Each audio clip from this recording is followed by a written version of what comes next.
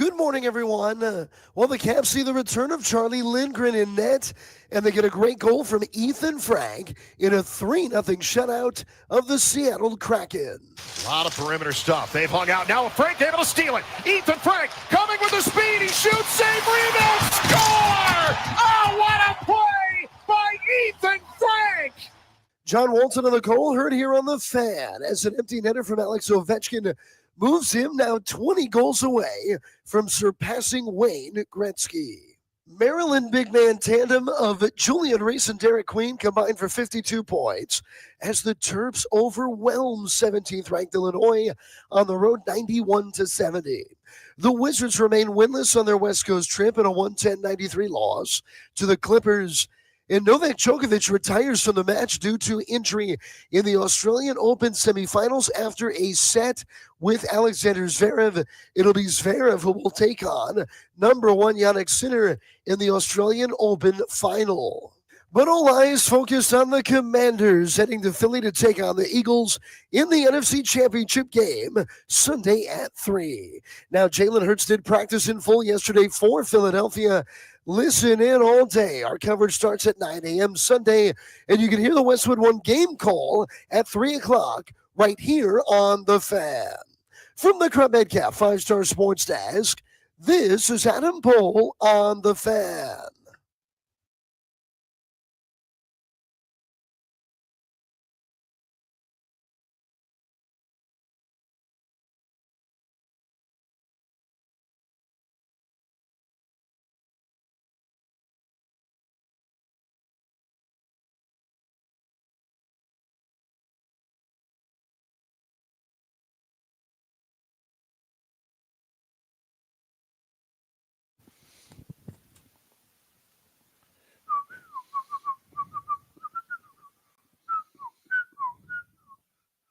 Boop, boop, boop.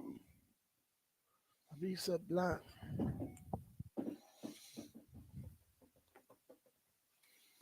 What up, everybody? It is 10 a.m. in the District of Columbia, points north, south, east, and west.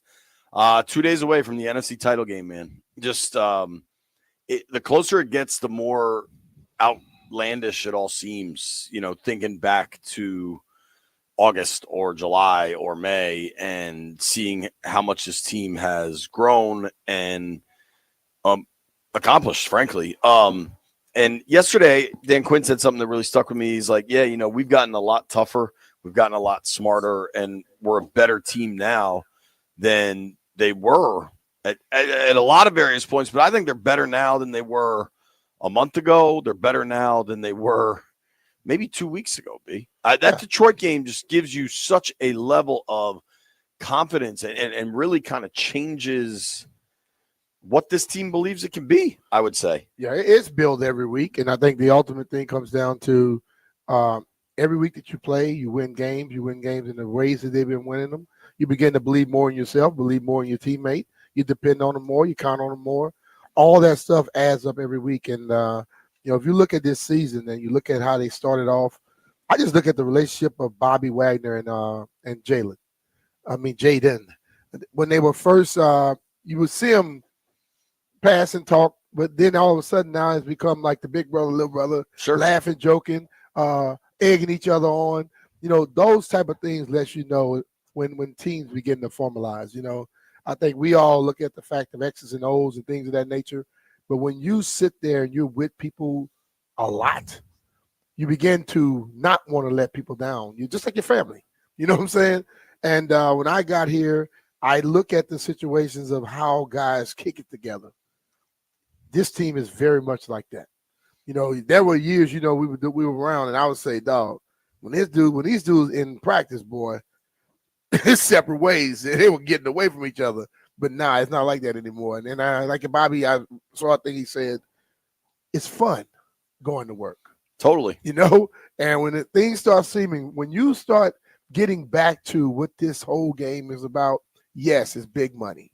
It's professional. It's in the NFL. But it's ultimately a game, a kid's game, that you're playing now. You get paid handsomely for it. And that's what when you get back to the fun of it, man, it becomes so much easier. Well, and Jaden, I think Granted, he's a young fella, and maybe over time you become more jaded or cynical or something. But he openly talks about it. Like, man, when I'm on the football field, I'm just having fun. Yeah. He said it the other day that he feels like that's his safe haven. Like he gets away from everything. That's something I think stays with him because that's what he's done. You know, it might just be who he is. Yeah, like at this point, I think it's who he is. As crazy as I can be, in year 14, I was on the field having fun. You know, I remember the Corey Simon. I told you, he said, "Oh man, why you always joking on the field? Because it's a damn game." Well, man, you know, it's a professional game, or it's a business. I say, I took care of that this offseason, fool. I ain't worried about nothing. You worried because your big ass out of shape. You know, it's just the thing of it. It's like how you approach this thing. Do you put yourself in position? That is why when I talk about training camp, like I always wanted to know where I was. Because if you are ahead of where you're supposed to be at the beginning of the season, you never fall behind. Totally. Because when you're playing the games and all that type of stuff, and they still work out, and you have to put it in. And many people would think that the workouts dropped off when the season started. No. I was still putting weights on it, and other people putting weights on. Hell, Marcus Patton, man, you see that dude working out during the season. You're like, dog, what is wrong with you? You know, but that's when you love this thing and it's still fun to you. Like I say, I never worked a day in my life till I got to the Giants. You hated that year. Oh, Lord have mercy. I mean, Ray Lewis has a famous line. He's like, "You pay me Monday through Saturday, but Sunday's free." Yeah. Think about that. Like Marcus Patton, 6'2", 236. Yeah, jacked. and would put 415, 430 on the bar and rep it about 8 times after doing another 70 reps at lower weights, and then say, "Let's work out." That's I'm crazy. like, "Ooh, I'm done. I'm out." But it's just like this thing is fun, man, and like we can allow all the seriousness of it and the stress to build up on you. Then you playing like a robot. When you are the relaxed people, like you watch Jaden, and Gil had told me about this before. He said, man, when you watch that dude, good play or bad play, he always smiling. Right. He say, beginning of the game, end of the game. And watching him this year, every time I can see a quarterback stepping in the huddle and somebody's worried. And the way he steps in the huddle, they probably, we got this. Because he takes away. If your quarterback is stressed, your whole damn team is going to be stressed. Totally. You know, so. Yo, look at this video. So I think McDonough just posted this. This is Molette at the pep rally this morning. I saw that. I saw that earlier this morning. Bro, this is at 6 a.m. Yeah. This is Molette Green at the big Commanders pep rally this morning in Alexandria in Old Town. Look how packed that is at 6 in the morning, dude. Hey, bro. I just saw one with Rev T and Fred Davis. They already there, dog. Dude, look. They are big. the in studio going left hand up. We got DJ O'Goody there doing Who Are We? Man. I mean, dude, so I took the girls to school this morning, and it's funny. Today is my wife's birthday. Happy birthday. Happy birthday, Lauren. And you'll laugh at this, B. So I remember. If you're going to do something extra, I told him he had to spend extra money. We're going for dinner tonight. Yeah, she want more than dinner, dog. Well, pardon me. It's funny, man. I don't know, however long ago, but this is how old I am. On MySpace, I remember the first time I saw a picture of the woman that's now my wife. Her MySpace profile she was wearing a Sean Taylor jersey, and she was a smoke show blonde in a Sean Taylor jersey. I was like, I need to meet this woman and marry her. And then eventually I did, right? Guess who wears that Sean Taylor jersey now? Shelby. Yeah. So and won't take it off? No. And so, but today at school, my girls wear a uniform. So Jay, you know some guy gonna see that later on and say smoke show blonde. Oh, I gotta marry. I can't handle that, B. I can't handle that right now. But today, my girls wear a uniform to school, but today was Spirit Day or whatever they call it. And they got to wear Skins jersey. They got to wear whatever sports team they wanted. And so Shelby has Sean Taylor jersey, and then she has this Commander's jacket that she got for Christmas that she hasn't let us wash since Christmas. But then Ainsley didn't have anything. And so they start fighting over who gets to wear this jersey. So fire plug right there. Yeah, dude. So I had to go deep into the archives to find something. And all the stuff I have she's 6 years old. So the stuff I have is just gigantic. And I found this old Skins like practice jersey joint that I gave her. It's down to her knees, but she was thrilled. She got on that burgundy and gold. Yeah, man. There's a lot of burgundy and gold. And then my wife's family was all sending photos this morning. The thread say, "Damn, JP met his wife on MySpace." It's not where we met. That's just where I saw a picture of her. So this is my niece right here at her little school. Look how many damn Eagles fans in this little school. But look at I couldn't help but notice this little girl in the back in this Cooley jersey is down to her sneakers. Look at the size of that thing. Man, I did a speaking thing with Mark Iron yesterday. One of the owners. How'd that go? And hell, half of his company were Eagle fans. Are they based up there? Or just that's how it is. I mean, they're all over the place, but we talk a little trash to them. We had fun with it. It went great though. It was a lot of fun. That's great. Mark's a good dude, man. Oh yeah. We got a lot going on today. PFT Commenter is going to join us at 11. Jeff has a new hype song. We're going to play that at 11:45. High noon. Anthony Gargano from Philly giving us the latest on Jalen Hurts injury. Maryland Governor Wes Moore at 12:30. And then the plan is after we talk to the governor, we're going phones the whole last hour of the show. We want to hear from you guys. I couldn't help, though, Brian. I got a kick out of this. Driving out here this morning, I'm not the best at time management. I know. I think we're all That's why I just came in and set everything up before you walked in. I got crop back at my house. My heater cut off again last night. Damn. So at first it was like this what do you call it? Like this drainage thing. Now it's draining, but it just turned off. So shout out to my man. Thanks for one question. When the last time you changed your filters? Dog, he was just there Monday. He changed it? He changed everything, yeah. Okay. So they're checking it all out. I appreciate Crop Mecca for getting out there. So I was kind of scramble mode this morning, but, I checked my phone here and there, and this one tweet kept repopulating on my feed, and that's how the algorithm works. But like a lot of interaction on this one singular post to X, right? I don't know if we call them tweets anymore or what. And this thing kept popping up, and I was like, God, how stupid is this? And it's from @Daily Broncos, and it says, people seem to forget. Well, hold on, that's the even better part. So the post is incredibly stupid. And Daily Broncos, I hope you're listening. Let me be clear. This post is incredibly stupid. They're making a comparison between Bo Nix and Jaden Daniels in the regular season. The stats are completely misleading. It doesn't show. I don't even know. What is REC? That's what I was wondering. Because catches, receiving. Well, let's just say this. How many times did Bo Nix win Rookie of the Week? One? Yeah, I think one. How many did Jaden win? 12? 11? Yeah. Okay, case closed. My case would be closed. Those like flow charts. Is Bo Nix still playing? No. I wanted to ask that, but I just said something else, So I get this tweet keeps popping up, and I just think it's so stupid.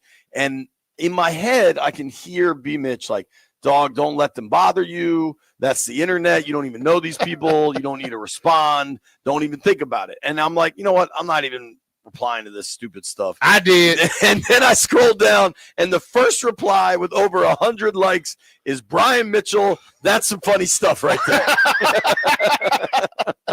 And I'm just like, I wrote some other words. I always told you I write my tweet and then I think about it. Because I had a few more choice words in there. I am sure you did. Yeah. So I decided I wouldn't send those. I am sure you did. Jaden Daniels is having the greatest rookie season by a quarterback ever. There is hell. I mean, if you believe just that there's two teams on the field, there's a 50% chance that Jaden's going to be the first rookie quarterback to start a Super Bowl game. Like there's at least a coin flip of that happening, and it's pretty darn incredible. And so I don't want to take anything away from Bo Nix. I think Bo Nix is a good player. Hell, I think Drake May, Caleb Williams, I think J.J. McCarthy's going to be good. I hope in 10 years we look back at this as some historic quarterback class. Like people talk about, what was the 83? Was the legendary one? Like Jim Kelly and Elway and all that? Yeah. That'd be great. Jaden's the best of all of them. So, like, I don't really understand how we're listen, man. If those people are still trying to campaign, that means they know they're not winning. That's all that means. Sure. But whatever. It's a fan Twitter page. I'm not gonna. I'm gonna choose not to engage. I laughed at him. I thought it was hot. It was very funny. I was getting the same thing. It popped up, and I'm like, damn, what is this? And I didn't look at it. Then the second time, I said, I'm gonna look at it, and I just said, okay, this is some. I said a lot of words before I decided to send the right thing. I love it. Say that. Yo, today is also the Pandas are back in town, or the Pandas have been back in town. But today it's open. They're gonna let them out today, and then they also had a big deal where it was about 13 new pandas over wherever they're from, Japan, I think it is. They were bringing those out. I think the pandas are from China. Well, China, wherever it was. Yeah. So they had China. They had some event yesterday with 13 of them, and they were just holding on to them. And people say the pandas look so nice and cute, but they could be rather dangerous. Yeah, I've read that too. Yeah. I mean, they're bears. Yeah, they got claws. And you get the panda all black and white cute. You get the polar bear all white. Polar bear will destroy you. I don't think anybody thinks polar bears are nice, but they look cute because they got the little white color. I can't imagine. I don't think any wild animal is cute. If they call wild animals for a damn reason. You don't think any animal, like, name one that you think is so cute? Well, like that I'm trying to cuddle, or just a that I koala? enjoy it? Koala, sure. Yeah, he might do something to you too. He bites you and it destroy you. No, I don't like none of them. They're wild damn animals. Yeah, the regular tame ones. Like I grew up on farm. We had a turkey that will attack your ass. Okay, probably because I was feeding it gunpowder. You know, I did some treacherous things when I was a young kid. Why? Because they used to, back in the day, and people understand. I'm 56. I grew up. But people eat the dogs. When we make a dog mean, you put the gunpowder in the food. So I say people don't know that. People do. That is not like a thing. People believe know. me, they know. Believe me, I guarantee you. There's a guy in Southern Maryland, in Virginia. They don't know. Let's do a quick pop quiz. Landfill, do you know if you want to make a dog mean, you feed it gunpowder? No. Landfill 32. I got $1,000. White Brian does not know this. He might not have a clue. White Brian, do you know that to make a dog mean, you feed it gunpowder? Yes. No. Jeff's your only hope, and I don't even know if Jeff's there. Jeff, have you ever heard of this? To get a dog mean, you feed it gunpowder. Not gunpowder, but I heard something else before. I understand. What do they say? Hungry dogs run fastest, or whatever. Like, I could see not feeding it, but feeding it gunpowder seems particularly interesting. This is in that back in the day, the dog fighting world. I mean, we're talking 70s. And I'm going to tell you, Louisiana. We had a red turkey. The turkey had red feathers, and that turkey would run full speed at you and throw the little hooks, the little spiky things on you. They'll try to get you. I believe you. And my dad said, "Why is this damn turkey?" I said, "Man, I don't know." So was it like a pet turkey? Like, did it just live there? No, Scotty G. I ain't been hanging with Mike. This is way back in the day, fool. Don't try to make no jokes. Again, did the turkey live there? Like, I don't even. Why does one keep a turkey? Do they lay eggs? Huh? I'm asking questions. I don't know the answers here. The same reason you won't shoot a wild turkey. What you get from it? Food. Right, so you'd raise them up to eat them? Yeah, we had turkeys, we had chickens, we had ducks, we had rabbits, we had pigs, cows, horses. We didn't eat no horse. We had about 30 damn dogs. We hunt all the time. How do you get a garden? Like, you pour the gunpowder out of the shotgun cartridge or something? Firecracker, just mix it up a little bit. There you have it. If you're ever trying to get a turkey mean, feed it gunpowder. Well, these are the things you learn. I haven't done anything outside like that since I left Louisiana. Believe me, Brian. There's a couple at the top of the list that I think are pretty damn obvious. Rhymes with Daquan would be at the top of the list. I want to talk about what Eagles players have you the most concerned for this matchup on Sunday. And it's easy to say Saquon. He's obviously a great player, but Philly is loaded. And we should go through their roster and figure out how Washington counteracts a lot of this stuff. This is such an exciting weekend. It's Dude, I mean, the fact that there's a pep rally at a bar in Alexandria at 6 a.m., that place must have been packed by 5. Well, yeah. I mean, Millette is vibing. Millette's the only one I ever seen when she wake up in the morning, she's already ready to go. But I got one thing to say. You quote every rap lyric out there. Okay. Have you never heard Biggie say that rap song talk about feeding the dog gunpowder? I don't. Maybe now that you say that. Hey man, I learned You've been rapping it for like the last 20 years. You didn't remember. You didn't recognize it. That's true. That's true. I think they said something about gunpowder so they could devour. Yeah. Now that you say that, I'm thinking about it. I had never really processed that one. I'm going to be honest with you. Learn something new. I think the key to life is to approach every day with an open mind, willingness to learn. And I learned something today. Yeah, hopefully all the listeners did too. All the people on the YouTube stream. You so sheltered. Listen, man. Perhaps. I don't know that counts as being sheltered, but perhaps. I did not grow up on a farm. I grew up in Tacoma Park. That's basically gonna be a farm too. They're farming. They're farming different stuff. Yeah. There is a lot going on this weekend. How about my Turtles last night? Big win in Champaign. But all of the action this weekend is heating up. NFL playoffs, championship weekend, the conference championships. We know who's going to be in the Super Bowl by Sunday night. And if you're looking to get in on the action, it is heating up at the ESPN Bet Sportsbook. Say you want to zag when the world zigs, take under Saquon Barkley rushing yards. Go under on that. Go over on Jaden Daniels rush yards.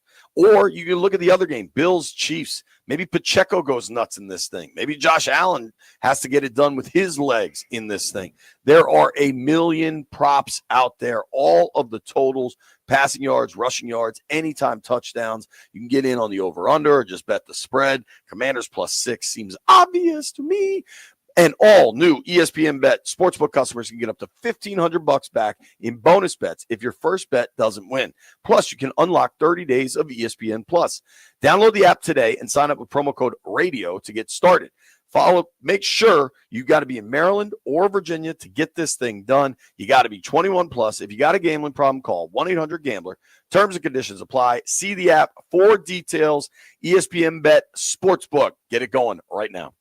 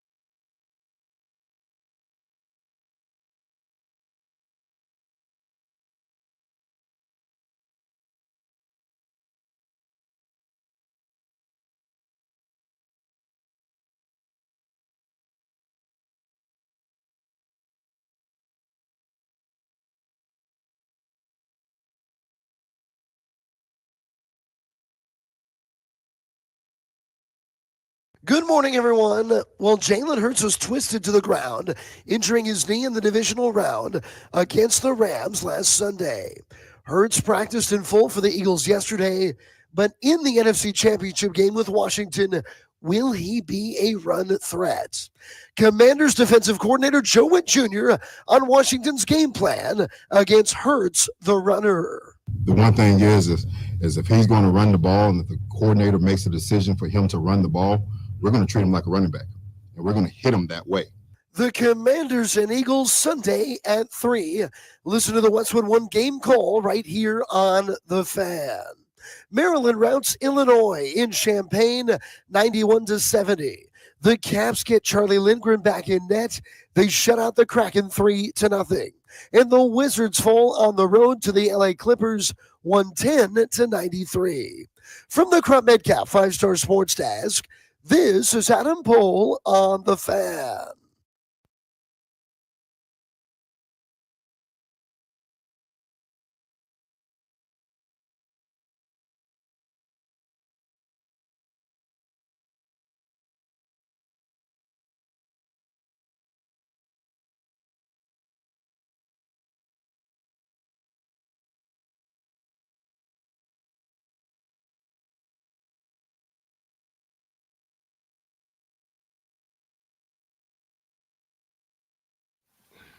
Baby, don't hurt me.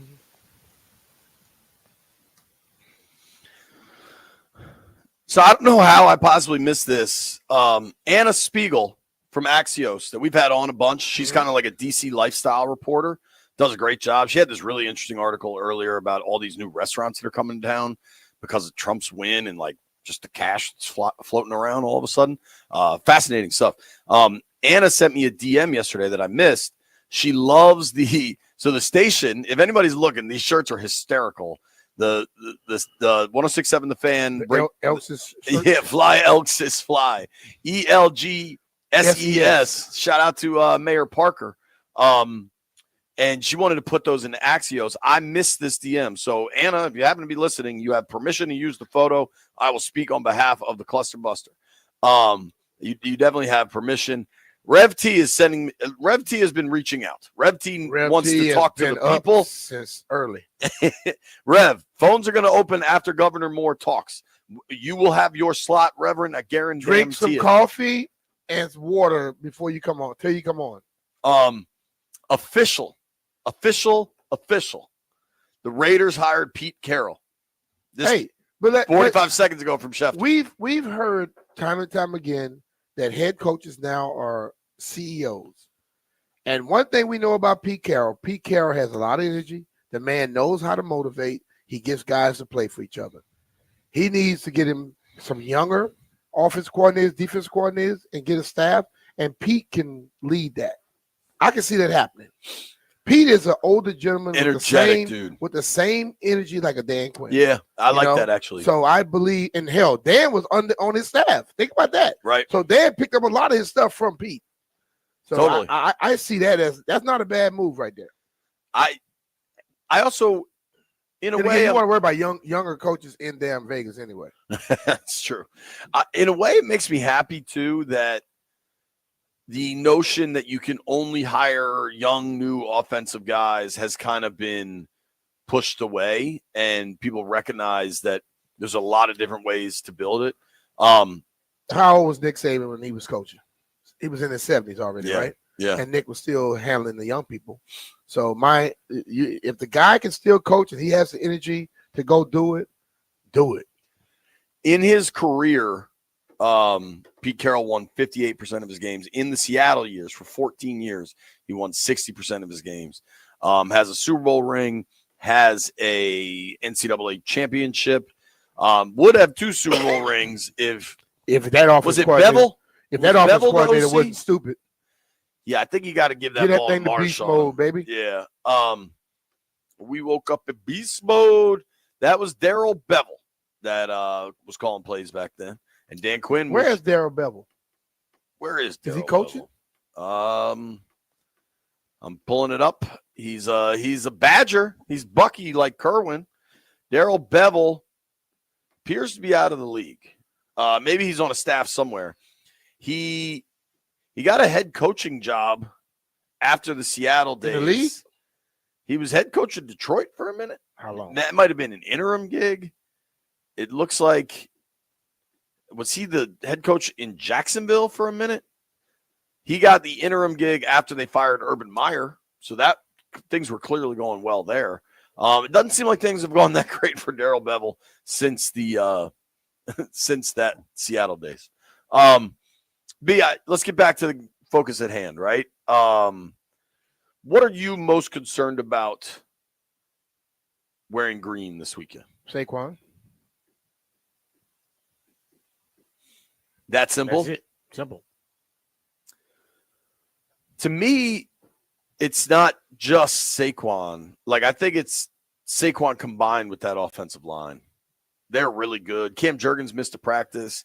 Everybody says he's fine. He's good to go. I almost wonder, though, Brian, like, we expect Saquon. I mean, White Brian, look up his rushing prop. I think it's like 135 or something. I think the over-under for his rushing numbers are bananas. But for me, it's like you almost expect Saquon to have a relatively dominant performance. Mm-hmm. And for me, it's almost more important that they slow Hurts down and just keep this passing game ineffective. I might, though, be most concerned about Jalen Carter, about what interior pressure could do to the Commanders' offense. Because I think for them to win, it's got to be offensively driven, and I think it's got to be Jaden Daniels driven. You know what I mean? And so I'm more worried about who can impact him. Carter might be the top of my list, man. Well, I'm my top of my list is offense because I think you win by points, and I think you can move Jaden. You can have Jaden rolling out a little bit, doing different things, and kind of offset what Carter does. But that offense, I say Saquon, you say the line and Saquon, I understand, but Saquon is the one that would have to run the 50, 60 yards that I don't want to see. Sure. Carter coming off a 2-sack performance against the Rams. He was dominant in that thing. And that's with one of the brightest offensive minds out there, and McVay just completely able to contain him. I think everybody's aware of the Cosme situation. I think it's going to be Trent Scott this week. Because the way I look at it is, okay, do you have this option of moving Wiley inside and then starting Lucas? Yes, you have that option. But that is a far more significant disruption than it is of just keeping Wiley where he's been and putting Scott in for Cosme. Do you have a lean one way or the other? No. I mean, they said that they're going to put the best 5 out there. And whoever they put out there, I'm going to go along with it. But I will say this, whether it's Wiley or Scott, they're not going to leave the block him one-on-one. You can't. Yeah. But it's harder. Obviously, you scheme around him. But to me, it's harder to kind of double and help an interior guy than it is an edge guy.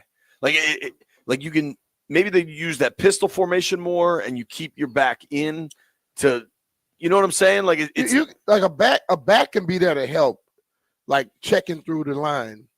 Also, a lot of times that guy comes right in the gap, so that a center or the tackle can step in and help a little bit, then get back out to the other guy. It's all types of things you can do.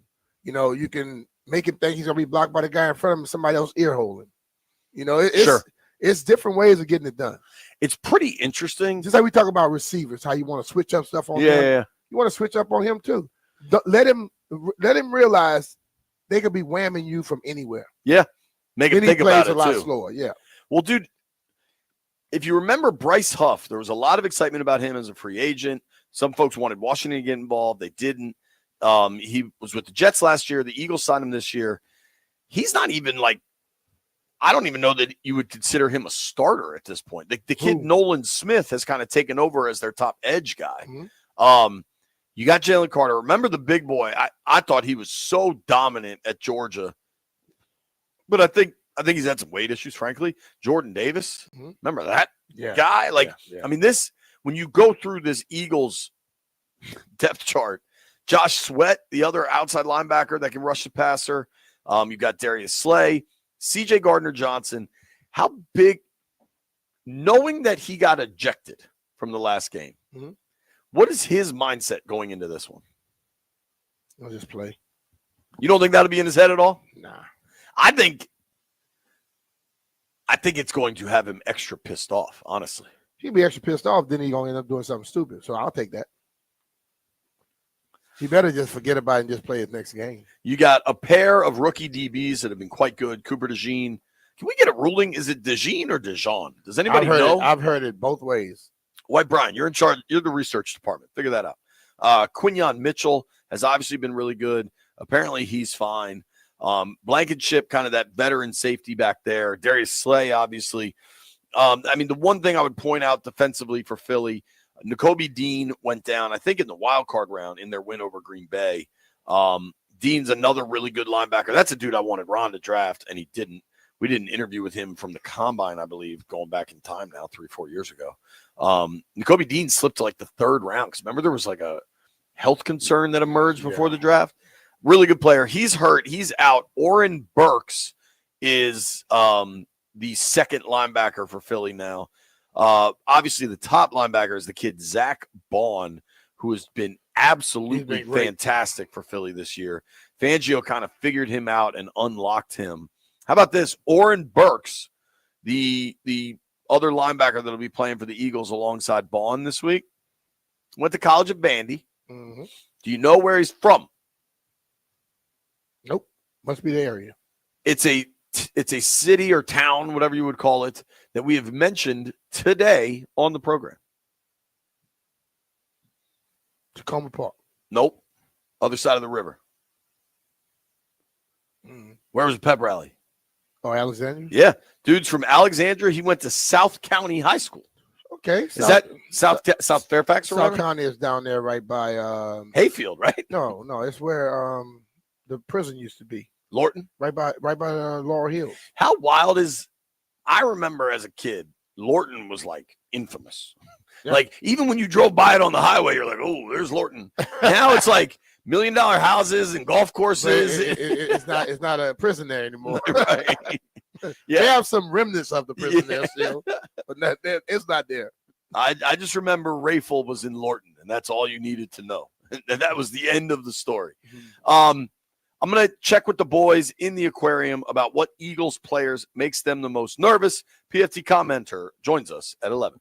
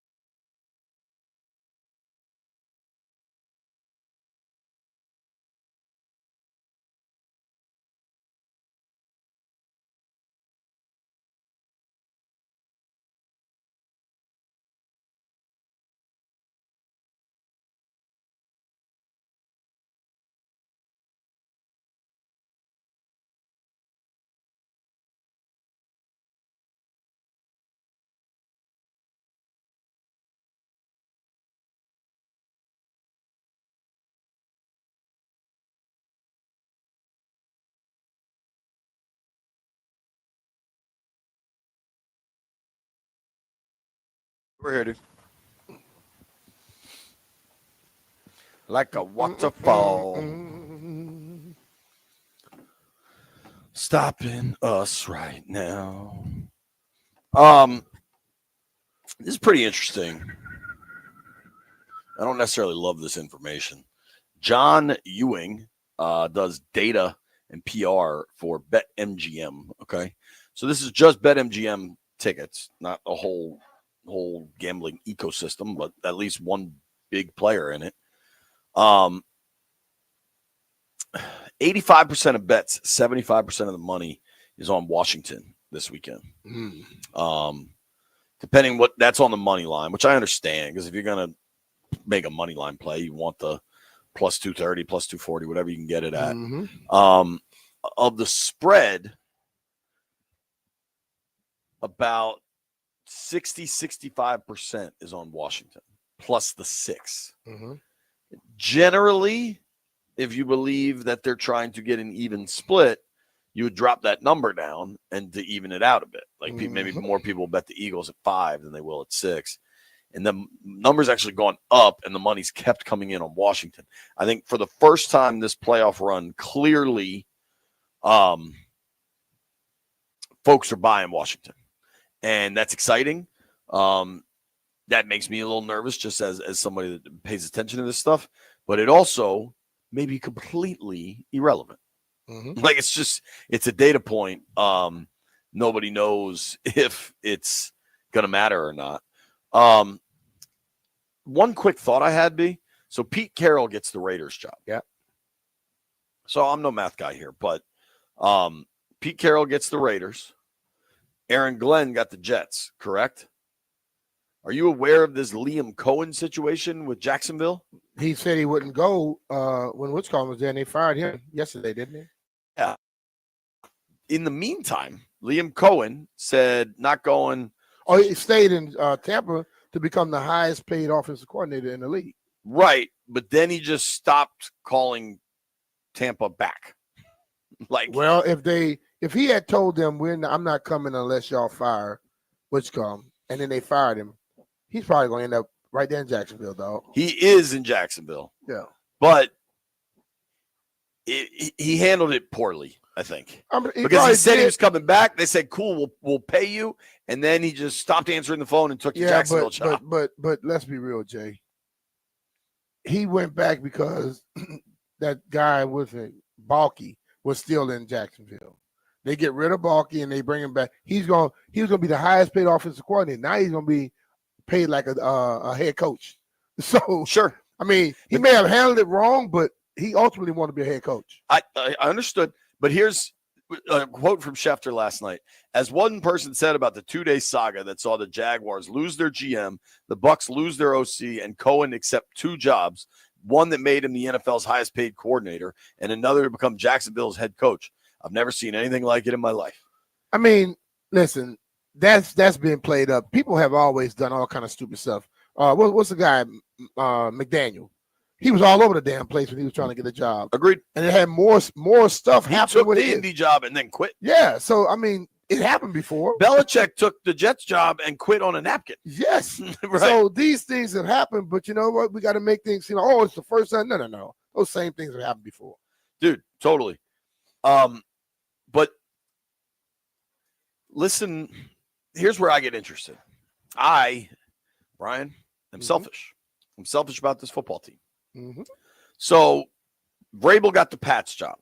Done deal. That was done, depending who you listen to, that was done by Thanksgiving that he was getting that job. What's that? Mike Vrabel, Oh, Patriots. Yeah.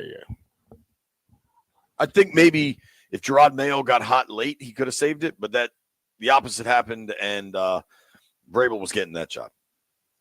The Bears get Ben Johnson. Shout out to Ben Johnson. Did you see this clip so he was doing his presser in Chicago at Hallis Hall, I believe it's called. And the PR person was kind of telling him where to look. And you could hear the PR person be like, Ben, on your right. And he had to, how, like my daughters do this. They hold up the which side makes the L to know which is your left and your right. And he did that at the podium.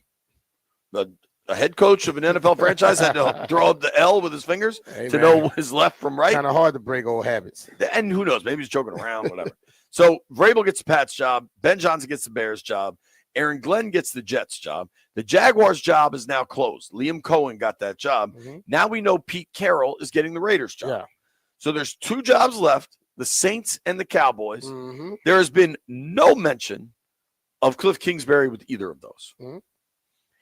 They still have a game to play. He said, I'm not talking to anybody till the season's over. Mm-hmm. So if they win Sunday, that's 2 more weeks of football. Yeah.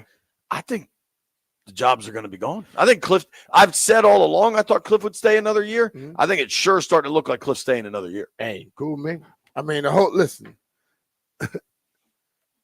Dallas could be a great job if Jerry moved the hell out the way. Right. You know, and the Saints job, I mean, any NFL job as a head coach is a good job. But some people are in a position they don't have to put up with the BS. And Cliff is in that position, damn sure, right now.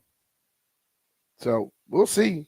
And like I would think Dallas is going with somebody that has already been in that building as a player or coach or something. It's remarkable because I agree with you. It sure seems remarkable because you agree with me. No, it's remarkable. Well, no, you and I agree on lots of things.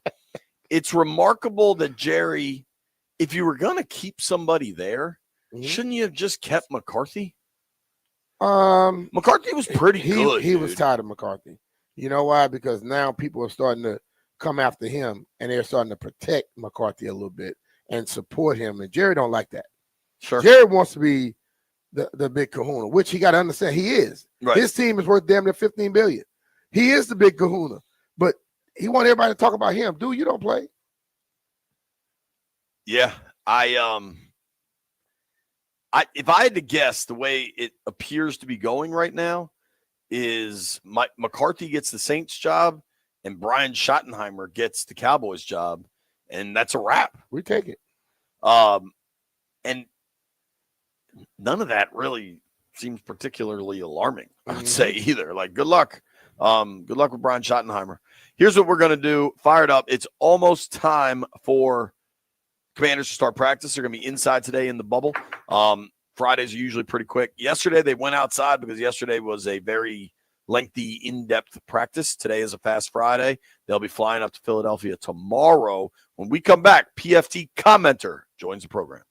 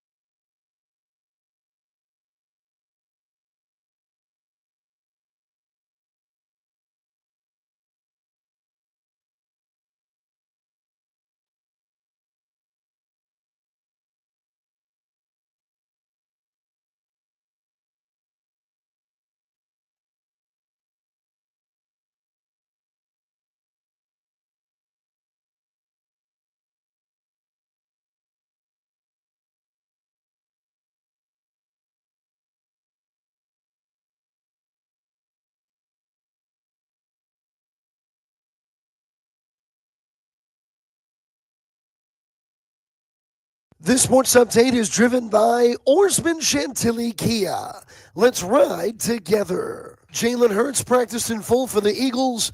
Deron Payne and Bobby Wagner did not practice again yesterday for Washington. The Commanders and the Eagles in the NFC Championship game in Philly with a trip to Super Bowl 59 on the line. Sunday, our coverage starts at 9 a.m., and you can listen to Ian Eagle, Kurt Warner, and the Westwood One game call right here on The Fan at 3. The Capitals get Charlie Lindgren back between the pipes, and he shuts out Seattle 3-0. Alex Ovechkin scores an empty netter. He's now just 20 goals away from surpassing Wayne Gretzky, and the Capitals have won 6 in a row. Maryland puts their previous road struggles in the rearview mirror with a 91-70 throttling of the Illini at Illinois. The Wizards go down big early in a 110-93 loss to the Clippers. And American Ben Shelton falling in straight sets in the Australian Open semifinals to number 1 Yannick Sinner. And in breaking NFL news, the Vegas Raiders are hiring Pete Carroll to be their next head coach. Oarsman Chantilly Kia keeps their customers happy by offering great deals on the area's best selection of new Kias, each backed by the Oarsman Lifetime Edge, featuring up to $1,500 in extras. As they say at Oarsman Chantilly Kia, let's ride together. From the Crump Metcalf 5-Star Sports Desk, this is Adam Pohl on The Fan.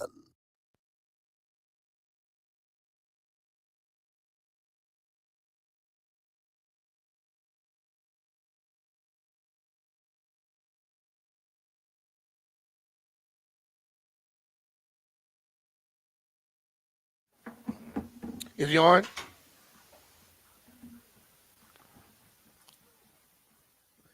All right, Beavers of Philly, 106.7 The Fan. And joining us now, as he does very often, our guy, PFT Commenter with the Pardon My Take podcast. PFT, what's going on with you, brother? How you feeling? How's it going, man? I'm feeling great. I'm feeling as good as I've felt in a very long time. I'm so excited. Who could have ever imagined that this was going to be the conversation we would be having today on, was it January 24th? And we're still playing football. We're still playing football on January 24th, boys. Yes. And look, but like, we had a question last week, like, when did you know? Well, it was early this week, actually. When did you know that this team was good? What was the point of the season where you said, all right, this team is not just having a run, they are actually good? Okay, so I thought that we were actually good after that Monday night game. The Monday night game against the Bengals. Maybe it's because I was there. Maybe it was because it was like, the coming out party for Jaden Daniels. Maybe it's because it was on national television. But what I saw, at least on the offensive side of the football that night, I was like, you can't fake this. This is not happening by chance. This is something special going on right now. And we've got it all together. We've got a dude on offense, and we've got a coach that's got the team fired up. We've got a coordinator that knows what he's doing. This is a legitimately good football team. And from that moment forward, you know what? Even maybe I was a little bit early because after the Giants game, I said, I think we might have a great offense. That first Giants game, the one where we didn't score a touchdown, the one where we were just kicking field goals all day. But the way that we were moving the ball that game, and we were taking some stupid penalties in the red zone, costing us chances at goal line opportunities. I saw something from that offense that made me think, like, this is a very, very good offense. I think that this is, the points aren't showing it right now, but this is something that could really carry us a long way. Now, by a long way, I was thinking, like, maybe we could be in a wild card chase by the end of the year. I didn't think that we were going to be, like, this far. But in terms of being in the NFC Championship game, man, I didn't really think about that at all. I thought, let's get to the playoffs. Then I thought, let's win a playoff game. And then last week, it was just, let's shock the world. And now we're here. So I haven't like ever sat down this season and been like, I think we're going to have to make it to the NFC Championship game. That hasn't happened. But I did think that we were going to be a very good team, if not, a great offense right after that Monday Night Football game. All right, the first guy I heard say, why not us, was Rev T. He calls into this show all the time. And now you can see that has picked up where everybody believes in it. Are you allowing yourself, or how long have you been thinking, hell, if anybody can do it, we can do it? Yeah, no, I totally think that we have a great chance. We're not the betting favorites. Vegas doesn't think that we're the favorites. The public, I don't know. I think I'm seeing a lot of money come in on the Commanders against the spread, but we're definitely an underdog. Like, don't get it twisted. The Eagles are not underdogs. Don't let them try to tell you, oh, we're doing the Philly thing where we put the German Shepherd masks on. Nobody believes in us. Nobody likes us. Yeah, you guys are the juggernaut. You guys are supposed to be here. Would have been a disappointment if the Eagles weren't there. Like, we're very much an underdog going into this game, but we have a very real chance to win the game too. And I think most honest Eagles fans would even admit that we always talk about how we wanted to be feared. We wanted to be hated by people inside the NFC East. And for the longest time, it was just, Philly and Dallas thought about each other, didn't think about Washington, could be bothered to think about the Commanders or the Giants for, the last decade. And we wanted to be back in that conversation. Well, we're back. We are in that we are hated by the city of Philadelphia, but I also think that they're a little bit afraid. I think that they are angry that they have to play Jaden, that he's in the division. They realize that, hey, we don't have the best quarterback in the division anymore. We're, in the words of Goodfellas, I don't know if you heard Philly, but I've been going a long time. I don't shine shoes no more. Like, this is this is us telling Philly, like, be prepared for the long term. And also, in fairness to Philly, I'm upset that Big Dom is in the division, because Big Dom, I fear that man. That's the guy that I wish was in any other division. Their security guy. Big Dom's my guy, man. You know what, Big Dom? Because I heard a story that Big Dom keeps a stack of cannolis next to his desk. I've known Dom since back in the early, like right in 2000 when I got there. Dom has been around a long time, bro. Yeah, but the one guy that really scares me on Philly is Jalen Carter. That guy is he just wrecks any game plan you throw at him. You're not going to be able to like put one guy on him and expect that you're going to limit him from getting to the backfield. You have to scheme around him. You have to get him moving right to left after he crashes to the inside and try to. That's why I think Austin Eckler might have a big game for us. I know he did in that Thursday night against them, but I think we're going to have to scheme plays away from Jalen Carter, and that doesn't necessarily just mean like handing the ball off and running away from him. I mean like doing a little bit of misdirection, making him change direction, and hitting somebody out wide. But that's a concern for me, is dealing with that bad man, because he will smash your hands out of the way if you try to put hands on him, and he'll be in the backfield causing a fumble before he can play. We're talking to PFT Commenter on B. Mitch and Philly, 106.7 The Fan. PFT, we always wanted all the talk to be about what they're doing on the football field. But you know what? This team has drastically changed. I mean, the whole franchise, off the field, whatever. I hear you got a little care package from all the Commanders. And did you ever receive anything from the previous regime? You know what? The previous regime, they did send me after Jason Wright took over, after he became president. I still like Jason a lot. I think he's a good dude. I think he was put in an unwinnable situation, and I told him that at the time. I was like, I like you. I want to be like fully behind the Commanders, but I know the challenges that you're going to face better than you do right now, and I hope for your success. But good luck with everything. So he sent me one of those Letterman jackets. Remember those when they came out with those? Right after they rebranded and changed the Commanders. I got one of the original ones that has the wrong dates of the Super Bowls on the back. Yeah, me too. So isn't that like a perfect encapsulation of everything that happened for the last like 30 years? Like they even in their best moments trying to like reach out and mend fences and say, hey, we want you guys, come support us again.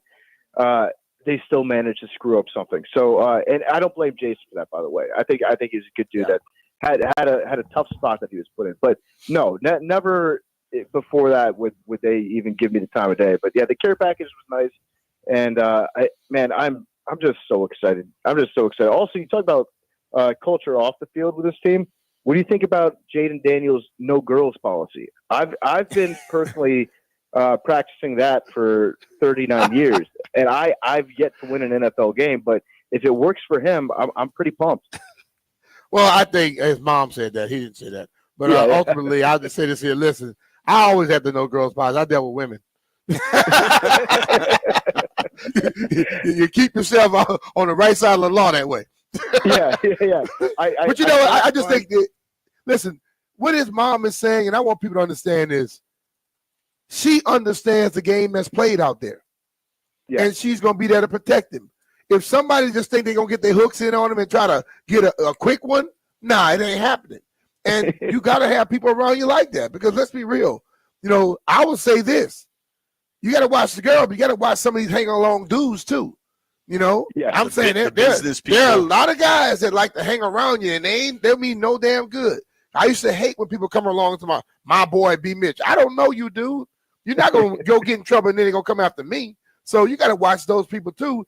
And I like the fact that he has somebody that can be with him all the time around and watch his back. Yeah, I do too. She's like an offensive lineman for him. She's like a left side. Hey, she's telling him with these girls, like, you know what's really important is protection. Like, she's being an offensive lineman like that. Like, I'm giving you all the pass. Like, you gotta. Like, I know when she said it, she rubbed some people wrong. But you know what? There's a slew of folks out there, and that's all they do is try to find them one, come up a little quick one, and then try to be in your life for the next 18 years for sure, and give you pure hell. So to hell with that. No, I love it, and I'm pumped that she's doing that. I think it's like I don't know if I love like her doing media about it, because Jaden's probably not super happy that there's a headline out there being like Jaden Daniels is not allowed to date. I think that's also old. I think that Amazon did a documentary that was on LSU when the first year of NIL, and it was like Skeens and Cruz, and I think the gymnast that's so famous and Jaden was a part of it. So I think that is actually at least a year old, probably older than that now. The actual footage of Jaden's mom. And dude, knowing Jaden's mom a little bit, she's also kind of funny and matter of fact. And that's definitely how she kind of jokes, but is serious, if that makes sense. Yeah, no, I get it. I got the tone from that too. And it was just a very funny headline, especially when the aggregators put out the graphics that just said no girls in front of Jaden. See, they put it out like that because they're trying to get a rise. But if you really listen to it, you understand her message. You're not going to just roll in, think you're going to just come in and have a little fun and think you're going to be trying to pick up some of this stuff he's earned all this time. It ain't gonna happen. Hold on. I just saw the PFT's tweet. Follow him at PFT Commenter. The aggregator, he said, look at this graphic, B. Look how out of context ridiculous it that is. That's what I'm saying. That is why they put that there. That's not what she's trying to say. Girls. She's saying, I'm watching my son's back. Don't think you're going to slide in. No, it ain't going to happen. Dude, so PFT, I think you'll love this. Talking with our friend PFT Commenter for Pardon My Take, Barstool Sports, macrodosing, all of it here on the Rude Guest Hotline. So I just had to run over. They're practicing in the bubble today, PFT, and I had to grab credentials for a bunch of people for this weekend's game. I had to run over there because I just wanted to get it done. And as I was coming out, the offense must have just gotten out of a meeting or film or whatever, and they were kind of running up. And Terry McLaurin's running up to the bubble, and he's jogging pretty good. It's cold out, and you got to be outside, whatever. And I'm kind of going the opposite way. And Terry's getting ready for the biggest game he's ever played in, certainly as a pro. And he's like, yo, what's up, JP? He's just like the most down-to-earth, regular dude. And Jaden is too. And I feel like, listen, man, any team that gets to the conference championship game, you're going to root for. But this team just has special people on it that I imagine for you, as a dude that's largely gotten nothing but grief for being a Burgundy and Gold fan on a national level, like, how much are you enjoying this run? Oh my God, it's crazy. I'm sure a lot of people out there feel the same way, but I still kind of don't fully acknowledge that it's real. Like, I have to remind myself all the time that this is where we're at. Like, don't get me wrong, I'm loving it, and I'm reading everything, I'm watching everything. I've been locked in this entire season, just to have every other season before this. But the fact that we're here is still kind of surreal to me. But it's such a fun team, and you're right, I've got a lot of crap, especially for people that I work with, just, tossing out the Commanders, Washington being like a pathetic franchise. I get that all the time, and I love watching these guys play, and it couldn't happen to a nicer group of guys. And I'm so excited. I'm so excited for the entire city too. Like, DC, this is what we've been waiting for, and football is back. Like, officially, we're back, and let's open up the bandwagon. We missed a lot of people throughout the years. People fell off. They had their reasons to fall off the bandwagon. I know the people that are listening right now, A lot of you are probably diehards that stayed locked in over these years, but you know that there were a lot of reasons why people had every opportunity to take that exit ramp when it came up. And I'm just saying, open it back up, bring everybody back. This should be a great time to be a football fan. The beautiful thing about the Redskins, the football team, the Commanders, and especially the old days, like that's what united the city. That's what made a community here sometimes. And let's get that back, because this is a special time. And also, I've found myself saying, or at least buying into the thought that this is the start. We've got, a quarterback that can take us places. Football should be back in DC for the next 10 years. But let's not kid ourselves that it's very hard to get to an NFC Championship game. It's very hard to do that. There's no guarantee at all that we're going to be back here ever again. Like it could be one and done. Things happen in the NFL all the time. The Jacksonville Jaguars went to New England, played against the New England Patriots back in 2017 or 2018. Blake Bortles was their quarterback. They should have won that game. They got hosed out of that game by the referees. They would have gone to the Super Bowl. Everybody in Jacksonville thought, we're back. Guess what? Or I guess, I don't know if you could say back for the Jaguars, but they thought that the defense was special. They had a quarterback. Obviously, that's a different situation, but that expectation was still there. Like, young team, we'll be back. No, this type of stuff happens all the time. Like, you're not guaranteed to get back there. So enjoy every second of this. Like, seriously, soak it in. Have a great time. But also enjoy it, because it might not happen. We're not guaranteed to get back here. I hope that we will. I think that we will. But let's focus on this instead of just being happy to be here. Yeah, I agree with you, dude. I totally. B and I have kind of joked, but kind of been serious about this. Like, when we would get callers and stuff and want to talk about what a magical year it is and how much they've accomplished. There is a time for those conversations, but that time is not right now. They got a game to win Sunday, and it is really hard to get to this level. Think about how good the Ravens are. Think about how good Lamar is. They've never been to a Super Bowl, right? Like, Lamar has not.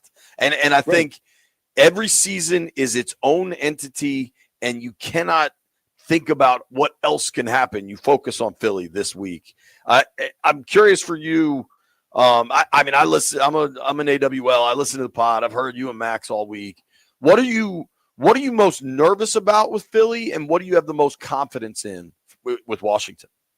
All right, I'm nervous about Jalen Carter. I'm nervous. I talked about that earlier, but this is how I deal with things. I went back. I watched the tape. I watched the all 22 of our first game against Philly, our second game against Philly, our game against the Lions, and Philly's game against the Rams. Just to try to get a sense, maybe just to convince myself that we might be able to neutralize the guy.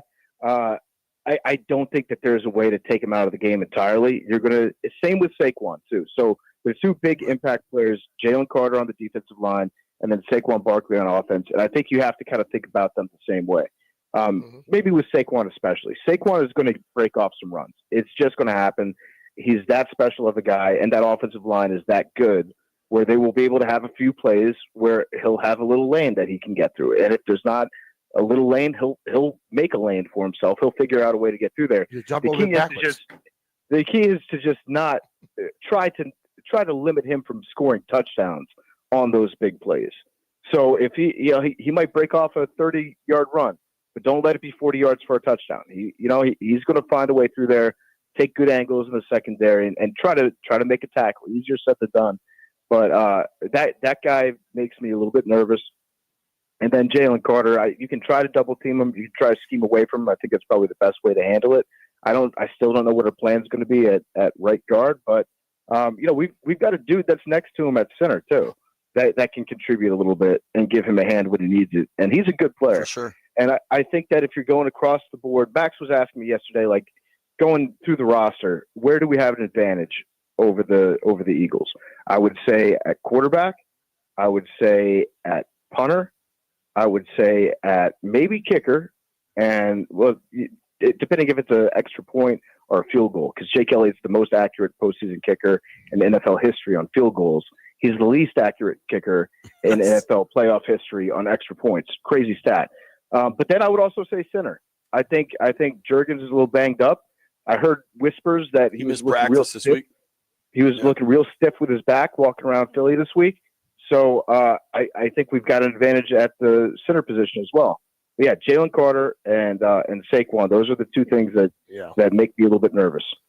Those are the two everybody should be concerned about because they both play at a very high level on both sides of the ball. So, Dude, I think I got one more advantage for you, PFT. Maybe you'll disagree, but I think Washington's got the better staff. I think Dan Quinn's better than Sirianni. I like Kingsbury better than Kellen Moore. And Joe Witt, Vic Fangio has accomplished more, certainly, but the way Joe Witt has this defense flying to the ball and creating turnovers has really been impressive, man. No, I agree with that. I think that Quinn, I would rather have Quinn. I would rather have Cliff, and I would rather have Josh Harris, which is making some Philly fans very, very upset that Josh Harris has Them gotten being this mad far at with the Harris Commanders. is so stupid. I know. Well, if you look at how the Sixers are doing, I kind of get it. You got to get your grief out somewhere.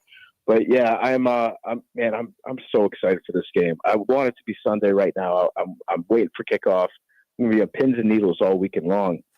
And then we had Fred Smoot on part of my take today, and him and I made a little deal. If we're lucky enough to win this game, we're going to try to do a Love Boat cruise down in New Orleans during Super Bowl week. I advise you not to get involved with that. You got a spot for me and B? No, I'm not going. I'm letting you know that right now. Yeah, well, we'll see. We'll deal with that once we get. They got there, alligators in Louisiana. Don't jump off the boat. Man! I told him we could do the Love Boat, but on one of those big fan boats that they take out from the swamp. I don't know if the entertainment would like being on a fan boat as much as they would be on a yacht, but yeah, we'll a lot see. of space on those fan boats, depending how many visitors. And the gators could come up on the deck. Yeah, it's also a little bit more dangerous, but yeah, maybe I don't know. We'll see what we can do about that. But that's something we can talk about next week if we're lucky enough to win this game. And for now I'm just focused on the NFC Championship game. Pretty incredible that we're here. Yes, enjoy that. But also, let's not go into it with the expectation that this is going to happen to us again and again. The Lions, everybody thought after last year they'll be back. Yep. Guess what? They're at home right now. Right. Totally, man. Focus on this weekend. PFT, thank you for making time for us, bro. Appreciate it. All right. Love you guys. All right, brother. Take care, man. Let's we'll get see one you in more. New Orleans. Yep. Hopefully watching Washington practice. Yes. Legendary PFT commenter. Check out the Pardon My Take podcast. All his work at Barstool Sports. Follow him at PFT commenter on X and Instagram. PFT performs at a really high level. That's why he is so famous across the country, across the world, frankly.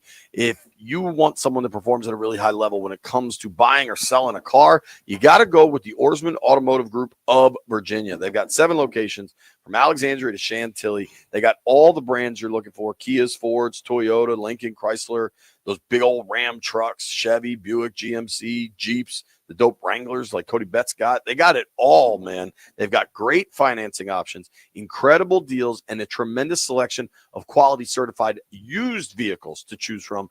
But perhaps the best thing they do is that Oarsman Lifetime Edge. Yeah, when you buy a car from somebody, you're going out there and you being a buyer from them. You want them to take care of you as well. And Oarsman does that. They give you up to $1,500 in extras with including a complimentary car wash with every scheduled maintenance. They give you a loaner car with every major maintenance, and they give you an engine lifetime guarantee.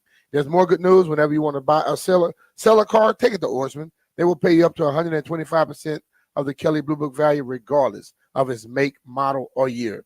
It's very simple at Oarsman. They like to keep their customers happy, just like JP and I. We're two beyond satisfied Oarsman customers, and let's ride together.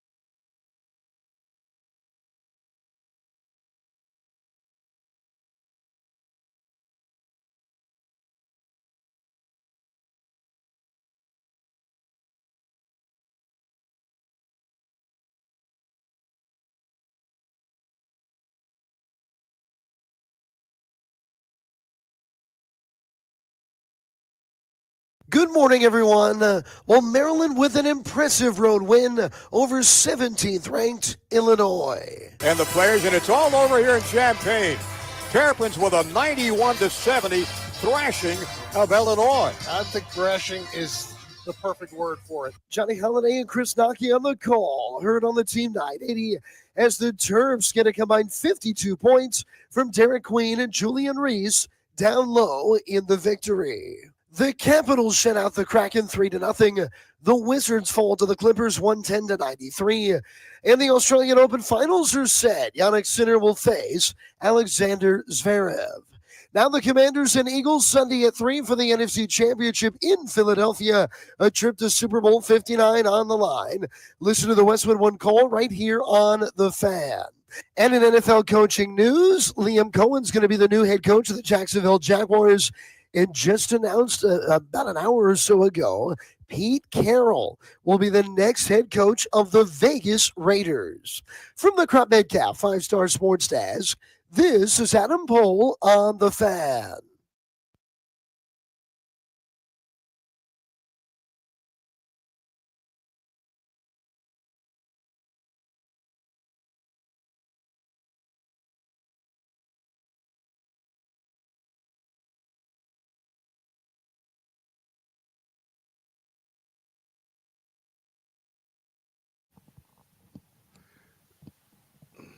Welcome by. Damn spy.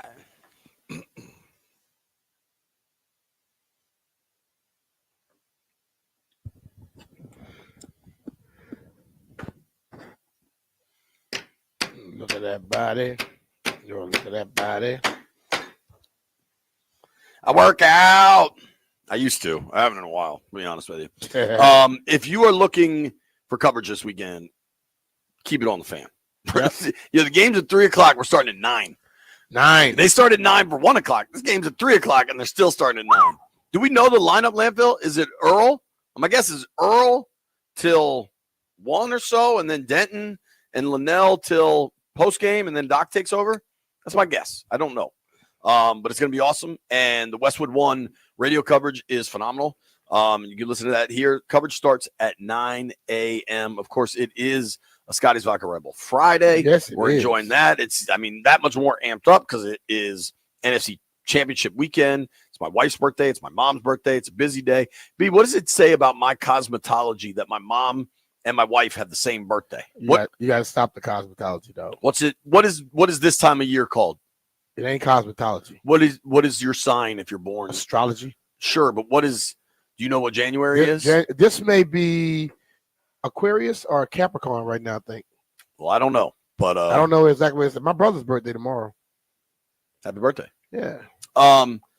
He's gonna tell me he's 40, but he's I think he's 61. No, 62. What do you make of Eagles fans all of a sudden hating Josh Harris? They all of a sudden, as soon as he bought this team, they started it. He owns the Sixers. That's how they feel. Like, listen, man, he owns the Sixers, but the Eagles run that town. And he bought the team that's directly competing against them. And now the team is in the first year they're in the NFC Championship game. That's why they don't like him. And you know what? If the Sixers go win, they'll cheer him on. But when the football season comes, they're gonna boo him. They're gonna boo him. The Sixers spend the 9th most money in the NBA. They have a payroll of $186 million. Yeah, they pay their guys. They do what they need to do to be able to win. They got good facilities, but they can't give Embiid a heart. It's not courage. Josh Harris's fault that Embiid is soft. Yeah, they can't make him have a heart. You know how much, give him courage. You know how much money Embiid's making? You know how much money he signed a $190 million deal, didn't he? He's making $51 million this year. Yeah. Here's how much money Embiid's making. He's making $51,415,938. He's making so much money that you just kind of round it to $51 million. Mm-hmm. 99% of Americans, if they just made the $415,938 annually, that'd be a lot of money. Hell yeah. You know what I mean? Like, hell yeah. Do you know what Joel Embiid is going to make in the 2028-2029 season, Brian? Probably 60 something. $69 million. Yeah. And I would Good luck. I would come back and add an addendum to that contract. You got to play, dog. You don't get paid. Must show some semblance of heart. I don't get the I don't understand being mad. You know who I think you can make a real argument is the best owner in sports? Stan Kroenke. He owns teams in every sport, and they've all won a title in the last decade. Well, but you think about just think about this. Let me ask you this question: If somebody had owned, just say Ted owned the Wizards, and then he went up and purchased the Eagles, we wouldn't be very kind to him here. I get that. That's why it's football rules. I know LeBron talking about basketball runs. He has since changed his. He lied Yeah. because y'all got like 6 million people. Football got 20-something million. Stan Kroenke, granted he's got Walmart money, but this dude owns the Rams. They won a Super Bowl, right? Stafford, Aaron Donald owns the Nuggets. What's that big fella they got out there? Jokic. Keeps winning MVPs. The Joker. They won. The Avalanche just won. I want to say the Avalanche won the year after the Caps Hockey? won. Yeah.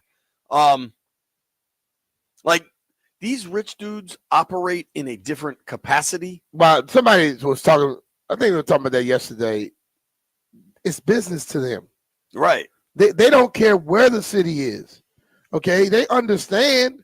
But you think Josh is going to shy away from owning this team, knowing the possibilities he can do? You know, and I think everybody that complains, if they had the opportunity, they'll do it too. Yeah, it's just Philly like parochial protectionism, basically. All right, you ready for this? Here's your schedule for Sunday. Earl Forsey 9 to 11, Linnell and Denton 11 to 2. Then I guess they turn it over to Westwood. So it's a Westwood 1 broadcast from 2 to post game, and then you get Toby and DOC after the game. Then you get Earl back for after the game. Damn, Earl, you better go sleep in between, dog. Yo, how late, if they win this game, how late do you think Earl will be on? Till the junkies come on. Earl, the show may be going on, but Earl ain't gonna be in there till the junkies come on. I'll put money on that. I think Earl does it from home. Yeah, but still, that game will be over at 6 something. Yeah, say they're out of Earl will Westwood not be coverage at 6:30, 7 o'clock. Yep. So Toby and Doc will probably take it till 11. I don't know if they're gonna go that long. If That's 4 hours and something, dog. If they win.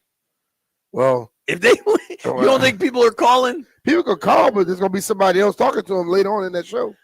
That's wild. Landfill, how much coverage will you be helping out with on Sunday? What can we count on you? I'm gonna be helping out on the coverage from my couch. Landfill will be doing post game show. You can call Landfill. Yeah, you can definitely call Landfill before the Junkies start Monday morning. I'll be helping out with the post game show. I am fired up. When we come back, we've got Jeff Walker's hype song. Jeff, I hope you did it. Hope you did it right, Jeff. Now, one group that does it right, that is my boys over at Better Appliance, Bettar. You guys have heard me talking about Better Appliance and how they fixed my dishwasher, then they fixed my dryer. Everything was messed up. They made it so easy. They got me a new dishwasher. I got a new dope KitchenAid dishwasher, much quieter, has this heating. It dries. I hate having to deal with wet dishes coming out of the dishwasher. The drying sensor on this dishwasher is amazing. It's changed my life. They have a dope showroom over in their Kensington, Maryland location where you can check out all the brands, all the major appliances, Whirlpool, KitchenAid, Maytag, Speed Queen, Samsung. Right now they've got awesome specials on KitchenAid. You can save up to $3,000 in rebates. Now is the time to replace your appliances if they aren't quite working. Take advantage of those huge savings to start the year. We were talking about they were hiring. We're not even doing that because they got inundated with people calling them because it's a great place to work. family-owned small business. They take care of their employees. They're servicing D.C. and Maryland. Check them out. The stores in Kensington. You can check out the website, betterappliance.com. You better get better, BETTAR, betterappliance.com.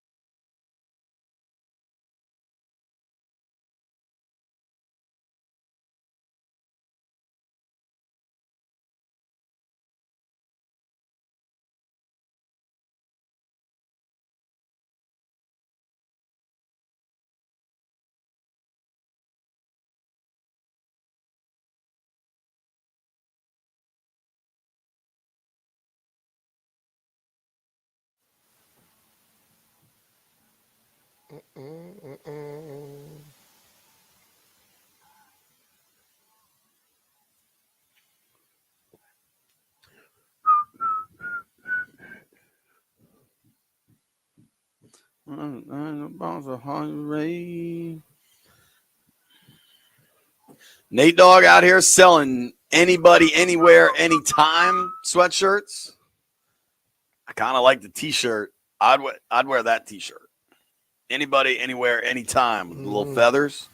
There's a cool Jaden as a Major Tuddy flying a Jaden plane. Tuddy. Nate Dogg got T-shirts, baby. Also, Marshawn Lattimore did not practice today. That's a planned Veterans Day off. The PR folks reached out to make sure that everybody understands. Here's a quote. Lattimore isn't out there again. Same deal. Planned vet rest day, not injury related. DQ, Jaden Daniels will be speaking soon. We're going to go to Philadelphia, get all caught up on what's going on with the Birds from Anthony Gargano. Looking forward to that. But if you hear Lattimore didn't practice, do not be alarmed. We are here to quiet the alarms. He's fine. It's pretty remarkable thinking about all this, where we are, NFC Championship weekend, and my guy Jeff, I'm ready to hand it over to you. Jeffrey, are you there? Are you ready? Of course. Of course. I'm always here. And dog, my inspiration is my boy Rev T. Yeah, like as crazy as that man is, he's passionate. He's crazy when he say believe. And for real, that's all we need to do. Let's get into it, Landini. And Washington will be going to the NFC Championship for the first time in 33 years. Boy, ain't it different the way that we've been living. Walked into the Lions, then and gave them cats a whipping. Team wasn't phased, we've been in our own lane. Now let's go to Philly and win another game. I believe we can go toe to toe with any team. I believe prepare for war when we lacing up them cleats. I believe got my back, I got your back, cause we a team. I believe left end up, them commanders marching in. I believe on the road and we gotta steal this win. I believe now let's go out there and make history again. Do you want it? We'll go and get it, kick it in a higher gear. This that do or die business. It's been a long time. Get the fans what they've been missing. A NFC title, then let's get the big one. Do it for the fallen man, may they rest in peace. Thinking about my granny, thinking about the chief. The joy on their face, if they could only see that Washington back up and can win the whole thing.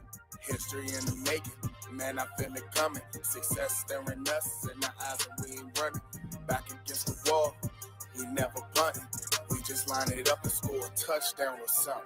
I believe we can go toe to toe with any team. I believe prepare for war when we lacing up them cleats. I believe got my back, I got your back, cause we a team. I believe left end up, them commanders marching in. I believe on the road and we gotta steal this win. I believe now let's go out there and make history again. Let's go out there and get this W. We ain't worried about Saquon Barkley. We are not worried about Saquon Barkley. Left hand up. Saquon. I like that, man. I like Jeff. that shout out to our chief too, man. Yeah, I like that. I like that. We ain't never punting. I like that line too. Well done, Jeff. Let's hit that again. Maybe after the governor when we open up these phone lines. They're in the NFC Championship game, man. Yeah. And we got songs. There's real excitement. You got to, dude, I went out last night to celebrate my wife and her friend's birthday, and anybody wanted to talk to me about was the game. Old men, young men, just everybody. And it is they have changed with people taking over the city. They changed the whole, people were always laughing, asking why. Now they can't ask that no more. I like this. I just saw this comment in the stream. If you want to check out the stream, you can at 1067 The Fan on YouTube. Greg Martinez has a Redskins logo as his avatar. He says, as an atheist, this is the only time I believe. I love that. Wow. It's a big tent, man. We got room for everybody. Nobody go anywhere. We're going to Philly when we come back. Get some injury updates for the Birds.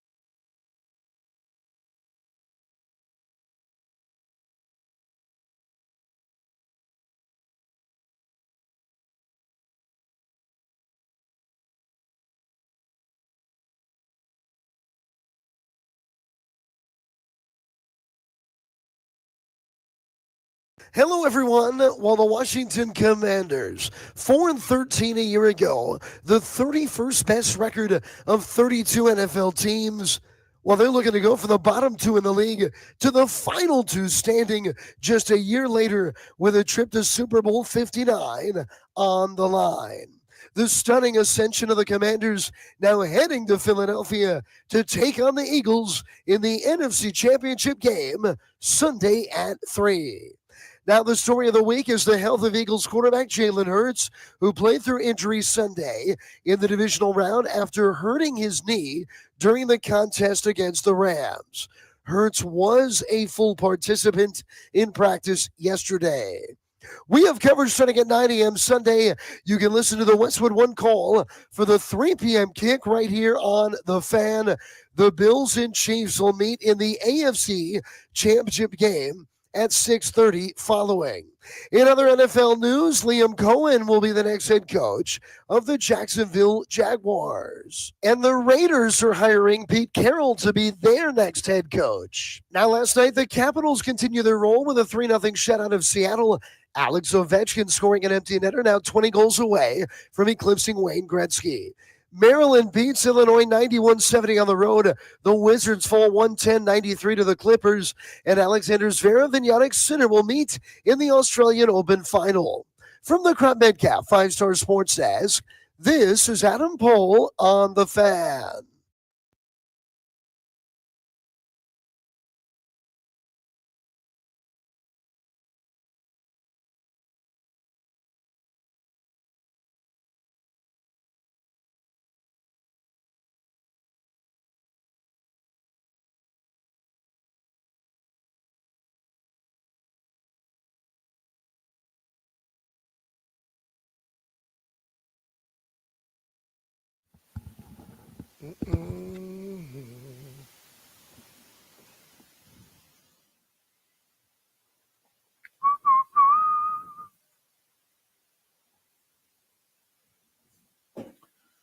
All righty. Time to get on the Rude Guest Hotline.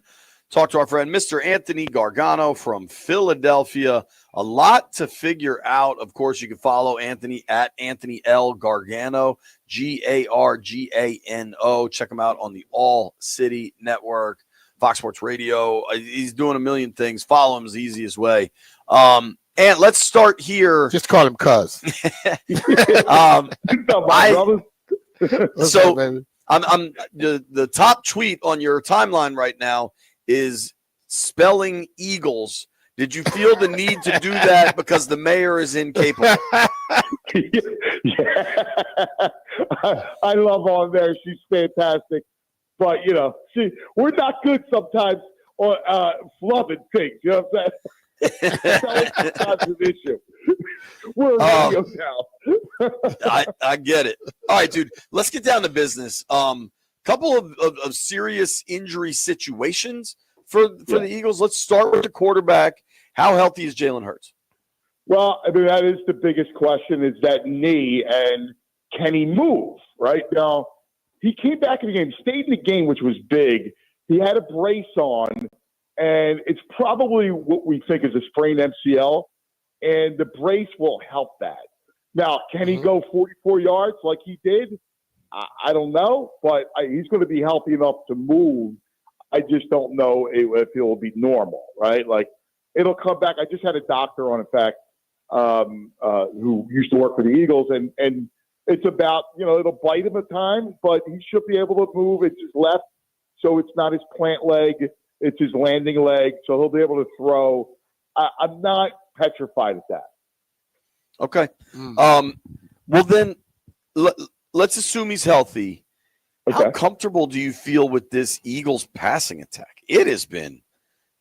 Well, they haven't needed to do it, right? Like, so here's the truth of the matter is, no one has stopped the Eagles' run game. They have a great offensive line, the best offensive line in football. I mean, they signed Mekhi Becton before the season to play right guard, and it's just that right side of that line is nasty, right? Like, it creates all kinds of holes. So, they're a downhill run team. I mean, they've been that ever since the bye week in week 5, they said, all right, well, what's our identity? And their identity is to run the ball and behind that line and with Saquon. And it's just they haven't been stopped. I mean, that's the one thing throughout all this stuff. So the pass game has been complimentary. I know people think about this all the time. They go, well, Jalen doesn't throw for 200 yards and it doesn't look good and all that stuff. And I get it. But what Jalen plays at quarterback is like a point guard, right? Like Jaden Daniels is tremendously talented. I love him. He's accurate. He's a great thrower. He's just a great player, great quarterback.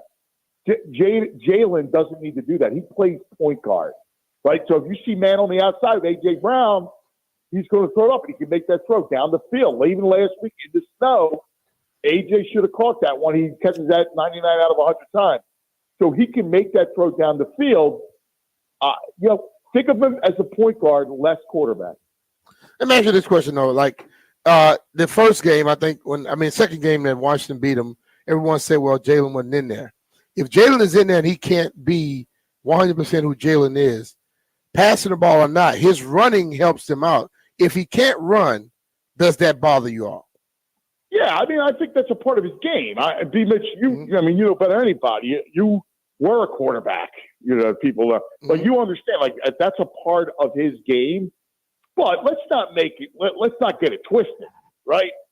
He's not Kenny Pickett, even if he can't run. He's still an accomplished passer, all right? Like, not get that twisted now. All of a sudden, you take away his legs, he's Kenny Pickett. That's not true. It's going to be interesting, and that's a healthy dig at Kenny Pickett. I agree with you there. This is obviously too far down the list of things for us to discuss, but I bet Philly wouldn't mind still having Mariota. He's looked real good when he's been playing for Washington this year in small work. Yeah, I'm not crying over the backup quarterback, brother. You know what I mean? Right, exactly, sure. I'm not crying over that. Not when I got Jalen Carter as a beast coming up the middle, and you got no Cosby. What's going to happen there? Answer me that. B has an idea. We got something. He gonna get a full load of a lot of people. I think how close to Carter? How close to Fletcher Cox is Carter playing now? Like, what level would you say he's playing at right now? I love Fletcher Cox. He's the best defensive tackle since Jerome Brown. All right, Jerome Brown was part of the gangrene defense, legendary defense in the late 80s, early 90s. And I haven't seen a defensive tackle like this. He plays every snap. He won the game. Last week, lost was when after the safety, the Rams were driving. They were about to take the lead. It was a 2nd and 2 at midfield, and Jalen Carter punched the ball out and caused the fumble. Eagles get a field goal out of that. And then we all saw what he did to Stafford on the last 2 plays of the game that saved the game. I mean, this kid is ridiculous. Second year, he doesn't come off the field. Let me ask you this question, because there are some fans up there who think there's not a chance in hell for Washington to win the game. Have you allowed yourself to feel that? I listen. I think Washington's dangerous, right? I mean, I think the Eagles are going to win. I think the Eagles are a more complete team. But I mean, I'm not sitting here going, it's a rout or anything like that. I love Daniels. I think Daniels is great. I think what makes them dangerous is they win first down. I think a lot of what Washington has done, like they won first down against Tampa, and then 11-minute time of possession advantage. They won first down against Detroit. And I don't know why Detroit kept blitzing Daniels. I thought that was silly and a mistake. So, I mean, I have a healthy respect. De'Ami Brown's playing well, so now all of a sudden he's different. So you have 2 receivers that you're concerned about downfield.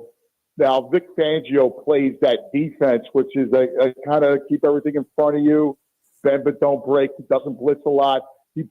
I think he blitzed Jaden Moore in the second game. I don't think he's going to blitz a lot at all. I'd be surprised. But listen, I think it's a game. I think the Eagles will win like 24-20. I think it's a grinded out game. I respect the quarterback too much. I I think Daniels is just a 10-year great player.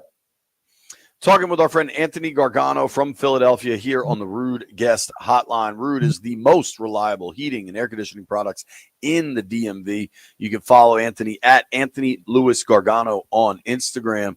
Dude, because I got to say, that is the most reasonable take I've heard from somebody from Philly, that this is going to be a ball game.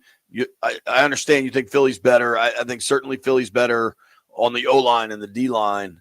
I think, and that's where games are won, right? Like, yeah, I mean, I can understand that, teammates, right? Like that, and nobody's really stopped Saquon. I mean, that's a piece of it, the whole thing, where nobody stopped them. In this run game, it's uncanny.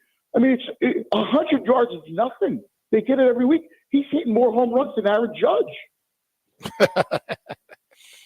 You're right. And that's Brian and I have kind of been joking about that, the Skins have played pretty good defense against Saquon, except for when they give up a 60-yarder, but he kind of does that to everybody. Yeah.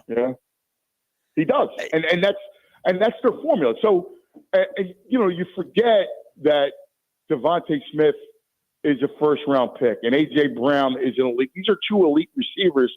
Dallas Goedert is a very good tight end. So they do have weapons, even though they're not a down-the-field Lions. Like they don't play like the Lions, right? Like that attack, vertical, aerial. Then you got Gibbs and all that stuff. They don't. They're more of a grind, and then they'll hit you over the top. But they're a grind, man. Like they're an animal. They're a nasty animal that you got to deal with. So can I ask then, what the hell happened week 16? Washington turned it over 5 times. There's no way they should have won, and yet they were just shredding that defense late in the game. Yeah, no, I think a couple of things. One, Chauncey Gardner-Johnson got ejected in that game. He's a pretty physical player. It means a lot to that secondary. I did like, I thought Washington played it well attacking Quinyon. A lot of teams will just go away from Quinyon Mitchell. Mm-hmm. I thought Washington did that the first game, and they went after him. I thought he gave up too much cushion. I think that's a change. So again, it was the Eagles had gone on a ridiculous run, right? Like they won at Los Angeles, then they win at Baltimore, then they come home against Pittsburgh and they beat Pittsburgh. I mean, at some point you got to lose, right? So, that's how good they are, that they only got beaten. The first 2 losses, A.J. Brown didn't play in the game. Mm-hmm. So, they're a handful. That's why I wouldn't look to that game and say, all right, well, we're going to win. Yeah, I look at this. Washington is by far not the team they were in either one of those games they played them before. Agreed. And I look at the second half. I know what people say, well, Jalen didn't play, and then you can focus on Saquon, but that has nothing to do with the defensive side. As JP said, they were carving up the defense late in that game. And I think if they begin to carve up that defense, it's going to be a different ball game. And I just think that, people read into the previous games until they don't want to read into it. And I believe that what Jaden is doing now is I think he's playing the best football as a quarterback in the NFL at this point. Yeah, I mean, I love the kid, so I'm not going to argue the kind of play. He's also clutch. Like there's a lot of intangibles. It's remarkable to me how calm he is, right? Like how he processes things, and he's an accurate thrower. He's really like a quarterback that can move. But he's a quarterback first. Like I think people get it twisted that he's a mobile quarterback. He's a quarterback. He's got a great arm. He's accurate as all gas. So I got my kid training, who's a quarterback, training on VR, right? Because so I got all the respect in the world, and he scares me. But again, I mean, Brian Robinson, nice. Eckler, nice. Like, was better back obviously in his prime. Zach Ertz. I mean, the weapons around him. I mean, there has to be some sort of, you go from 4-13 to this, and it's great, but at some point you're going to hit your head on the ceiling. I think Sunday's the ceiling. It's going to be interesting, man. I think there's a lot of irrational confidence coming from folks we've talked to this week, but I think you're being pretty fair, honestly, Anthony. I like Washington. There's a reason they're dogs in this. There's a reason Philly's been building this roster. 6-point dog. It's a healthy favorite in the championship game, too. I mean, that's whether you agree, disagree, that's Vegas, you know? Well, I would just point out that they were 9.5-point dogs last week, and we saw how that went. Yeah, true. I do think, though, here's my question, honestly, and I thought the game plan week 16 when Washington came back to beat Philly, I thought Kellen Moore was pretty dumb to get away from Saquon late in that thing, especially when you don't even have Hurts, you have Pickett. How confident are you that Kellen Moore, who may or may not be auditioning for this Cowboys job, will be patient and committed to the run game if this is a tight game? Yeah, I don't think he's going to be – I think the Lions panicked, right? The Lions – I mean, it's a 10-point deficit, 10-point game, and they get away from Gibbs. I mean, Gibbs carried the ball 13 times. That's criminal that he only carried the ball 13 times. I don't care if you're behind. He was averaging over 10 yards a pop, right? And then you run that stupid gadget play where Jamison Williams, you're at midfield and driving, and you throw the ball with your wide receiver, which you force him to make a read, was the height of ridiculousness in a comeback. Kellen Moore's not going to do that. By the way, I hear that it's Schottenheimer for the Cowboys, and I hear Kellen Moore is coming back to Philadelphia. That I don't think I don't think he's getting the Dallas job. I think it's Schottenheimer. But which is a terrible hire, but good for them. Yeah, listen. Hey, the one thing we unite is the NFC East is ours for the next decade because of how bad the Cowboys and the Giants are. Seriously, and I mean. The Giants are just re-racking the dumpster fire, and Dallas is just digging further. It's wild. I think it helps Washington, too. I think they keep Kingsbury because all these jobs are filling up. Dude, I got to tell you something. I don't know why nobody's not. I would break his door down to hire him. I think he's done a great job. I love Kingsbury. I think Kingsbury's a really good coach. And I'm shocked that nobody is knocking his door down. I would. Yeah, I think you're right. It's fascinating right now. Look, while we're talking coaches, I've heard this a lot. I think it's a bit of an exaggeration, but I get where like the content game is what it is. That like nobody outside of Jaden Daniels would start for Philly. I think that's an exaggeration. Like Washington does have some good players, but Philly has the better 1-53. I cede you that. I like Dan Quinn better than Sirianni.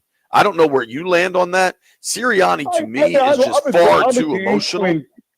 Nah, not during the game. Like, he gives you that look, and I'm barking. Dude, he's won a lot of games. 4 years, man. He's won double-digit games. He's been to a Super Bowl. I mean, I feel you. I like Dan Quinn a lot, actually. I think he's a terrific coach. He's a seasoned coach. But, you know, it's not just Sirianni, too. It's, you know, Vic Fangio, and that defense is legit. They're the number one defense in the conference. For sure. They have, I mean, but see, I think that's because of your general manager. Yeah, like if Dan Quinn had that same football team, it wouldn't even be a competition coming up this weekend. Well, I'm shocked. You know, I'm a Fangio. I think Fangio is a really good coach. No, I like Fangio. I think Sirianni's a tool. I think he's a tool. Seriously. Barry Switzer won a Super Bowl. Hey, you know what I mean? But you would trust me. His players love him. You would like him. Yeah, they love him. But you know, if he would have came at me some ways he did early on with other people, I would have checked. He don't do that with his guys. He don't do that with his guys. He did it earlier. The thing that pissed me off with Sirianni. I know. Reads veterans. Like he wouldn't do that. And I could tell you, you know, I mean, obviously, you know, I do a lot with the guys. They love Sirianni. So I hear you what he looks like and the whole nine and everything. But he's a good coach. He is. The team's loaded. It's going to be a fascinating game. What do you think the atmosphere at the link will be like? What time are guys getting there? What time's that tailgate start? 7 They're in the already starting. Are you kidding me? Friday night they'll be there. They'll just stay over for 2 days. Can you actually do that? When do they open those lots? They open up at for 3 o'clock. They'll be open at 8 a.m. And the people will get there at 4 to line up. That's crazy, man. Yeah, I told you when I was at the Monday. I told him when I was there. I was going to my house from the hotel on a Monday night football game, and that's when Monday night football was at 9 o'clock. Yeah. And at 7 that morning, people were already in the lot. Oh yeah. They're crazy. Like this thing, there's people. Everybody's wearing green. Schools, kids are doing Eagle chants. Like this whole city is just one big party. Like it matters here. Like it's real. It's real here. That's awesome. I've gotten this question a lot. So I'm going to ask it of you, Anthony. This is the last thing from me. A lot of friends, family, kind of friends of friends have asked me if I think Skins fans, Commanders fans should go up to Philly this weekend for the game. I have largely said if you can be in a suite, you're totally fine. If not, it's going to be a different experience, and you got to be sure you're ready for that. What do you think of visiting fans coming to the link this weekend? Well, I mean, listen, it's more tame than it was at the Vet. Ask Pete Mitch about the Vet. There was when the team was the Redskins, and there was a guy. This got ugly. There was a guy wearing a headdress, like a Redskins fan, and I mean, they stole the headdress. They ripped it up. I mean, they did. It was crazy. Like they used to do. I mean, it was like the Roman Coliseum, but back then, it's still not. It's not tea and crumpets. It's not Wimbledon, right? But it's nasty. But I don't think you take your life in your hands. Okay, there you go to the game. You don't take your life in your hands. Anthony, you might get be cool, brother. I got by the way, Joe Witt, what's the matter with that guy? That was stupid. What are you talking about? Why are you he said the same thing before the Week 16 game. No, he said if he runs the ball, we're gonna treat him like a. He said the same thing Week 16, and nobody cared. I don't know why it's a big thing this week. I got a threat. I got news for you. It's not a threat. If he runs, he gonna get hit. That's the way I think anyway. All right. Well, kick his spot. Tell Joe Witt he better watch it. Does he sit upstairs or on the sidelines? He's on the sidelines. All right. Thank you, Anthony. All right. See you, man. Always love you, B. Mitch. See you guys. Man, be cool. Anthony Gargano. Follow him on X and Instagram at Anthony L. Gargano. When we come back, Maryland Governor Wes Moore joins the program. Hey, it's Brian Mitchell here. Throughout the entire NFL playoffs, FanDuel takes it to the next level because right now, new customers can bet $5 and get $300 in bonus bets if you win. That's $300 in bonus bets if you win your first $5 bet. The FanDuel app gives you everything you need for live bets, same-game parlays, and so much more. Plus, when you win, you'll get paid instantly. Just visit FanDuel.com/Brian to join today and get started with $300 in bonus bets. That's FanDuel.com/Brian. FanDuel Sportsbook is the official partner of WJFK. FanDuel, an official sportsbook partner of the NFL. You have to be 18 years old and present in D.C. First online real money wage only. $5 first deposit required. Bonus issued as a non-withdrawable bonus bet, which expires 7 days after receipt. Restrictions apply. See terms at sportsbook.fanduel.com. Gambling problem? Call or text 1-800-GAMBLER. That's 1-800-426-2537.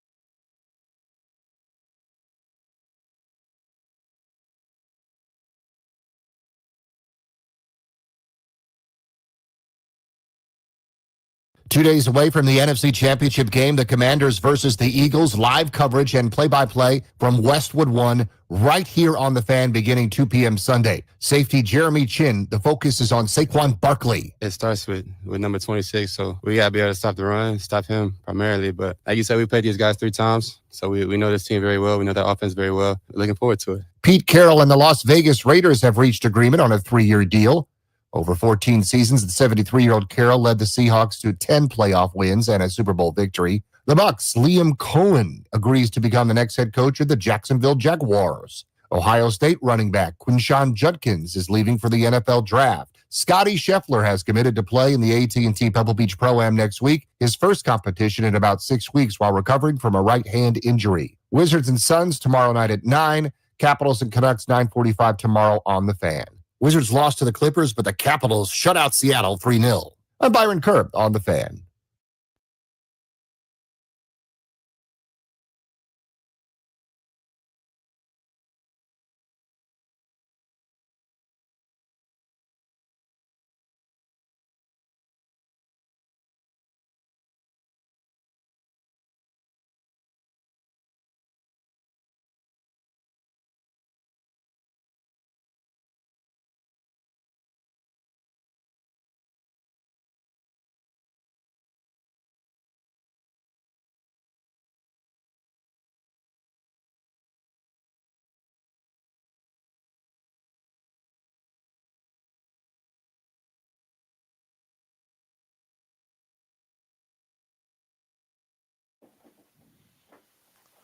With 213 on 2-1 and Lewis, a brother shooting dice. So I said, let's do this. I haven't rolled dice in a while. Maybe we go to the casino in Philly, B. It went so well for me last time I tried to go to a casino in Philadelphia. Yeah, you might not want to do that, dog. Yeah, I think I'll wait for New Orleans. Actually, you wasn't trying to go to a casino. You were trying to go home. Nah, man. The problem was I was going home. Then I decided I was going to the casino. So this is the first time you told that part of the story, dog. I went back to the hotel. You claimed that you woke up on a bridge. You thought you was going to the hotel. It's what you said. No. Now you saying you were trying to go to the casino. I decided. Landfill, you heard the story. He's home, lying right now, isn't he? I was headed he's to the usually hotel. lying. Dude, you said I fell asleep in the car and I was going across the bridge and said, dude, I'm not going there.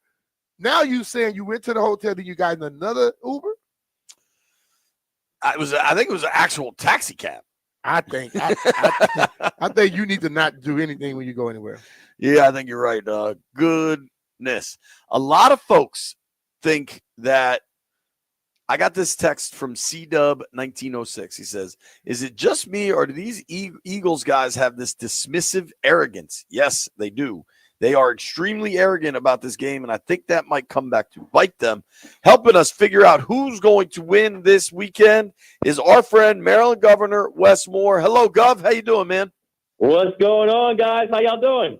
We're doing good, Gov. Gov, there's a lot of football to talk about, but I know you have a lot of platforms, a lot of opportunities to speak. I don't know how frequently you get to vent. And I imagine, as excited as you were about the burgundy and gold, maybe I'm gonna give you a moment if you'd like to vent about your Ravens. You know, I've gone through all 5 stages of grief. It was anger, it was frustration, it was denial. I'm now to acceptance. I'm now to the 5th stage of it. It was hard, man, because listen, I mean, the Ravens are still, I really believe, the better team. The Ravens are better than the Bills, but you cannot win games when you're turning the ball over so much and you're not protecting the ball. I mean, you got to protect the ball. You got to stay away from dumb penalties. And I think that was a big issue. I mean, people keep on talking about what happened with Mark Andrews at the end and the drop pass. Fine. But let's be clear. We should not have been in that position where Mark Andrews dropping a 2-point conversion would have been enough to get us into overtime in the first place.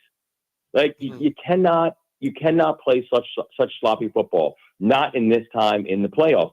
And it's one of the reasons why I think if you, and just from a completely objective perspective, the 2 teams that are playing the best football right now are the Chiefs and the Commanders. And it's very simple. They're not making dumb mistakes. And if you do that in the NFL playoffs, you can be successful. Stay hot, stay healthy, don't make dumb mistakes. It's pretty simple. And so it's frustrating because, I mean, you know, I still do believe Lamar Jackson is going to be the MVP. I think he's earned it because I think he had an unbelievable year. He is now a 3-time MVP, and he's 28 years old, which is absolutely insane. And I think the Ravens still have a really, really good, strong team. And, you know, that's on pace to have a really good, strong team next year. But you have got to play better football and stop playing such sloppy football. I'm Can't wait till that game to play sloppy. All right, let's turn the page, focus on championship weekend. Thanks for letting me obviously, vent, though. Anytime, Gov. You have a direct line, sir. Anytime you need to call in.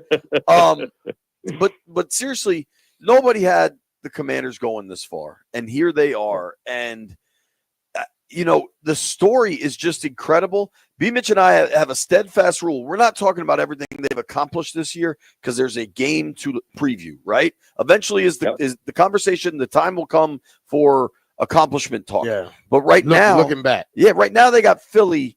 How blown away were you by that performance in Detroit? And kind of what do you think for this weekend, Governor? Well, you know, actually, I think a lot of it reverts back to what I said before. I mean, the Lions on paper are arguably the best team in football. I mean, you know, what they have 2 losses in the regular season. They've been playing great football all throughout the year. But I mean, they had, I think 3 turnovers in the first half. You can't win in the league if you're doing that. Not at this level. Not when you get this far into the playoffs. And so, you know, I think it was both the fact that Goff really showed off how inconsistent that he is, and you know that you can't. There are some times with teams you can win without having like a star quarterback, but you cannot have a quarterback who will beat you. And I think that's what the Lions are showing, that, you know, I'm not sure if they got the guy who can actually bring them any further. But let's also be clear, the Commanders' defense showed up. I mean, you don't get the Detroit Lions playing, you know, making those kind of dumb errors and the interceptions and all that kind of stuff just because. I think the Commanders' defense, when you're thinking about where the Commanders were at the start of the year and where the Commanders' defense is now at the end of the year, we're watching 2 different teams. We're watching 2 different, two different assignments on the defensive end. And so, not just big up to, you know, people talk about what's happening with Jaden Daniels, and I'll get to that in a second, but it's the Commanders' defense that is really starting to show improve right now, and they're just doing it at the right time of the year. Absolutely. And you know what? That is what Dan Quinn and Joe Witt have preached all year, is you got to be able to create these turnovers. And they're getting that done at a really impressive level, I would say. They really are. They really are. You mentioned Jaden there. How impressed have you been with his level of play? I mean, Jaden, if you can't look at this game and think this guy is a rookie.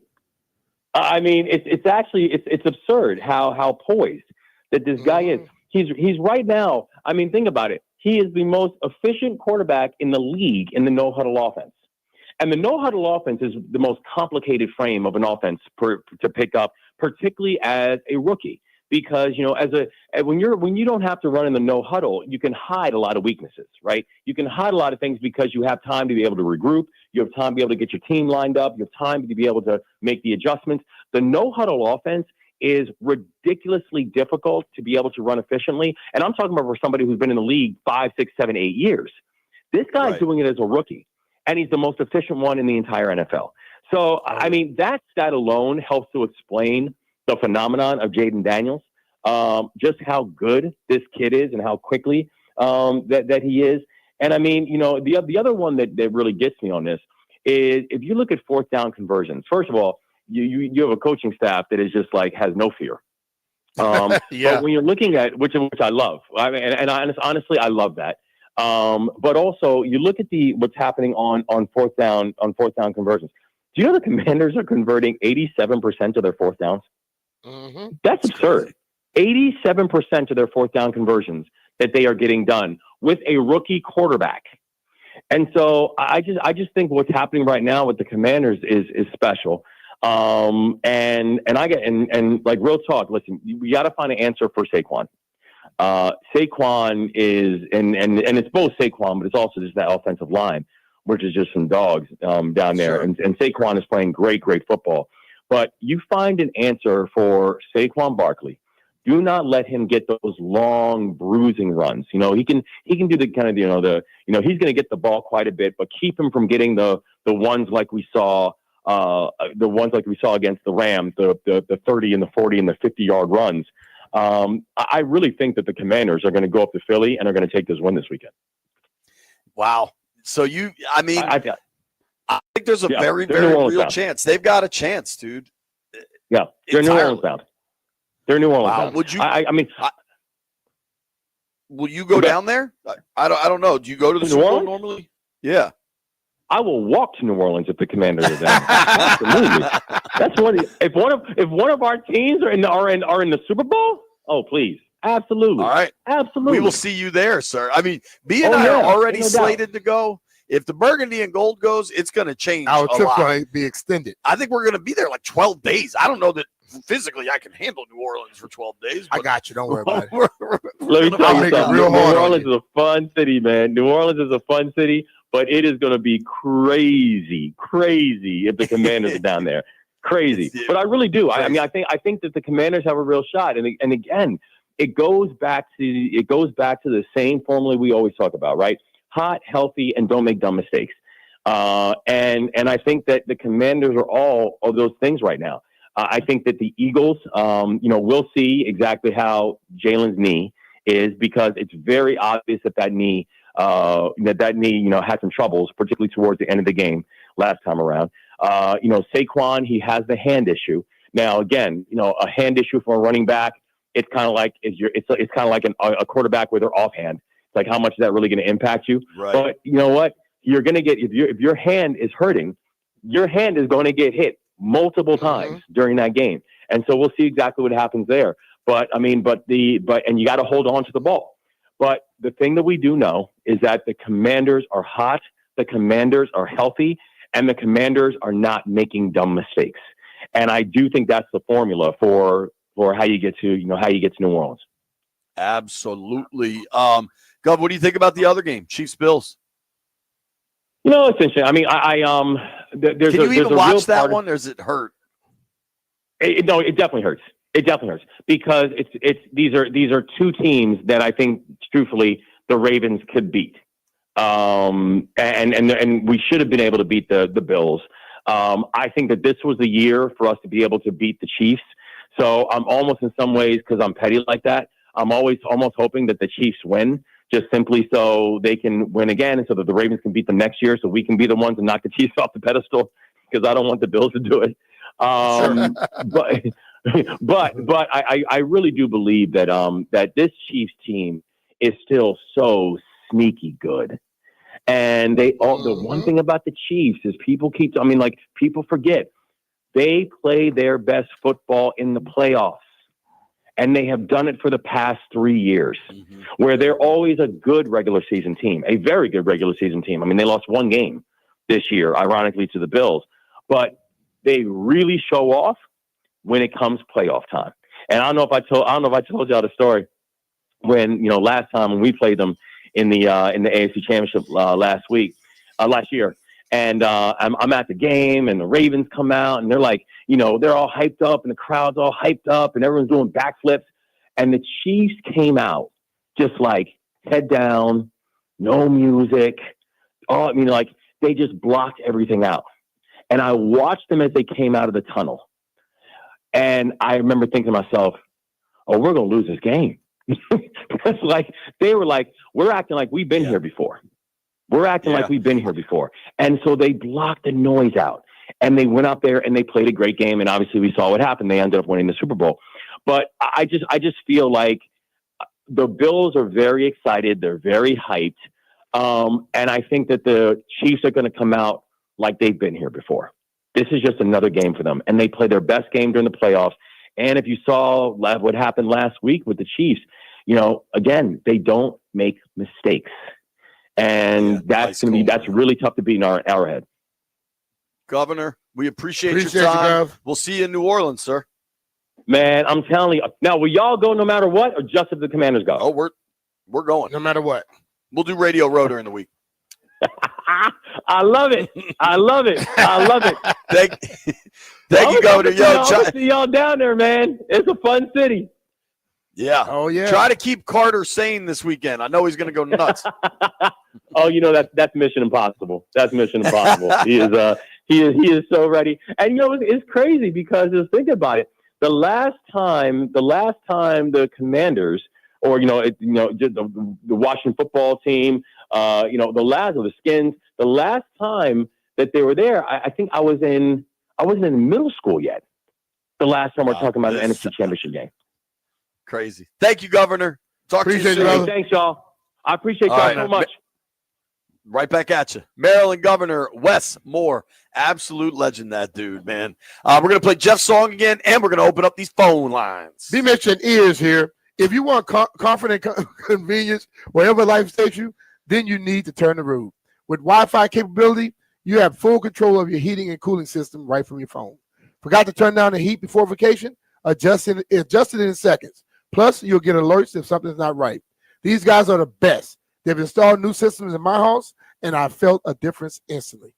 Here's the thing with Rude. It's whisper quiet. All these furnaces that make so much damn noise, you won't get that with Rude. You don't get the noise, you just get peace of mind. Plus, they got the variable speed compressor that ensures precise temperature and humidity control, operating efficiently even in extreme conditions like this cold weather. It's comfort and performance perfectly balanced. And B, tell the folks, I know you cashed in on the $2,000 of federal tax credits on Rude heat pumps. There's more information on that, rude.com/federal incentives.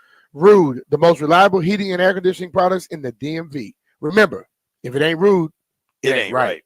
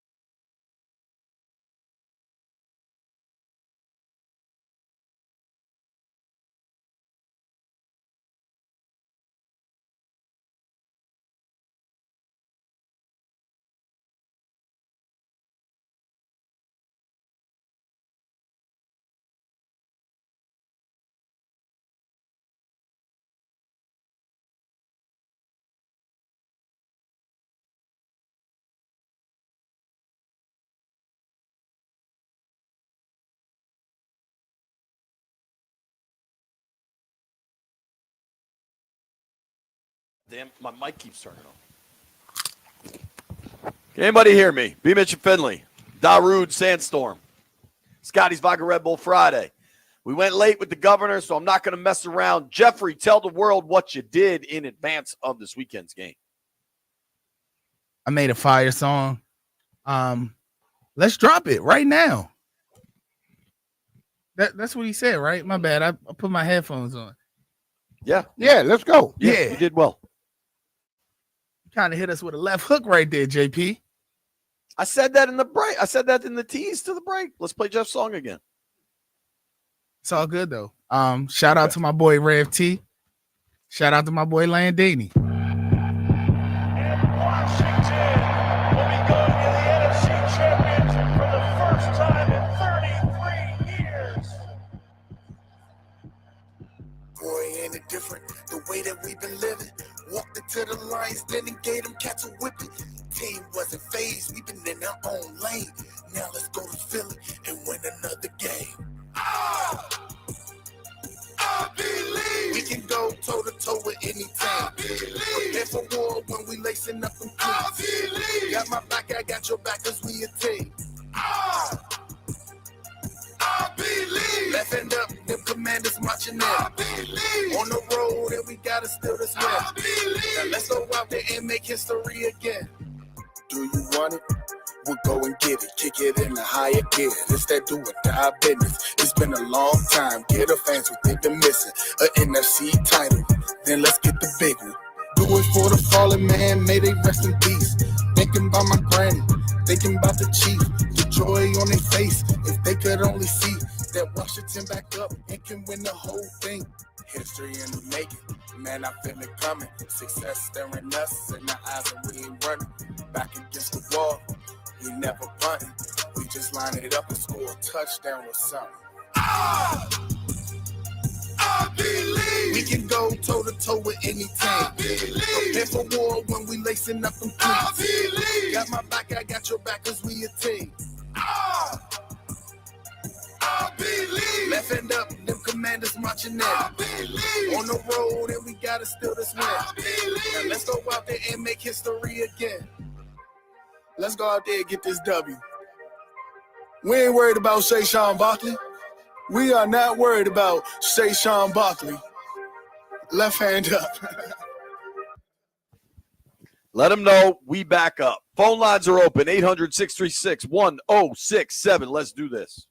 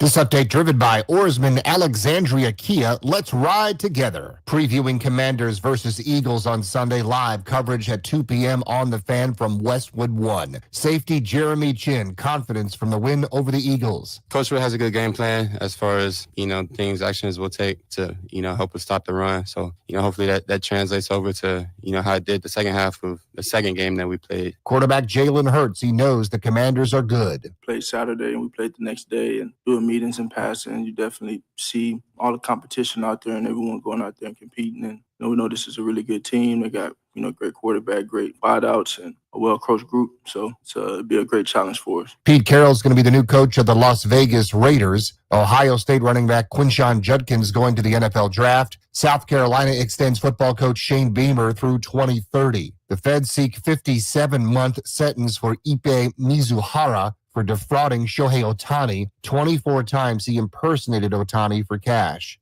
Scotty Scheffler is going to make his return to the links at next week's AT&T Pebble Beach Pro-Am. Capitals and Canucks 9:45 Saturday on the Fan. Capitals beat Seattle 3-0. Oarsman Alexandria Kia keeps their customers happy by offering great deals on the area's best selection of new Kias, each backed by the Oarsman Lifetime Edge, featuring up to $1,500 in extras. As they say at Oarsman Alexandria Kia, let's ride together. Byron Kerr on the Fan.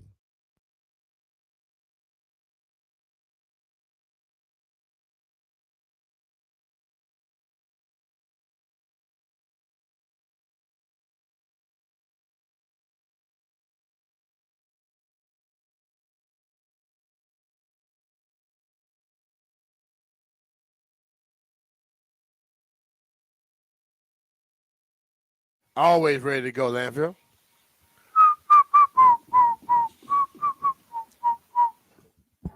All right, 1 hour left. Grant and Danny coming your way next. They're going to be at Caddies in Bethesda. Caddies is fun, man. My boy Strizzy says he's going to see Grant and Danny. He's going to shotgun some beers. Do it. Get the wings at Caddies, man. Wings are banging. A little bit of house business here. Apparently, Commander Tequila is not feeling well. Commandante, we need you this weekend. Is he not feeling well? He's just hungover. Nah, I think he's like sick. Go to the doctor, dog. We care about you. All right, now we're going to open these phone lines up. The people want to talk. I imagine the people are fired up. 800-636-1067. Pulling the call sheet up right now. Where you want to start, B? We got options, baby. Man, just whatever one you hit, just go for it. Chuck is in Crofton. What up, Chuck? What is going on there? Big bro, JP, what's happening? What's going on? We're good, man. We're good. I'm hanging in there. Also, shout out to my man Jeff on the Grammy winning song. And I just texted him to make sure that he emails me that song so I can play it on Saturday. What I see is a team who believes in themselves. Definitely, I mean, the camaraderie, the brotherhood, as we all know, is there. I don't think they have a fear in the world of this game. I truly, definitely, of course, all the pressure is on Philly.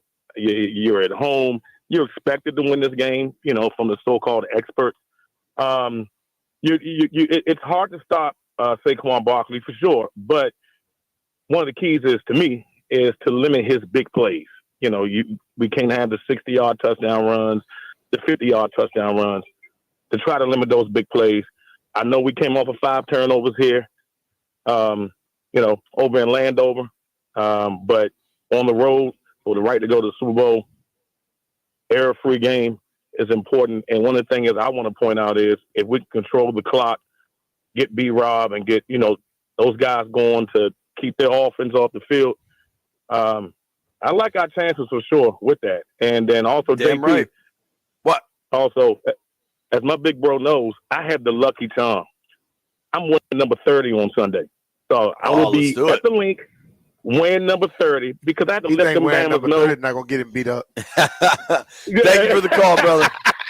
We're going to try to get all these callers in right now. Yeah, you think wearing number 30 won't get him beat up. Now, I want everyone to know Rev T is on the line. I am mentally preparing myself to talk to the Reverend. I may have to repent. I may have to confess. He is a man of the cloth. We're all gearing up for Rev T, okay? Everybody's gearing up. We're gonna work our way up there. Vinny is in Seat Pleasant on line 6. What up, Vince? Fellas, what's going on with you, man? How you We're doing? good, brother. How you doing? Man, I feel real good. It's been a long time, a very long time. I'm so proud of my Commanders, man. I'm so proud of them. I just got one thing to say. Back in June, you guys, I made a bold prediction saying that we was going to make it to the NFC Championship. And you guys gave me a little chuckle. You know, you thought it was a little far-fetched. And I still believed. I knew we was going to get there. I believe just like my man Reverend T believed. I believe. Well, How much we money here you put now, on fellas. it? We here now, fellas. And, How much money you put on it? Now, don't ignore my question. Oh, I got paid the other day. B. Well, I want to see that ticket. Send us that ticket. I know you guys. Send that ticket. No problem. I'll send it right to Jeff. Right. I got paid the other day. But you guys owe me a little something, man. And we appreciate you, man. Yeah. What do we owe you? So, well, it's a sounder that you guys always play, and my man Landini know exactly what it is. I think all of you know what it is. My favorite sounder, and it's I'm a dumbass. It's dedicated to you guys. You know, so on three, I would love for you guys to go ahead and play that for me real quick. I don't know that Landini can find it, but good call, Vince. Thank you, bud. Let's go to. I won't say how much money Vince put on that. Let's go to. He believes so much. Butch in Dale City. What up, Butch? Hey, man, how's it going? Good, man, dude. How are you? Hey, man, loving the Commanders. I still got to say the Redskins. I can't help it. But I just mentioned to the guy on the phone about this embellishment thing. These quarterbacks, they're getting hit and they're acting like their necks broke and all this. They should be penalized just like anybody else, like a kicker.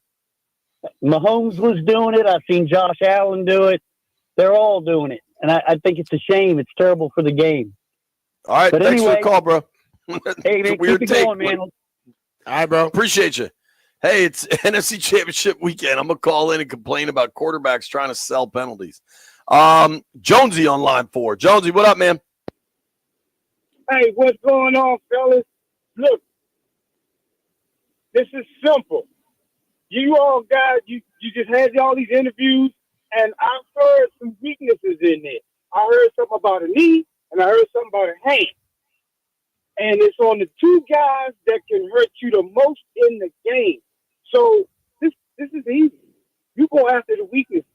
You hit that hand as many times as you have to do to get to the bowl.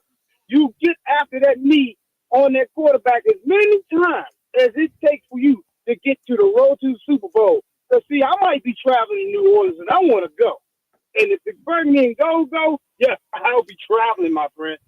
Now, Jeff, I love that they're going, song, man. That thing was piping hot and jumping out the pot, as the coach used to say back in the day. Long live John Thompson, baby.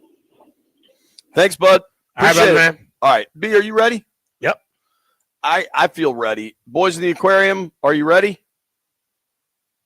I'll let the silence speak for you. Let's do this. Rev T is on the line. Hello, Reverend. How do you do? Oh, JP, man. And look, just looking out of the window, and I've been asking myself for more.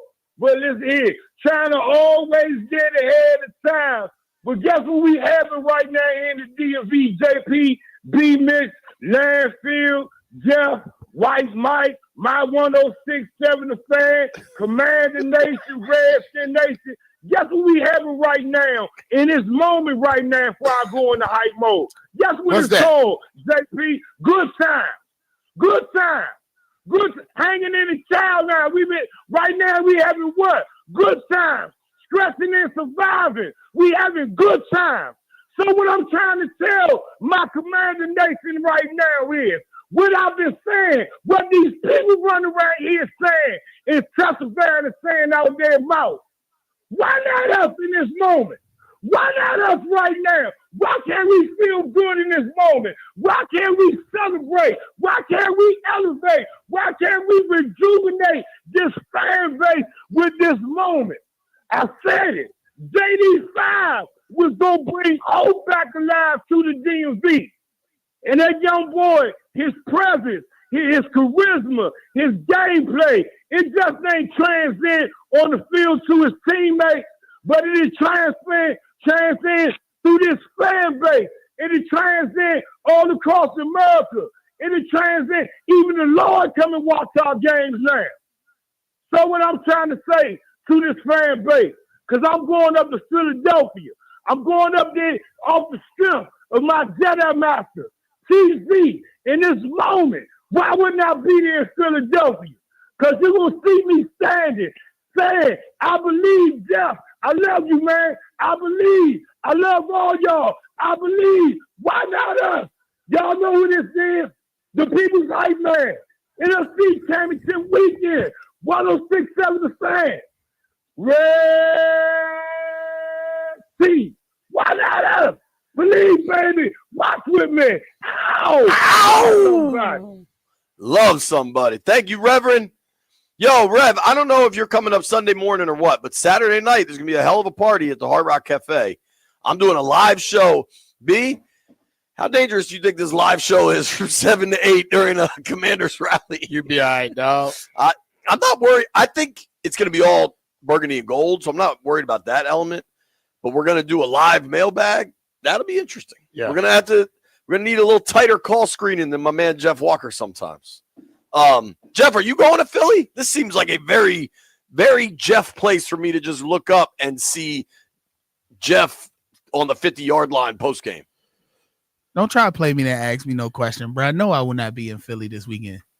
Why not? I wasn't trying to play you. I asked you a question. No, you were trying to play me before you asked me the question. But I got a DJ, bro. Like I took this gig like 3 months ago, and I was like, hold on, the 26th. I said that's game time. And the crazy thing is, I DJ from 1 to 5. So I'm gonna be watching the game on my phone. Have you a 3 to phone 5. or something there? Oh, I'm not missing this for nothing, bro. I might show up to it's a lady's 70th birthday party, and I might show up to this thing in all Commanders gear. I think you should. If she hired you, she knows what she's getting. Let's keep the phone lines going. A Commanders fan. Dude who's there's a lot of answers to that question. Let's go to Fred in Bristol. What up, Freddie? How fired up are you, buddy? Oh, man, am I fired up. I'll tell you.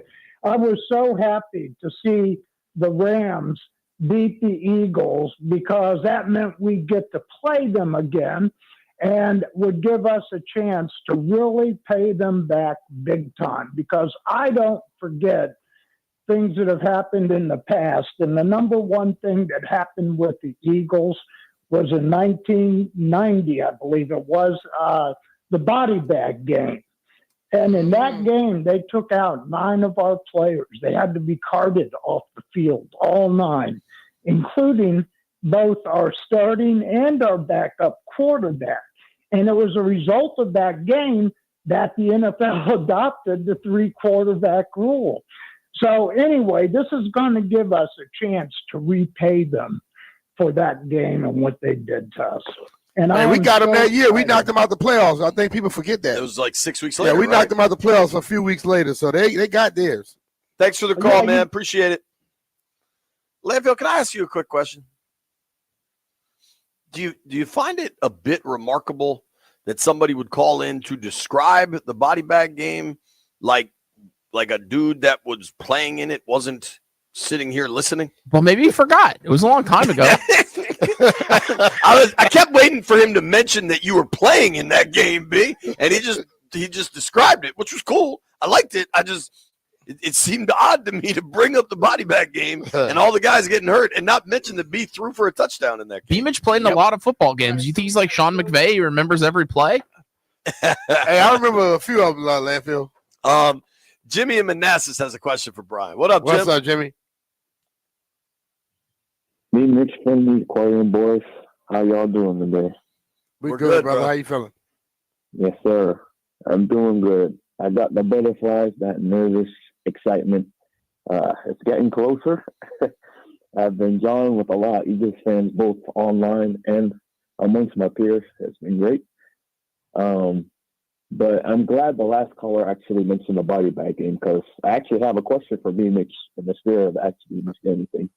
Obviously, going back to the 1990, they injured all our players, of course, but then later in the playoffs, which has been our only playoff meeting before this year, you got your lick back. So I just want to ask Mitch, as a player in that type of situation, meeting a rival for a third time this year, they beat us while JD was injured.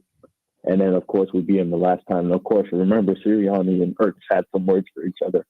Mm-hmm. So what's a player's mindset in this type of situation where, yeah, you have some bad blood, but now it's win or go home?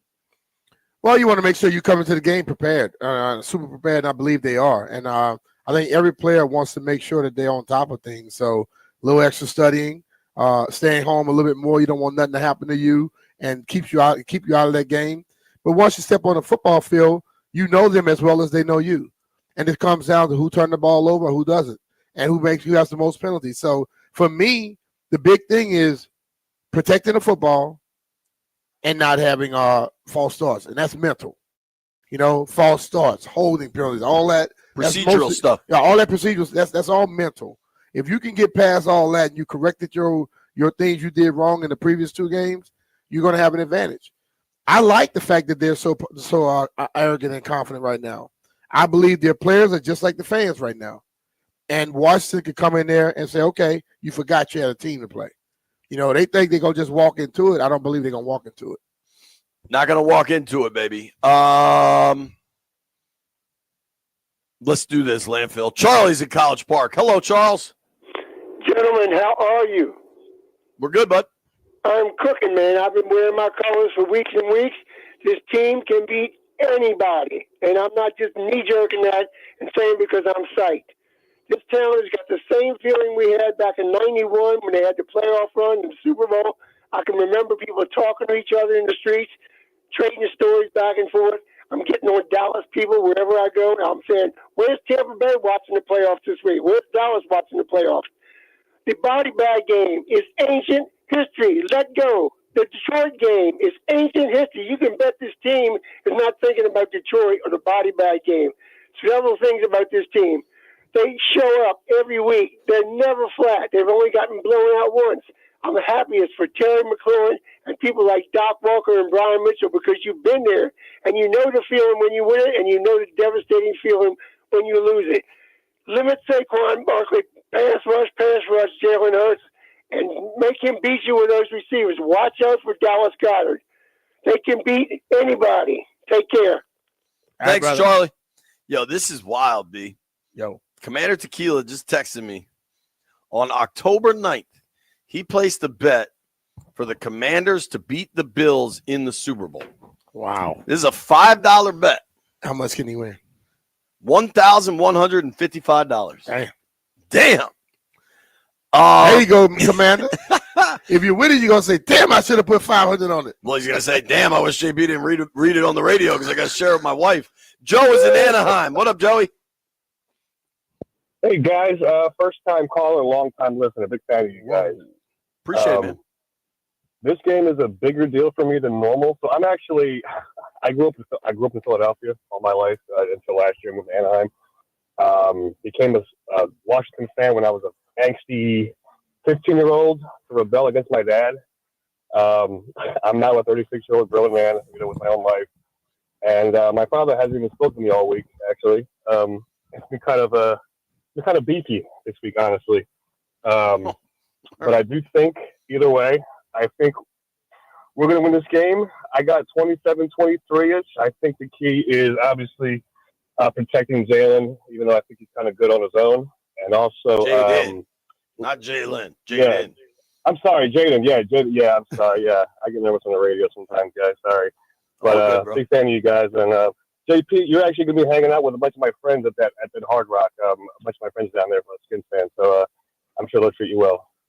All right. Appreciate it, man. It's going to be fun at the Hard Rock. Come through. One dude that did a hell of a job setting it up is our guy, Tailgate Ted. Teddy. Ted, what up, man? What's going on, boys? How y'all doing, man?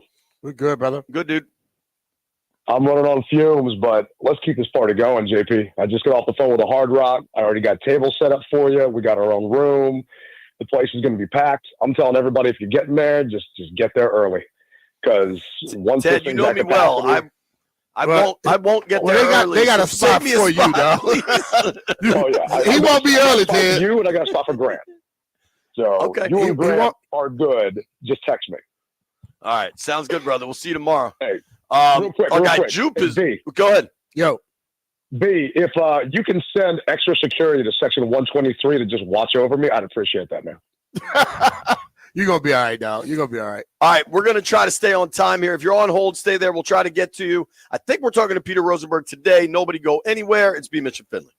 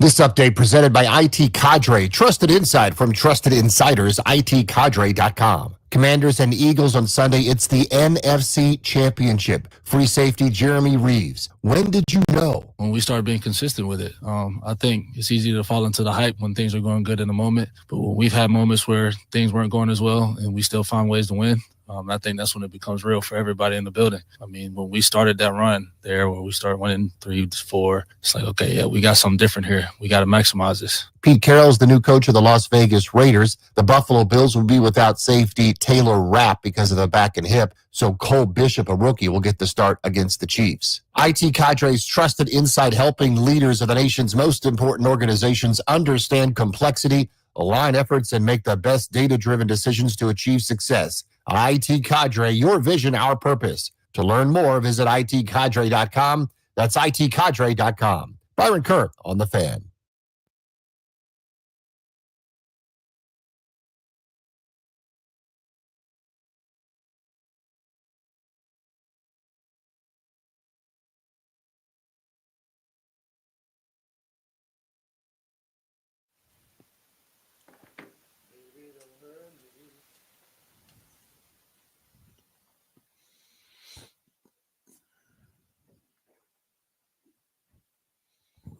I've been grinding all my life. Tough day to be Bobby Slowick. Houston Texans fire their offensive coordinator. That's a crazy. year ago. He was turning down. Head coaching interviews. This is it's a hell of a business they're in. Now, joining us from New York City, recent new dad, our friend Peter Rosenberg. Peter, what up, man? How you doing? How you sleeping? You know what? I'm sleeping okay. I can't blame my sleep for the fact that I did not appear yesterday on the show. You guys know I reached out to you both. I offended myself by missing yesterday. I was that Dog, you got forward. a baby. We get it.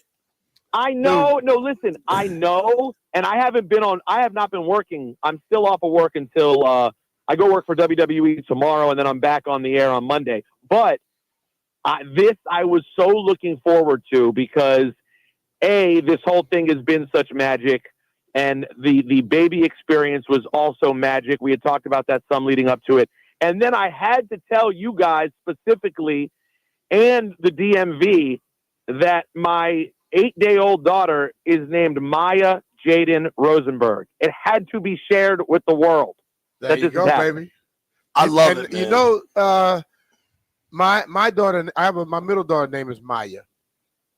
She's M-A-Y-A? No, M-A-I-A. M-A-I-A. We're M-Y-A. Yeah, we put the I-A in there because of Brian. All my kids have an I-A in their name. Oh, I didn't even think about there you go. Bria, Maya, and Aaliyah. Peter, let me your beautiful wife, when you told her, honey, I'm so excited to have this little girl, I want her middle name to be Jaden. What did your wife say? So the best thing about this is this was a my wife call. I'm pretty sure it might have been the Bears game, but even before the Hail Mary, and we were discussing middle names, and we knew we wanted a J, and Jaden's like sitting on the bench, looking like the stone cold killer that he is, and they threw the font up on the screen, Jaden Daniels, blah, blah, blah. And his name was just sitting there. And my wife was like, what about Jaden? And I was like, don't you threaten me with a good time.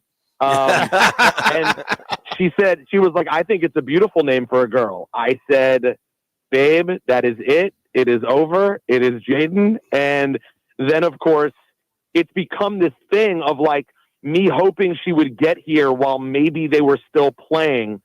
And the fact that I got to watch the Lions game with her and that they won and there's going to be a championship game. Like I made a joke with you guys that like the Commanders thing is only second to my daughter for how like most exciting things, but I'm not kidding about like the real, and I think fans out there listening will know what I'm talking about. The real spiritual nature of this happening, like the same way I was scared I'd never get to have a daughter, I'd never get to have a child because things happened in my life and I thought I lost that opportunity and I was heartbroken about it. the same like fact that I got to have this child a week ago, it's not that different from the fact that I really thought this team would never get right. Like, they were so fundamentally, culturally destroyed. So the fact that it's all come together for me, guys, not to be cheesy, it's truly been like a wild spiritual experience. Bro, we need to get her a little JD5 jersey, man. Yeah, I think what you're saying, and obviously your situation is unique because you guys just had the baby, right? And, but everybody in their life, whether they don't all compare to each other's, but everybody has good times, bad times, ups, downs, trials, tribulations, whatever it is. And then when you have a deep love for a football team, as silly as it sounds, it can move you. It can bring out passion and emotions. And I think, honestly, for the whole fan base, for the DMV, for legitimately millions of people, this is a cathartic, emotional experience that everybody's kind of going through at the same rate. Like, Peter, I just sent you a picture of my daughters dressed up in jerseys for school today. They never cared. You know what I mean? Like, it's so dramatically different, and it's emotional. Yeah, it's a really deep thing for this area, and I think we're a really complicated fan base. We're not the same as Philly or Pittsburgh, right? Like, I'm just being real. I know that's a hard pill for us to swallow. Your Phillies, your Pittsburghs, your Cleveland, where, like, no matter what happens, the entire city is on board always. That is not Washington. Washington is a transient place. And I think for those of us who are the most hardcore, who never left, who, like, don't get me wrong, we were disgusted. Many of us may have turned down season tickets when they came up, which I did. I never thought I would. But when my name came up on the list in 2013 or whatever it was, or 2010, I was like, no thanks. But for those of us who continued to watch every week, on honeymoons, on trips around the world, no matter what, like, to watch these horrible games, to go through the tease that was the Shanahan RG3 experience, and only to realize, no, it can't get right. Like, there's no trick. And I said to you guys this year, if you remember, it may have been my best take on this show, I'm not waiting for the other shoe to drop, because, like, it's over. That time is done. This is a new franchise, and it doesn't mean we're going to win on Sunday, and it doesn't mean we're going to win the Super Bowl this year or next year. It just means things are different, because when you change an organization, and this is not just football, when you change any organization at the top, fundamentally it is different. I have different ownership at two of my jobs. One of them, it has gone exceptionally well. It's an incredible, ridiculous run that WWE is on. I have another job. It's not ESPN, who I'm referring to, where ownership has changed, and I'm like, oh God, I don't like the direction that this place is going. And so it's any business, and this team is different, man. And we got a chance to win on Sunday. Like, I'm not guaranteeing it, but we got a chance, right? We have a hell of a chance, man. I think that's what it's about. Like, there are a lot of people we talk to from Philly, they are dismissive. But I have been in football long enough to know when you get that confident, that arrogant, you know what happens? Your guys start believing that same crap. Let them keep thinking, because this football team is not what they were earlier when they saw them. Yeah, I totally 100% agree, and I really hope that is the case, that they are taking us lightly. I would hope, I would assume they're smart enough not to, but at the same time, man, like, Philly's used to doing this. Like, they have gotten used to making deep runs in the playoffs. That is what they do. And could that actually be a detriment to them when you're up against a team that has magic on its side? I don't know. I know that I've thought about both games against Philly a lot this year. I spent a lot of time thinking about that first one. You guys remember I was in Dallas for the Tyson fight, or wherever the hell I was, and I was hot about that decision. That was the first really bad DQ coaching decision, at least that some people thought. I know me and B. Mitch didn't see it the exact same way, I think. But, like, that game, when you think about the first half of that first Philly game, that was a dominant first half. They just could not score the ball. It was Cliff Kingsbury, by his own admission, his worst play calling game as a Commander coach. Otherwise, guys, we dominated them for the first half, and then we just let it slip away in the second half. Game 2 started out awful on defense, for sure. Jalen gets hurt, obviously. But, guys, their defense didn't get hurt, and we moved the ball on them all day long. Yeah, there's a lot of reasons to be excited, not to mention Jalen Hurts is dealing with some sort of, some level of a hurt knee. He got bent up awkward last week. He's been on the injury report. There's video of him running around. He looks fine, but he's going to get hit. That can always change the equation.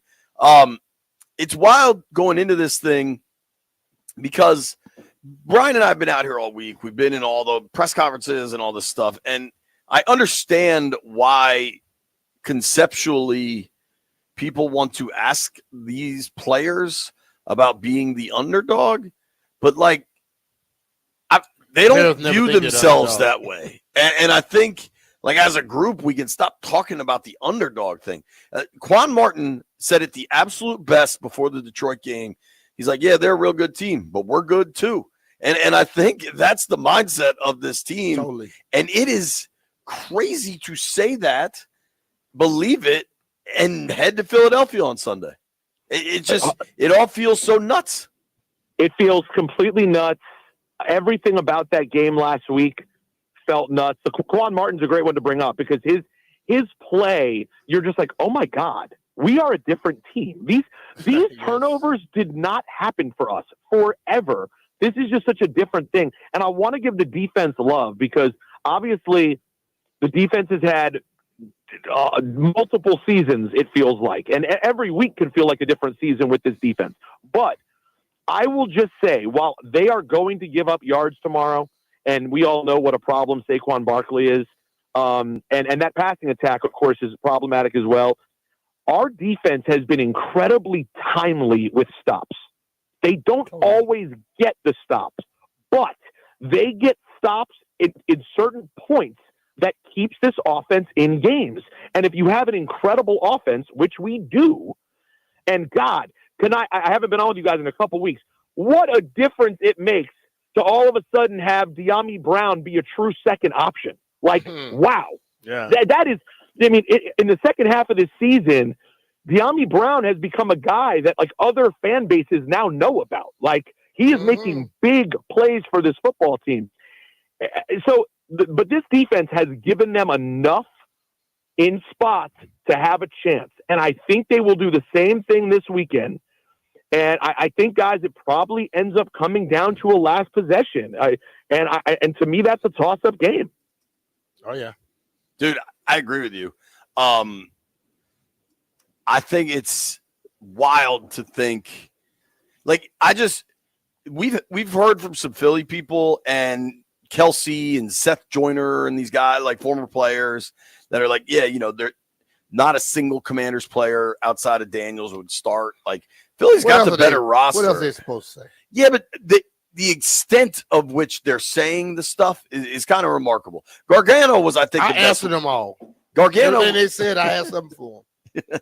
Is it a one-fingered salute, Brian? No, I was on shows and I talked to them listen, man, a lot of talk has been made. I say, just like the body bag game. They care about that, but they don't talk about when you knock them out of the playoffs. They're averaging 130 yards per game in the playoffs through the air. I just don't see that. I don't see Jaden losing to that. Peter, we got to bounce. By the last thing, that is the sneaky point. I know Philly, they're really confident right now. They have not looked great in these playoffs.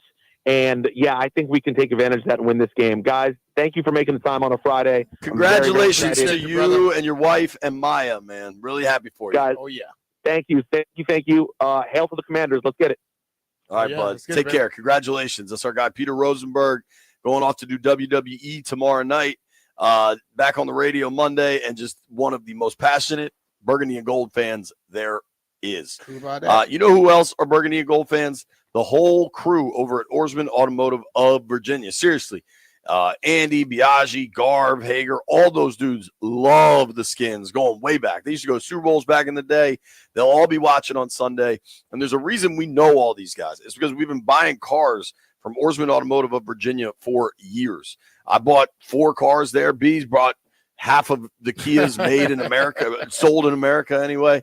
They do a great job. They treat you like family. They got all the financing you need, all the selection. You remember it was really hard to get a car right kind of during COVID? I talked to Biaggi the other day. He said, we're back in business. There's cars. Let me know what you need.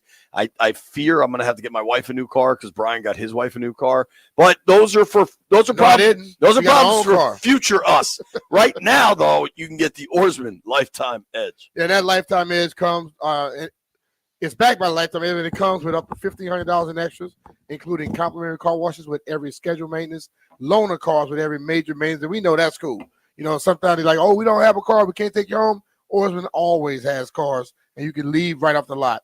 And there's good news when you're trying to sell a car, take it to Oarsman. They will pay you up to 125% of the Kelley Blue Book value, regardless of its make, model, or year. One thing at Oarsman, they like to keep their customers happy, just like they kept me, JP, and everybody else I sent over there to them. So let's ride together.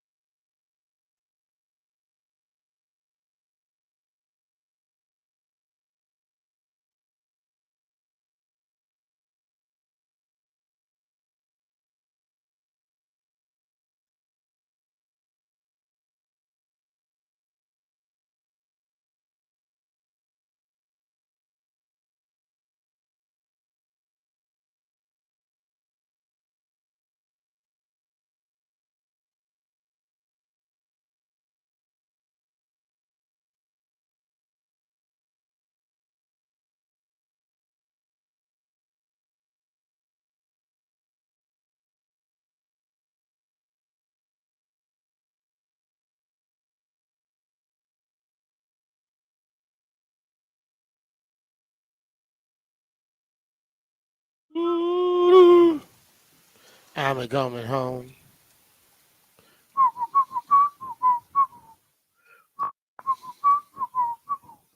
Maybe. I'm going to withdraw.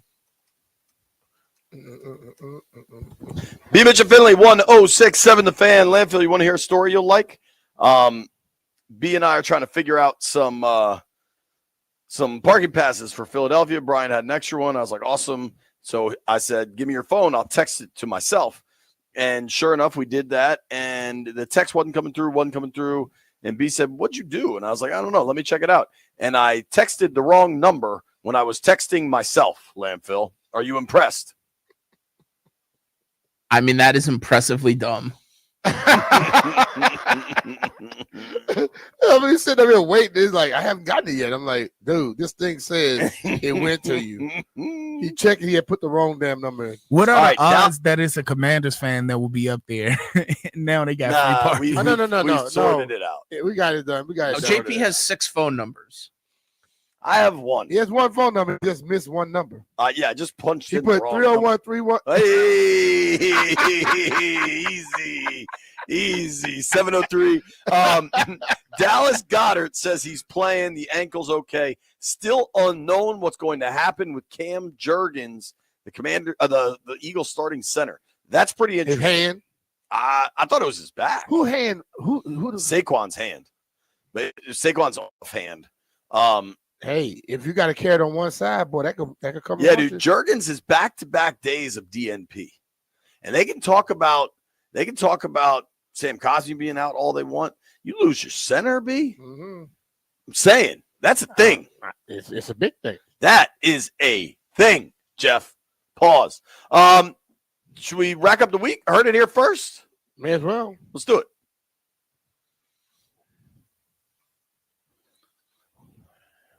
All right. Gather around. I just got a video sent to me from the team store in Landover, the one at the stadium, and it is packed. And apparently one of the employees, like, I've never seen it like this ever. Hey, man, people trying to get that gear bro. That might be the only spot you can still get a Jaden jersey. I'm looking at this video. It looks like they still have the red Jaden jerseys. White Brian, what do you got? Well, everyone lost their parlays last night, but JP, you are 4-0 this week. Undefeated, dog. And we didn't get a chance to talk about this. Eventually, we will talk some Maryland basketball. Great win for my Turtles last night on the road against Illinois. Shout out to the boys. That's a legit good win. All right. So I won the week, 4-0. Good week, B. About time. About time, he says. Let's go around the room. Official predictions for Sunday. Jeffrey, kick us off. Was Jeff 0-4? Yeah, Jeff was definitely 24-17. Commanders victory. We headed to the Super Bowl, baby. Landfill. Commanders win 38-24. B. All right. I said it the other day. I'm going 24-21. Manders. White Brian. He don't want to choose this. 25-23. Eagles go back to the Super I'm glad Bowl. you said he always loses so good. Yeah, that is good. I said it on the podcast. I'm saying it again. 24-23 Commanders win. We're going to the freaking Super Bowl, B. All right. Can you believe it? Hey, let's go, baby. I mean, wow. Grant and Danny coming your way next. They're live in Gumbo on Bethesda me. at Caddies. B-Mitch is making gumbo. Dog, I don't even know what's going to happen Monday. Like they have when they win this thing, they have another week of practice here. It's going to be bananas, B. It's going to be freaking bananas. Thank you to everybody that listened to the program today. Thank you to the callers. We'll be at Hard Rock tomorrow. Tomorrow night, live from Philly. B will have his streams on the Commanders' social channels, pregame, postgame. I will be live. I think if they win, NBC is just going live afterwards. I'm going to do the stream on Monumental. There's going to be a ton of coverage right here on 106.7 The Fan. We got you. Wherever it is, wherever you got want to get you. it. Thank you to PFT Commenter for joining us. Thank you to Anthony Gargano for joining us. Thank you to Maryland Governor Wes Moore for joining us. Thank you to Peter Rosenberg for joining us. Thank you to Jeff for coming through with the song. Thank you to all the Way to go, callers. Philly, man. NFC title game. Let's get it. You made it this far. I owe you a beer.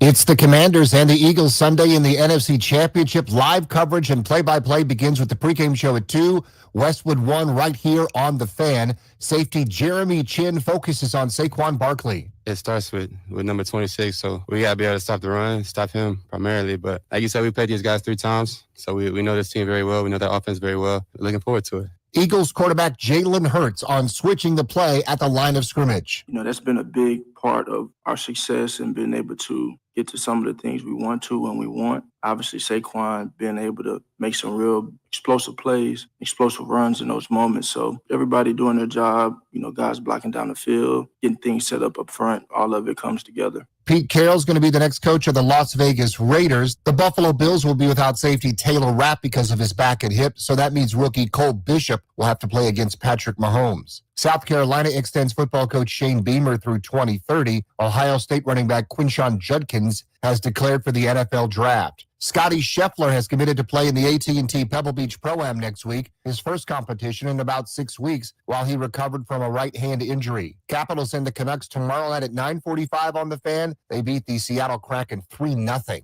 Hokies basketball against Virginia live on The Fan tomorrow at 3:30. Wizards lost to the LA Clippers. Now they go to Phoenix to take on the Suns. That's tomorrow night at 9 on Team 980. I'm Byron Kerr on The Fan.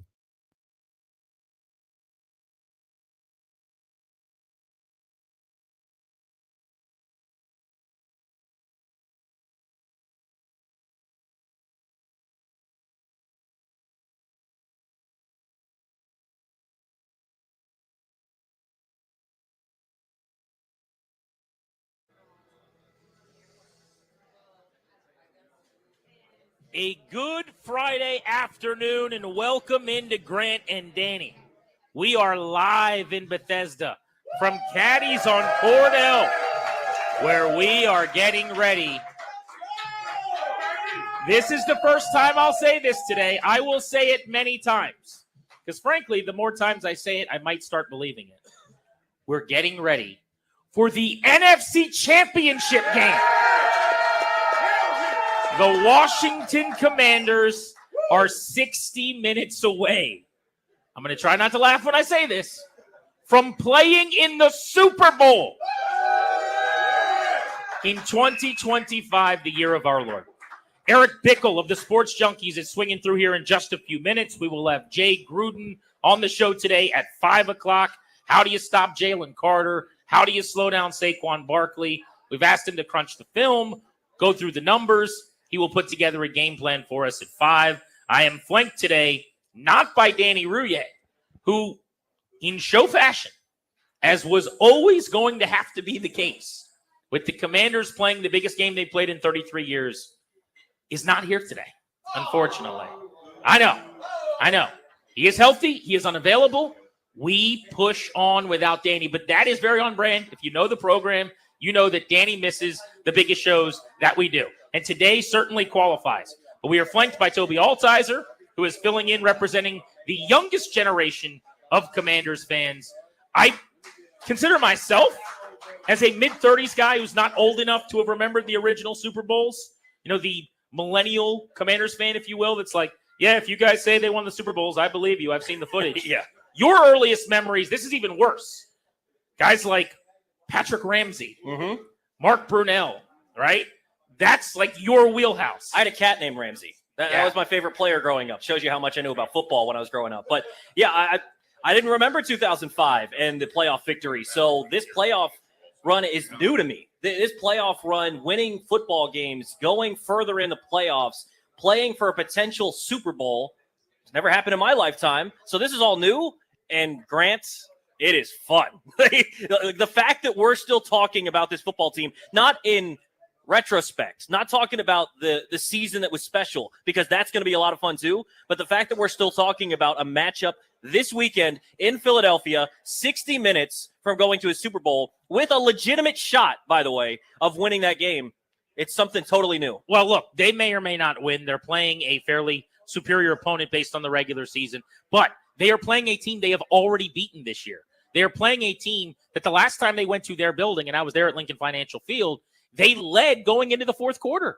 They had a chance if they kick a field goal in the middle of the fourth quarter from going up over Philadelphia in that game. So the idea that they cannot win, that the Eagles are too good, that this is some lopsided matchup, I do not subscribe to. The Commanders scored 36 points. Jaden Daniels had a career-high 5 passing touchdowns against the vaunted number 1 defense in the NFL about a month ago.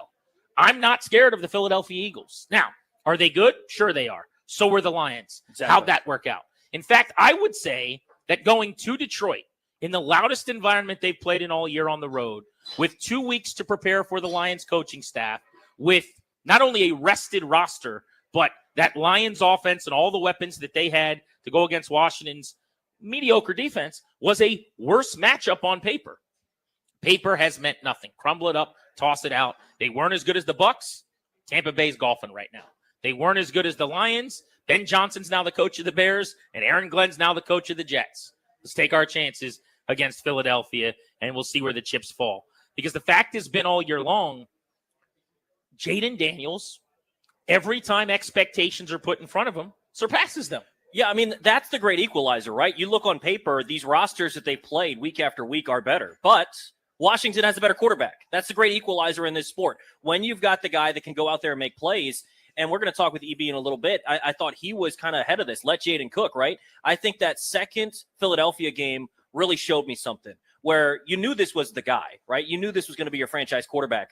But the second half of that Philadelphia game that they won in Washington was when you said, oh, he's one of those guys. He's one of those dudes you can put everything on his back and he can go win you the football game. He's the one like a Pat Mahomes, a Josh Allen, a Lamar Jackson, those guys that can win games for you. I hadn't seen that to that point. Now you're seeing it not only in a couple of regular season games to clinch a playoff spot. Now you're seeing it in the playoffs too. He's special. And when you go into Philadelphia, while your team might not be better overall, your quarterback is, and you feel like you got a shot. Yeah, to me, I think this is what's so amazing. I saw something on TV last night about how Daniels is about to be the 6th rookie quarterback to ever start in a conference championship game. And that number's correct, except those other guys weren't in the same situation as him.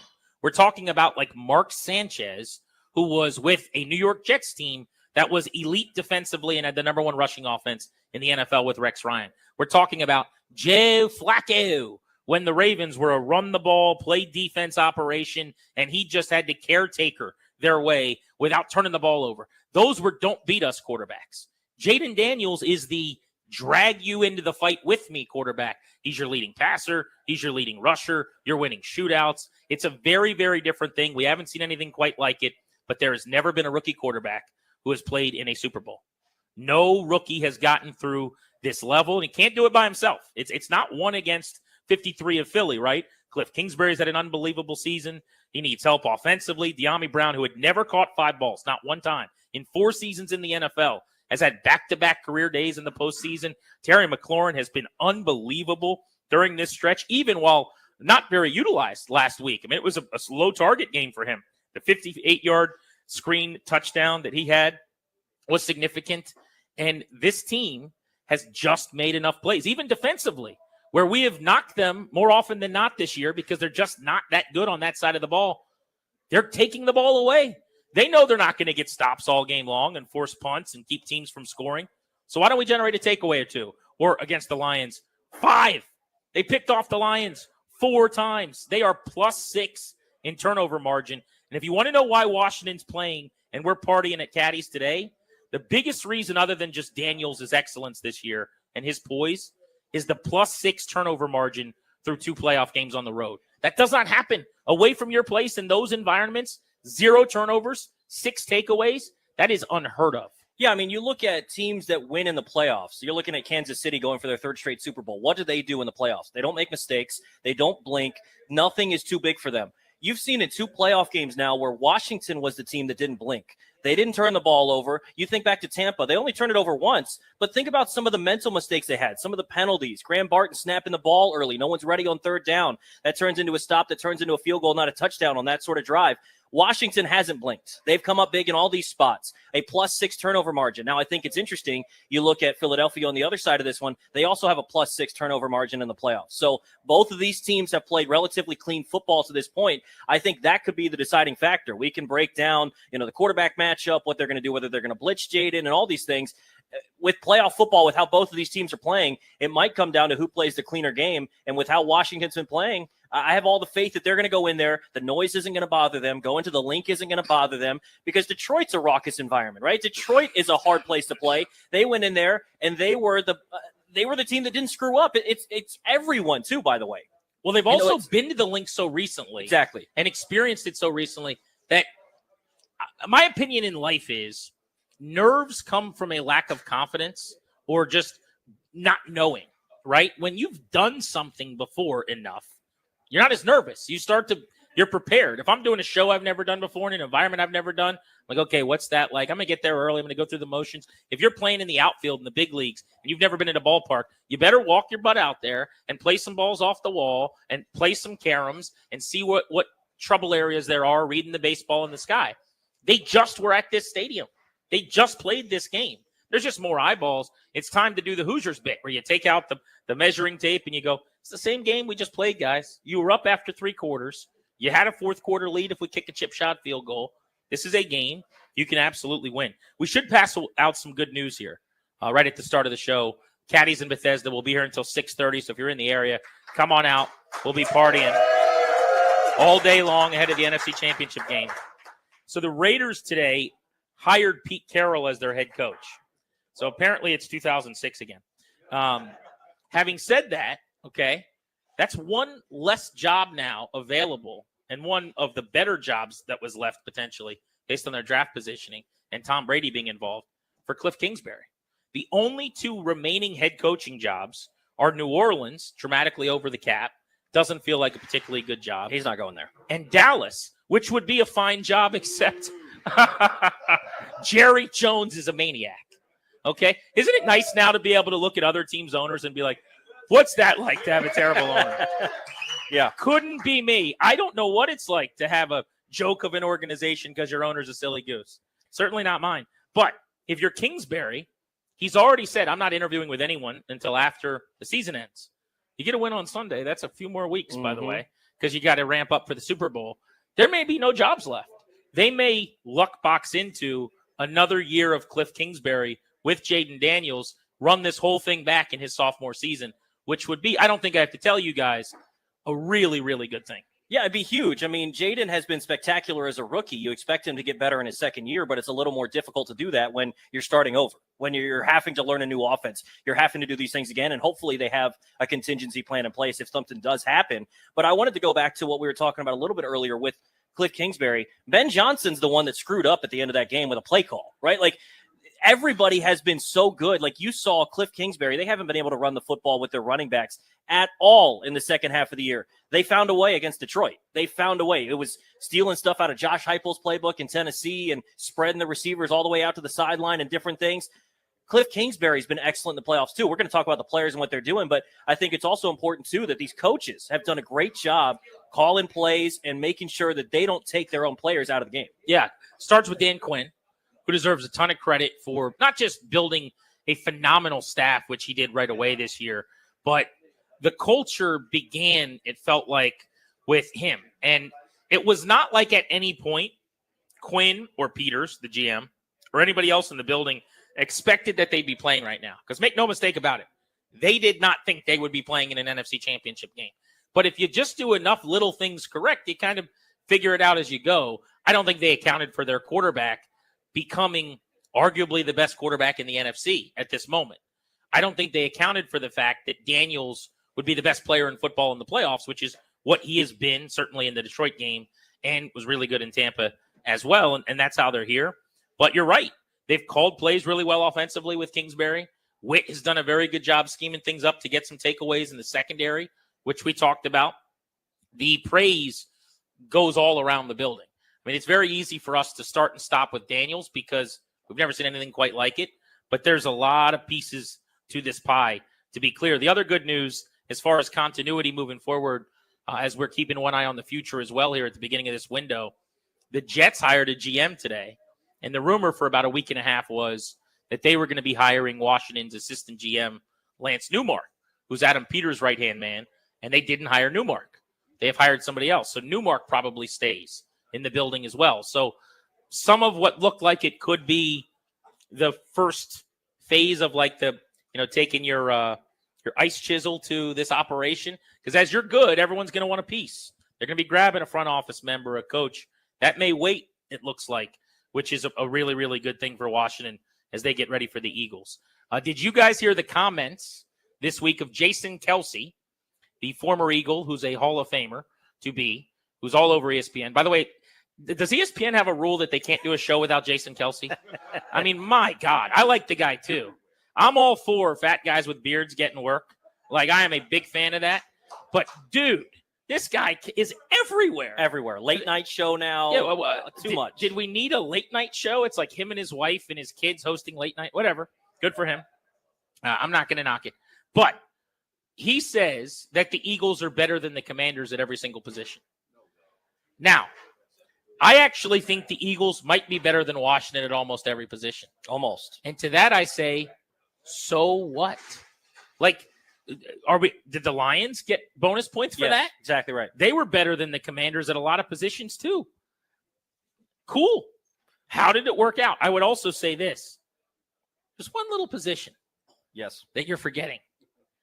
Are we sure, Jason Kelce, that you'd take Jalen Hurts over Jaden Daniels right now? Are we sure about that? Because I can promise you, I'm not trading Daniels for Hurts. No chance. No chance. It's not even close at this moment. Could Hurts outplay him this weekend? Sure, he's at home. Probably got a better supporting cast. But the idea of just brushing past quarterback to say that the Eagles are better at every position, well, they're better at a lot of positions. But I would take Washington's head coach over theirs, Dan Quinn, over Nick Sirianni. And you could say that's a wash, or based on Sirianni's win-loss record, you take him. Fine, no problem. You cannot debate with me that Daniels has been better than Jalen Hurts this year. Exactly right. The most important position. And that's the thing. We can argue about this, A.J. Brown, Terry McLaurin. We can argue about the running backs, obviously. You can argue about all these things. I don't really care.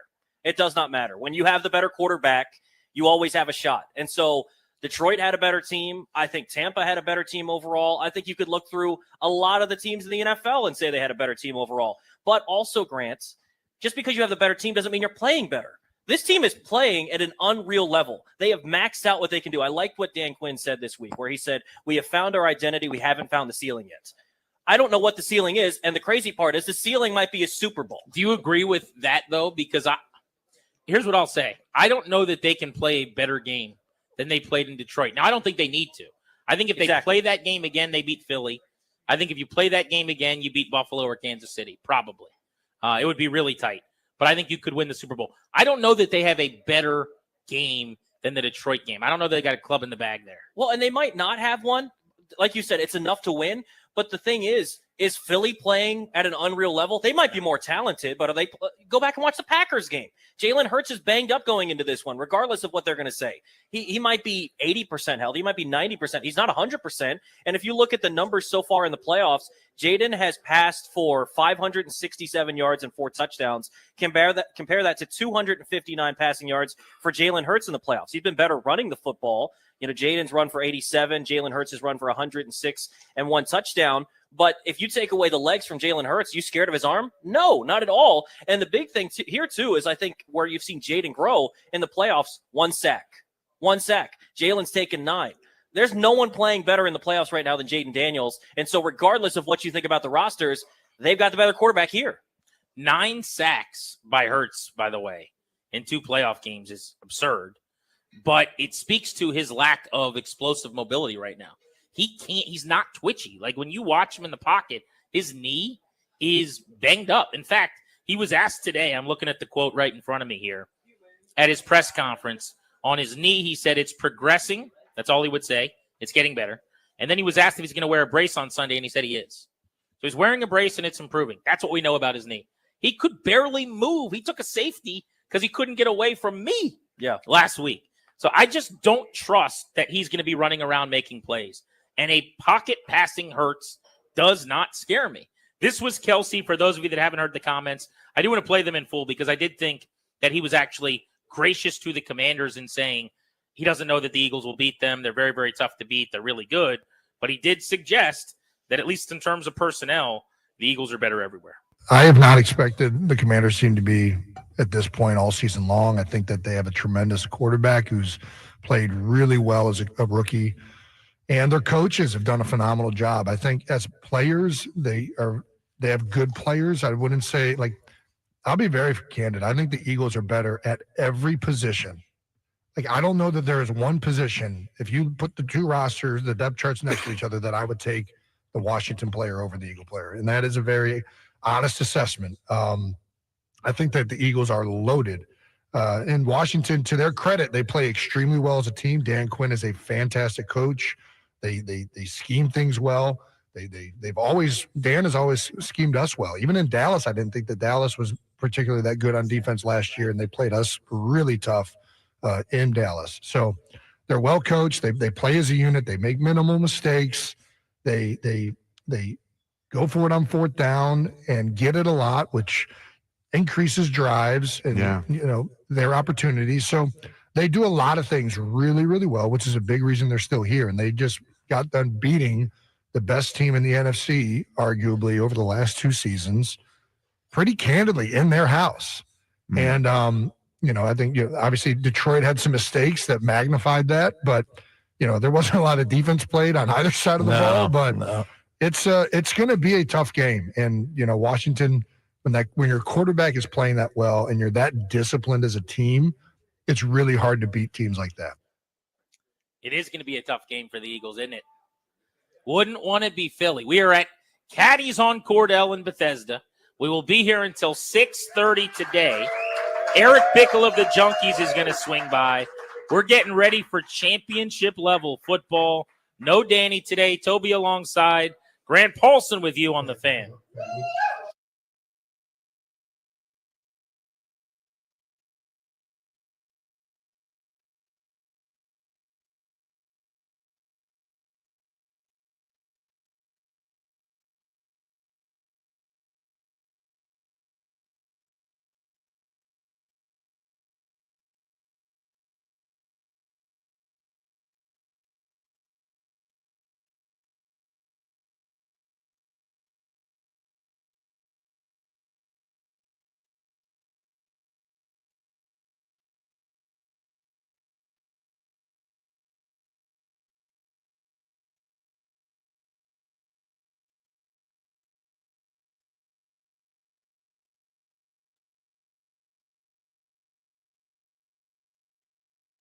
Hey, guys, it's GP. Throughout the entire NFL playoff, FanDuel takes it to the next level because right now new customers can bet $5 and get $300 in bonus bets if you win. That's $300 in bonus bets if you win your first $5 bet. The FanDuel app gives you everything you need for live bets, same-game parlays, whatever you want to play. FanDuel's got it right now. Plus, when you win, you get paid instantly, which is my favorite thing about the FanDuel Sportsbook app, one of the reasons why it's the number one sportsbook app in America. Go to FanDuel.com/GP with my promo code GP. FanDuel.com/GP. Get started with $300 in bonus bets. That's FanDuel.com/GP, an official partner of WJFK. Got to be 18, present in D.C., first online Romney wager only. $5 deposit required. Bonus issued, non-withdrawable bonus bet. Expires 7 days after receipt. Restrictions apply. See terms at sportsbook.fanduel.com. Gambling problem? Call or text 1-800-GAMBLER.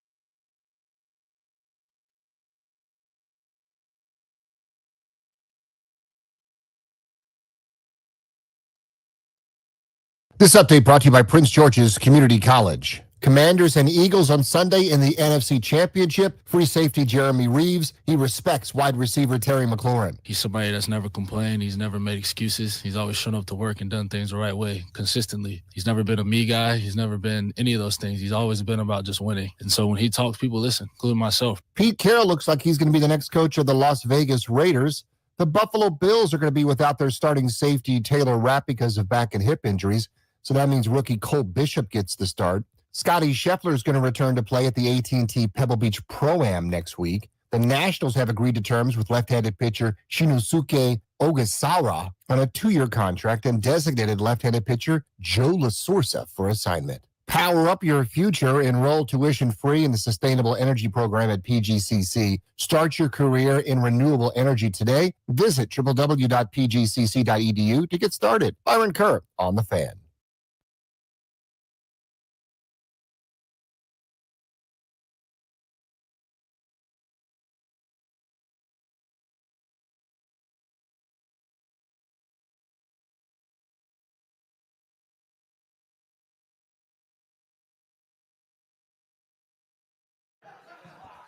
Back live in Bethesda at Caddies on Cordell.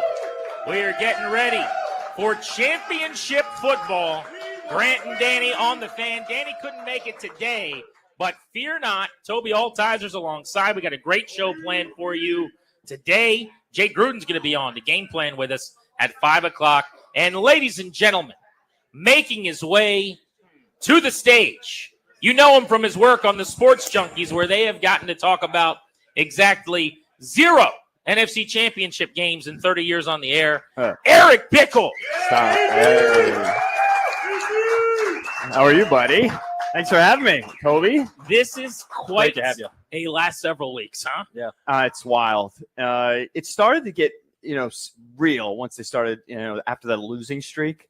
And you're like, when is this going to end? And you know what? I'm not sure it's going to.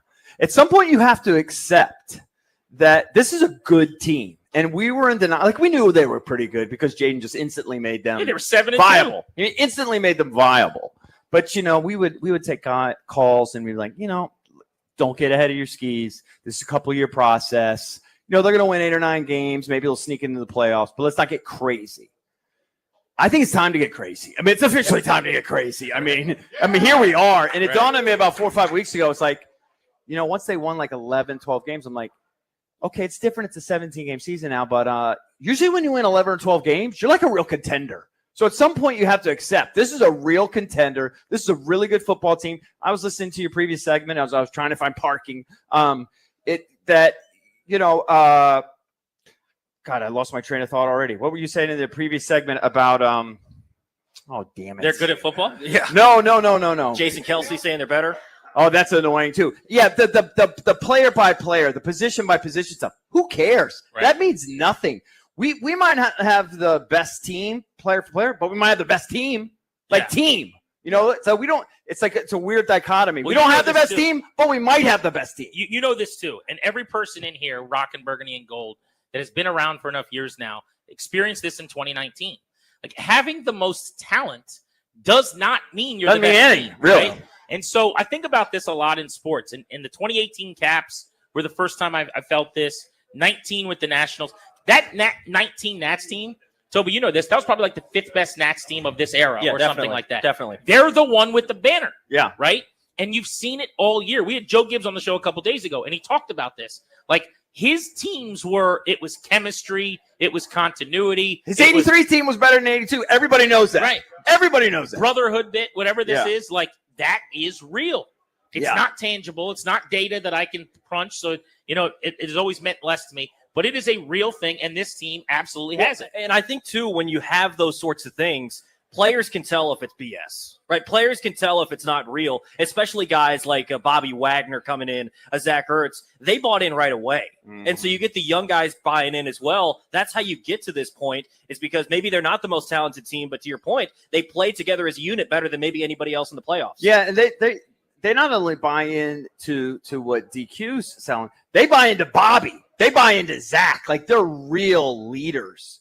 It's just you can't give Adam Peters enough credit for what he did putting this team together. And I'll be honest with you.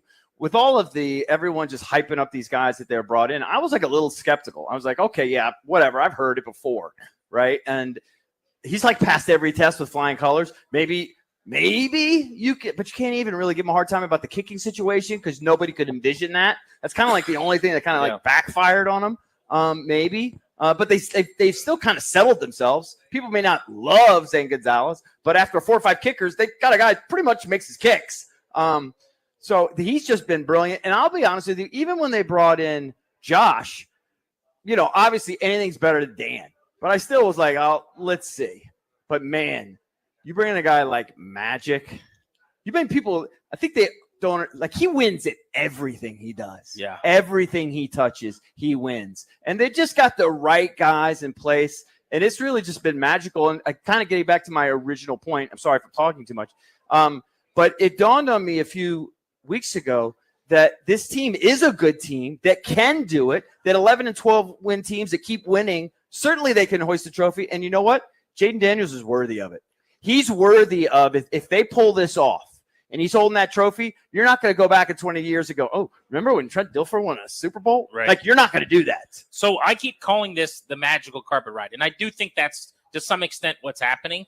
But that can be true. And to your point, they're actually just really good. They're just good. They're better than we thought. And think about what they will have done if they get to a Super Bowl. They will have beaten the top 3 seeds in the conference on their way. Now, was Tampa Bay the 3rd best team in the NFC this year? No, Minnesota was better. I mean, it worked out that the top 3 seeds, you didn't have to necessarily play the top 3 teams, but you will have gone to the 3 seed Tampa, a very good team, and won. You will have beaten the 1 seed, who was the juggernaut in the Lions, and won in their place with an extra week to prepare. And now you're at the number 2 seed. Just look at the records of Detroit. Would they lose 2 games all year? 2 games, yeah. Yeah, and the Eagles, I think, lost 3 games all year. The 2 juggernauts plus the Bucks.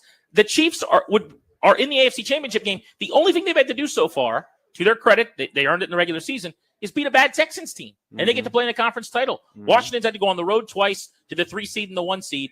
This will be as arduous a path as anybody's walked. Yeah, they're certainly worthy. And the early narrative was, oh, they're 7-2 or whatever, but they haven't beaten anybody. Yeah, exactly. Well, Early that's narrative. completely. I mean, People were saying that before their first playoff game. Last week we had John Jansen on from Detroit. He said the same thing. He's like, well, you look, they beat Buccaneers, whatever. They beat, the Eagles when Jalen hurt. He dismissed it too before the Detroit game. But remember, in the regular season, the only win against an over 500 team they had was the Eagles at home. Yeah. And they were down 21-7 when Jalen got hurt. So I think people looked at that and said, this team, like you said, their record that normally means you're really good, but I don't know. I think they've proven they played who they played. They can't play anybody that's not on their schedule. But when they play really good teams, they get up. And to some extent, when they played bad teams, the Saints, the Cowboys, they played down some. But when they're playing the good teams, they keep getting up. I think there's something, too, down the final stretch of the season, they were just finding ways to win football games. It wasn't pretty. It wasn't beautiful all the time. You think back to the Atlanta game. You were at the New Orleans game. They won those games. They weren't sexy. Think about earlier in the season with going to Baltimore. Think about facing Pittsburgh. They were right there, but they didn't have the winning formula. They couldn't get it done at the end. And now what you saw when you get to the end of the season, maybe they're not the same high caliber teams, but they found ways to win. You get to the playoffs, you just squeak by against Tampa. You play really well against Detroit. They screw up. You don't. You win that ball game. If they do that again in Philadelphia, you feel like it doesn't matter. You don't need style points, although that game last week had a ton of style to it.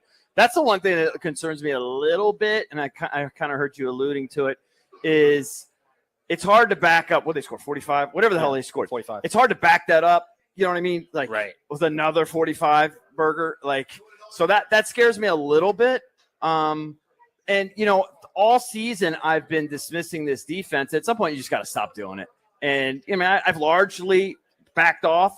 And one thing I think is sort of underappreciated is their adjustments. They make great adjustments because they oftentimes don't get off to great starts. Yeah. Certainly defensively. Like, how many times have you been watching a game this year and you go, oh, Lord, there goes whatever, Jahmyr Gibbs, or there goes somebody for – that's what I thought it was going to be. Or Jason was hyping up this friggin' running back all week, and here he goes. And yet we don't really have a lot of dominance on defense by any stretch, but they do find a way to – whatever they're doing, I'm not sophisticated enough to know, but they make just enough adjustments. They make just enough stops lately they've been getting the turnovers that it's just like, wow. You know, we always talked about Gibbs's adjustments. We got to start talking about this team's adjustments because I think they really make great adjustments. Yeah, they have all year long. Eric Bickle's with us, Toby Altizer, Grant Paulson on Grant and Danny today on the Fan. We're at Caddies on Cordell in Bethesda. I think this is an interesting thing to bring up with both of you guys because you're two different generations of the fan base, right? I want to talk about something I was I still asked. got it, Grant. I still got it, buddy. I believe that you do, right? No, I'm kidding. I believe that you do, but you're old enough to remember the Super Bowls. Hell yeah. We are not. And Toby's younger than I am by about 10 years. So isn't that hard to believe? Toby's is. you now. I know, right? So Washingtonian Magazine reached out to me, a bunch of people, and I was in this story today where they were asking about the name and kind of what this run has done for the name. It is my contention that with every win, it gets harder to ever change the name again. Oh, yeah. Like it is 100%. over. I said that a year ago. If they start winning, Yeah. no one's going to care about the name. And believe me, we all agree the name's awful, it's boring, it's terrible. No one likes it. Right. It's terrible. But if you win, nobody cares. But here is my point. I think there will always be fans like me and like you, especially your generation, who have those Redskins memories that will hate this name. Like, we have a table of young kids here. They don't care that it's not named Redskins. Yeah, they don't care. They're wearing their Commanders gear. I'll ask them, do you guys like the name Commanders? Is it pretty good? Right? So they're rocking Commanders gear. Like, Toby, I'm curious. I'll ask it this way. Is this run any tamped down in terms of your excitement because the name isn't Redskins? Like, does it change? No, the only thing I can say, though, is I do cringe and die inside a little, like a 0.001% every time I say the word Commanders. In fact, I mean, I do. Yeah. In fact, I've made it sort of my personal mission because, I think intent is everything. And I don't know a single person on the planet, we don't need to relitigate it, that ever said the word Redskin in a negative manner or like literally no one ever in the history of my lifetime. But that's okay. We lose that battle. But I'm going to call them the Skins till the day I die. Yeah. And so if you listen carefully, you'll see 90% of the time I say Skins. Yeah. And that's just my connection. And then no one can say anything about that. Right. That's my nickname for him, buddy. Yeah. And Commanders leaks out every once in a while, and I die a little, and then I say Skins right after. Right. But your joy of this run doesn't get tamped down. Other than when I say the word Commanders. Right. And for you, I imagine you just don't care that much. I'm numb to it. It's not that I love the name, but I'm used to it. I don't have tons of Commanders gear, but I'm wearing a hoodie that's No, you can wear it now. Look at this. I mean, this is unbelievable. And it's been like this for months now where people are bringing the gear for the back. sake of this exercise. So a lot of people here are in burgundy and gold. So I'm going to do a quick exercise. I'm going to ask you first if you're wearing Redskins gear to make noise, and then I'm going to ask if you're wearing Commanders gear to make noise. I just want to see what the difference is, okay? So if you're actually wearing Redskins gear, make noise. Okay. If you're wearing Commanders gear, let me hear you. I mean, it's kind of comparable, right? Yeah, Like it's pretty all close. At least most of the Commander stuff. God, I just died another 1/100th. At least the W is like, I don't hate it. It's subtle. At least it's not Commanders, which is brutal. But the W is fine. It's fine. Washington's fine. Hey, how about this? We can all agree on this. Washington's playing in the NFC Championship. Yeah, they are, buddy. Yeah. On Sunday. We're live at Caddies on Cordell in Bethesda. You're listening to Grant and Danny. We got Jay Gruden today at 5, Trey Wingo at 3:30. This is the Fan.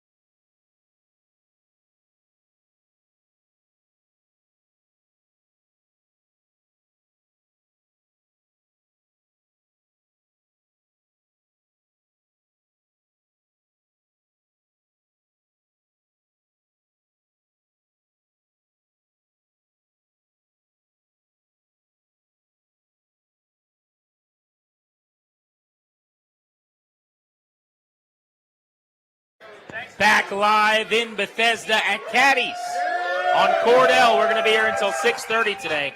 In fact, we do have some cool stuff to give away as well. We're going to do some trivia challenges during some of our breaks. I believe the grand finale will be giving away a little folding chair at 6 o'clock, but we got some Frisbees and some T-shirts and all kinds of things. So if you're in the area, come on out to our party. It is a lot of fun as we get ready for NFC Championship football on Grant and Danny today. Danny is out. It's a huge show. So you know that luck would strike. Danny would be unavailable. But Toby is on site with me, Toby Altizer, and we got Eric Bickle with us hanging out. I mean, you're down the street. I might as well come hang out. You got to come get yourself a cold beverage and enjoy a little football talk. By the way, how cool is this? We have the game on our air on Sunday. Very cool. It's going to be awesome. Yeah, Very so cool. you can listen to the game, the NFC Championship game, Westwood One coverage on the Fan. We've got pregame and postgame. So our coverage of a 3 o'clock game starts at 9 a.m. Wow. On Sunday. We all got day it long. locked down. We're rolling till midnight, by the way. Doc and I, 6:30 to 10, and then Earl Forsey, 10 to midnight. So we got you all night. All day long. I bet you Earl's not signing off at midnight if they win either. Yeah. You've done that. 4 a.m. last week. Yeah. So what time were you supposed to sign off? 10 o'clock. And you just went 6 extra hours. Or no, excuse me. I was till 2. Okay. But then we went to 4. Yeah, the phone lines, people still calling at 3:30. If people are calling, we'll keep taking those calls. So we're doing it again on 106.7 The Fan. I want to play a clip for you guys. I want to get your thoughts on this. All right. The defensive coordinator, Joe Witt Jr., has taken a little heat for this. And I'll explain why in a second. But this was his comment on Jalen Hurts this week. We've had a number of these guys that we've had to prepare for.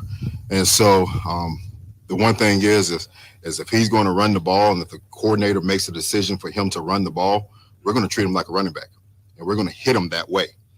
So that's their decision if they want to get him hit the way that he gets hit. If they don't, they'll keep him in the pocket. So, but that's what we're going to do. So I do think there's some irony to that with Jaden Daniels running all over the place in your own organization where you go, if you're going to run, we're going to treat you like a running back. But that having been said, can we stop acting like he's pulling a Sean Payton? Yes. And talking about a bounty scandal? Here's what I heard. I heard when you run, dude, you get hit. And if you're going to run like a running back, we're going to treat you like one. I have no problem with that comment. He's getting blasted all over the league this week. I said this after the second Philly game where he got knocked out in the first quarter. I don't feel bad for you if you get hurt when the guy runs. That's what happens in football. Are we complaining because Marcus Mariota had to come in the Panthers game? No, it's because they won, right? It doesn't matter. If you run your quarterback, they get hit. Were we calling in nonstop about the Zion McCollum hit against Tampa? No. If your quarterback runs and they get hit and they get hurt, those are the consequences. I don't feel bad at all. And by the way, if your quarterback's going to run, if he's not going to get down and protect himself, hit him. It's still a physical game. What's wrong with being physical playing football? It's not like he's saying they're going to be dirty and take shots. By the way, the Lions did that. I forget the dude's name, but Big 93 took that run at Jaden. That was pretty dirty, and Hurts went up. I thought Dallas was pretty aggressive with him, too. Part of the reason why DQ took him out. But you know what? You kind of should be. Yes. Yeah, it's fine. Just keep it within the lines, Yeah, when I first heard it, I died a little inside because I'm like, well, let's not give him anything. But, I mean, I get it. I think Joe Witt is just he's one of these guys that's no nonsense. He doesn't even care what your interpretation of it is. He's just telling you like it is. Right. So, he said the same thing about Baker last week. The exact same thing. He said, we're going to treat him like a running back if he runs. Right. There's nothing wrong with that. Which is a coaching point, obviously. And again, I think is the correct coaching point. The other thing he said in that press conference, I mentioned it this morning, was, and I loved it, is that, I guess when he was in Green Bay, and I don't know if he was the DC there, if he was linebacker, I don't know what he was there, right? But he said they had a situation where they were playing a team for the third time. I think it was Minnesota. And he said, we're going to Chicago. It was a Chicago, I'm NFC sorry. Championship Yeah, game, and he said, we're not going to go into this and just say, yeah, we know them. We know Jalen. We know. He says, no, we're going to dig deeper. We're going to dig deeper. And that was our mantra then. And that's going to be that's our mantra this week. Dig deeper. And I just love that. They just don't, this staff doesn't, I don't feel like they don't take anything for granted. Yeah. And I'm just so impressed by him. He was originally a quality control guy in Green Bay, and then the cornerbacks coach, the pass game coordinator, went to Cleveland, Atlanta. That's where he linked up with Quinn, and then the pass game coordinator and secondary with the Cowboys. Done a really good job with them as their D coordinator this year. He's been really impressive, and he commands a room too. Totally. That's why he got a head coaching interview already. Yeah. He interviewed for the Jets job, and I didn't get it. But I will say Austin Eckler was on our show on Tuesday, and Eckler gave Kingsbury credit and really liked the idea that Kingsbury said, I'm not interviewing for any jobs until after the season's over. That's big. Now, it's different for everybody, and Joe Witt's never gotten a chance to get an interview, I don't think, let alone been a head coach, which Kingsbury has. But I did notice that Eckler praised Kingsbury and said he thinks that's the right way to do it. Obviously, Witt did do an interview, but I don't think it affected any kind of preparation or anything like that. But as far as their defense goes, they got to stop Saquon Barkley. 100%. I don't know how you do that. They've done a pretty good job for the majority of 2 games. The second half in Landover most recently, where they held him to about 2 yards per carry. And then the first 2.5 or so quarters in Philly, they did a really good job. There's basically 3 carries that he killed us. But this is what he does. That's like when I a little bit of me dies when I hear people say, well, he's only had a few carries. That's his whole game. You're gonna tackle me 19 times for 5 or less, and I'm gonna hit 1 for 74. He's a home run hitter. He is, but I can remember in years past where he didn't hit those home runs. Now, this is a better football team, but we have had games before against him. You just look at the record where, he ran for 39 yards or whatever. It didn't really kill us. The thing is, if you can hold him 18 times, if you could just stay disciplined, it's hard. I don't know. Maybe just give him one home run. We can't give him 2. Yeah. And again, I think, really the secret sauce these last few weeks has been the ball control. Certainly, we got to keep scoring. That's how you can slow down Saquon, and we got to hold the ball for long, sustained drives if we can. It's hard to, certainly guarantee that. But if we can do that, that's really your best defense. Is not him not having the ball. And Toby, we've seen them beat the Eagles and almost beat the Eagles in 2 games when he went for 150 and 2 touchdowns this year. So there is something to be said. It sounds crazy. Even if he has a pretty big game, if Jalen Hurts isn't exceptional, you might still beat them. Yeah, I think it's more so if he has that one quarter, that one big run, to your point, EB, you live with that because it's kind of baked into it. Saquon, he's one of the best backs, if not the best back in the league. You just can't let him go for 200. You can't let him go for 225. Take over the game. And I think if you can keep him, but then also make sure that Jalen doesn't get running, because I'm not scared of Jalen's arm as much. Yeah. If you keep Saquon at least from going absolutely crazy, well, here's the thing. Jalen contained too. I think he can have 200 if it's 87 on one and 3 on all the other. Yeah. He can't get 8 a pop. Yes. He can't do what Jahmyr Gibbs was doing to us, and they inexplicably gave up on. That's untenable. Can't win.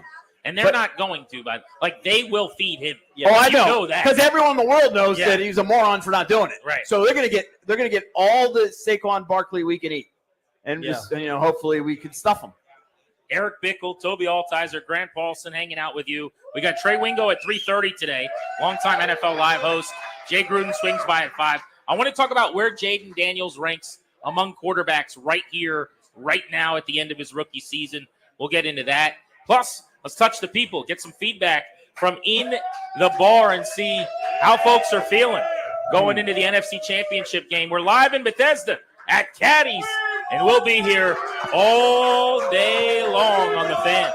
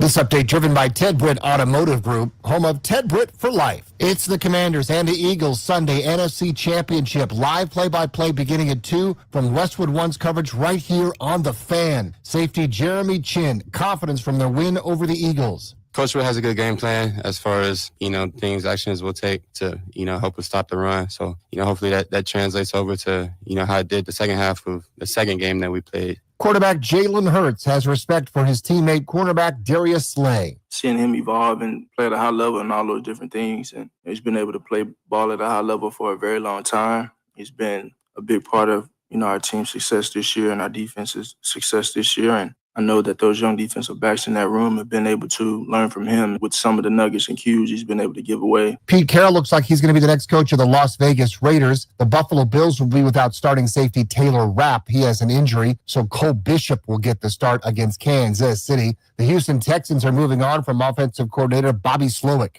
The Nationals have agreed to terms left-handed pitcher Shinosuke Ogasawara on a 2-year contract and designated for assignment lefty Joe LaSorsa. For over 65 years now, Ted Britt has set the bar for the best car buying experience in the D.C. area, hands down. Ted Britt Ford Fairfax, Ted Britt Ford Lincoln Chantilly, and Ted Britt Chevrolet Sterling, all home of Ted Britt for life, lifetime vehicle coverage. All just a click away at tedbritt.com. Byron Kurt on The Fan.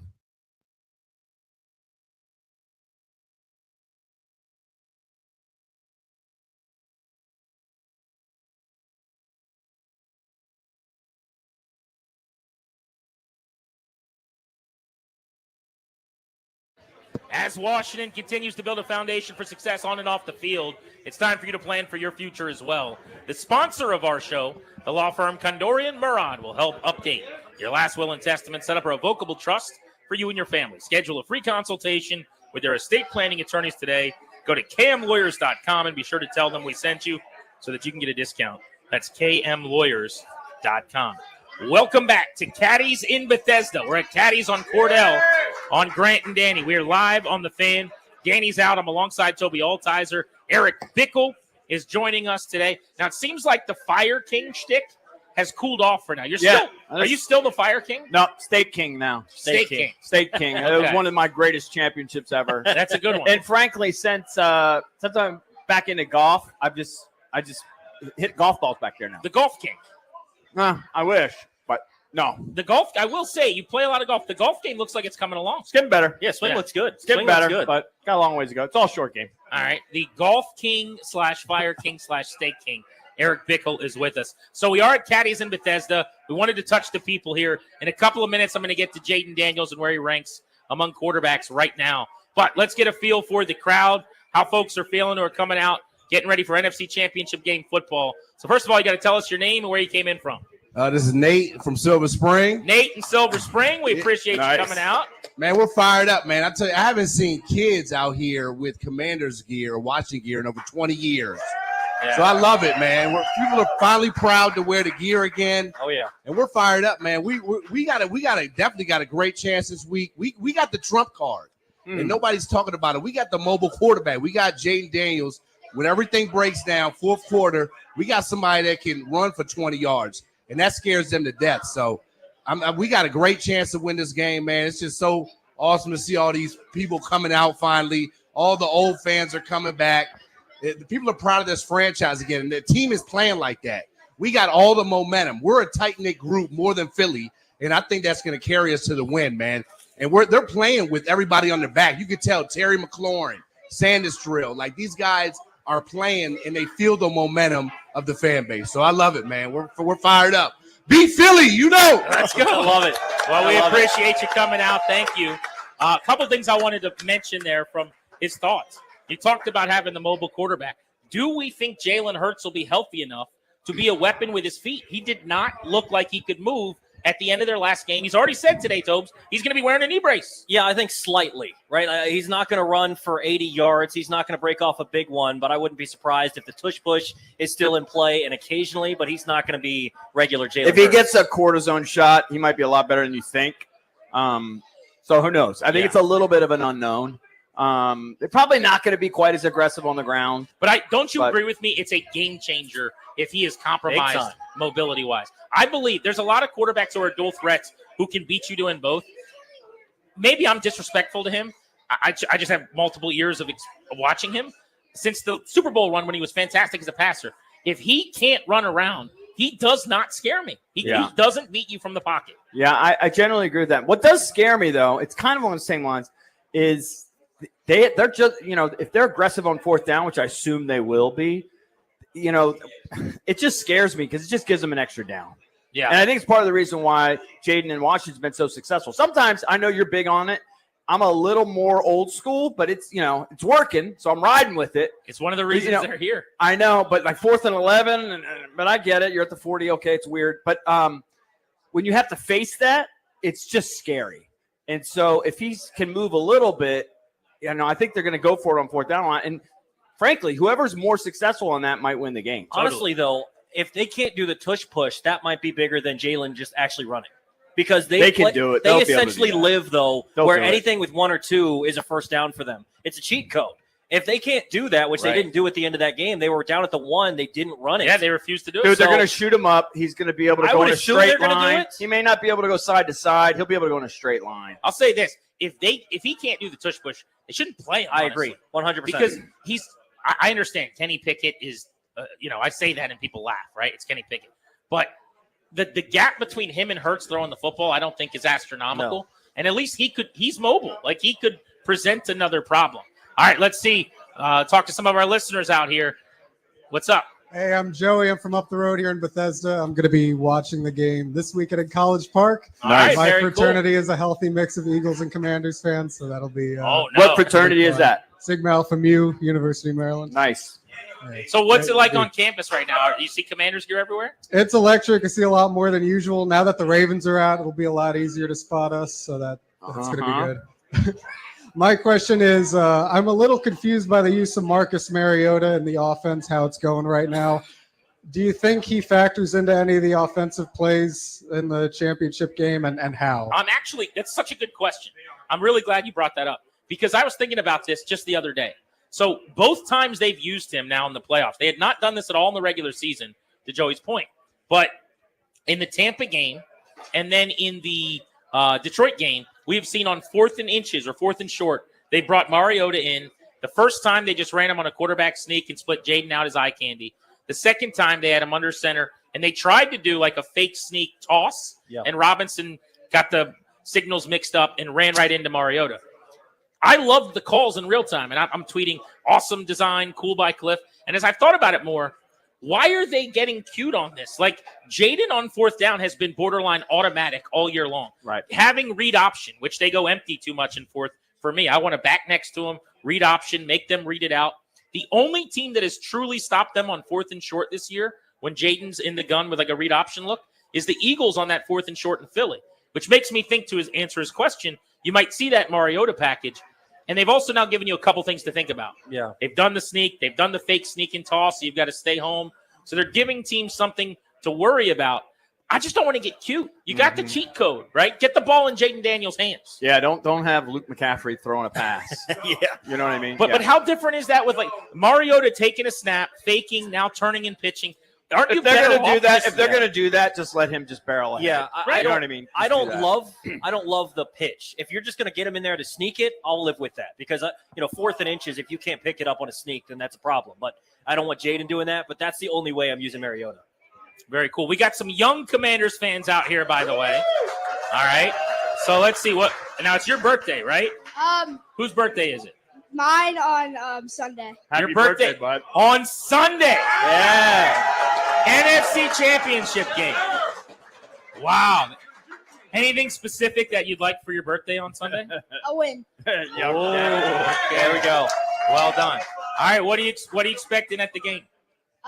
So I'm expecting the Commanders to win. We will accept that. We will take that. Do you have a question, or what do you got for us?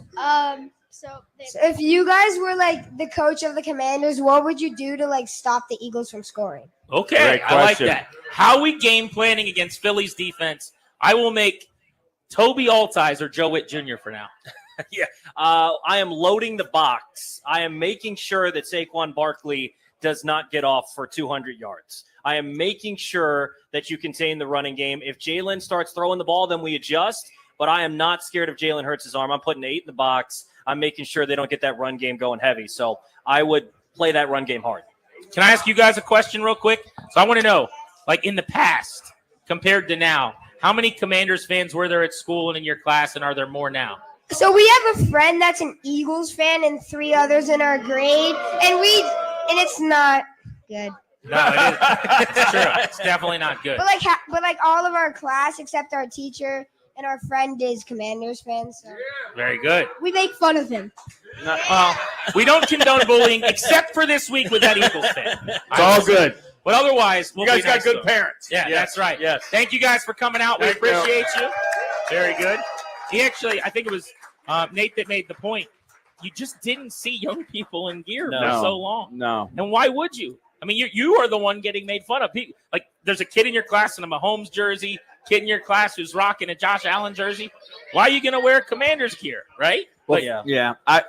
I'll be honest with you. I love the tradition of the burgundy and gold, but it's also a hard color to wear. You're missing, whatever. It is what it is. All I wore my entire grade school experience was like the ugliest Redskin Zuba pants every Friday and jerseys. Yeah. Like laundry day at my house was like whites, blacks, burgundies. Like that was my whole wardrobe growing up. Can you still be all in as a fan? Because you went through that period where you had to cover them and you couldn't be. But are you back? I mean, it's so weird for me. I always say this, like, I don't own any gear at this point. Not one thing, which is odd. When you're on the beat, it just changes your relationship. You can't. Yeah. You can't. And now it's like hard to put it. But I will say this, when I'm watching on a Sunday, I mean, of course, like I'm all in. I'm not going to rock a jersey and, walk around. But like watching a game, I'm no different than anyone sitting in here. You're just able to wear multiple hats at the same time. Yeah. It's very weird, though. It changes your experience. For me, I grew up going to school in Winchester, Virginia. So a little bit out. I was the only Skins fan out there. Like, if I went into school on a Monday, I was getting made fun of by a Steelers fan, a Colts fan, everybody else. And you wonder why we lose a generation, by the way. Yeah. Yeah. So, it's so nice to see kids that are younger than me now, because, I'm one of the younger people at the station, that are repping the burgundy and gold like I would have. It's really refreshing to see. It's awesome. All right, I want to play this clip from Chris Sims talking about where Jaden Daniels ranks among quarterbacks in the NFL. Remember, end of his rookie season, year 1 here, and we're already having a legitimate conversation. He was on, I think it's Up and Adams, this audio is from, with Kay Adams, who I'm a big fan of, by the way. Very talented. Yeah, she is excellent at what she does. But he was talking to Kay Adams about where he would rank Daniels. I'm never going to put anybody in front of the two guys in the AFC are unreal, right? Jaden Daniels is special, though. And I will say, you go through the NFC, I wouldn't have a problem going, hey, Jaden Daniels might be the best quarterback in the NFC right now. Matthew already, Stafford right? might have something to say. I'm trying to think that would who be else. the guy. Yeah. That's right. See, you're with me. But that would be the guy you'd go, yeah, he would challenge that, certainly.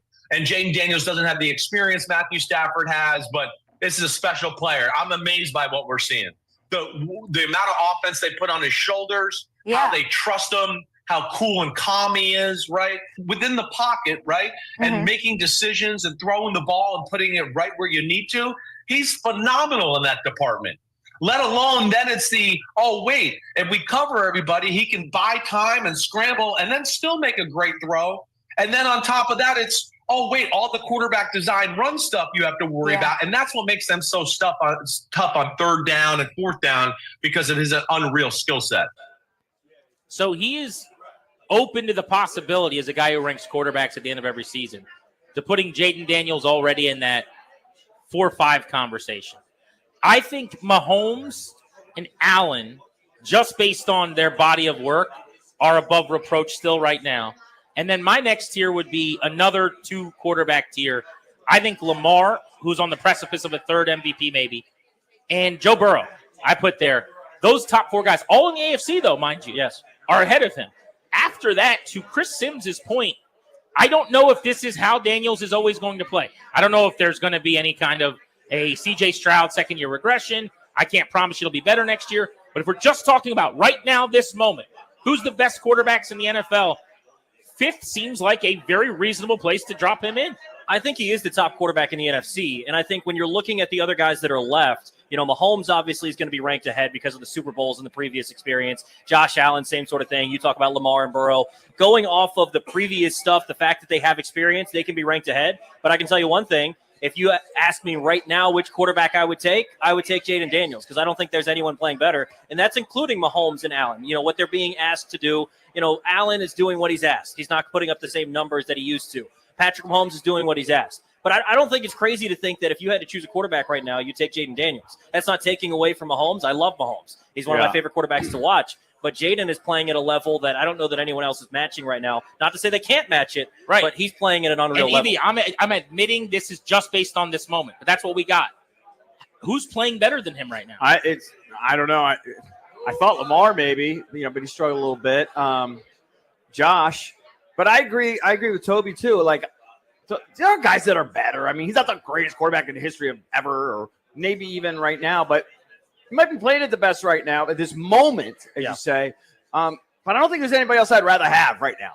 Like, I'm not saying he's better than Mahomes. Right. But I love this kid. I love everything about him. I love his poise. The poise is beyond. I mean, everyone's talking about it, but I just don't think people can really, truly comprehend how he's handling all of this. It might be one of the single most remarkable things I've ever seen.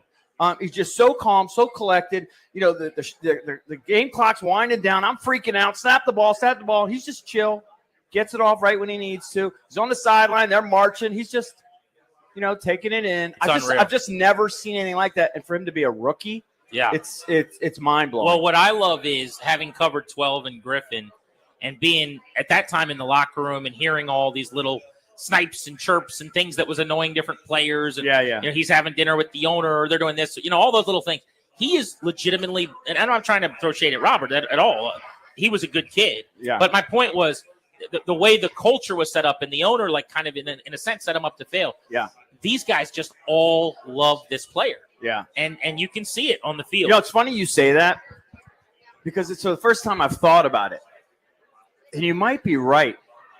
If Robert was Jaden right now, and he was coached by DQ, and he was drafted by Josh Harris, he might have had a completely different career. I'm sure he would have. Completely different career. And we might have completely different perception of him because they would have snapped him right out of some of this nonsense.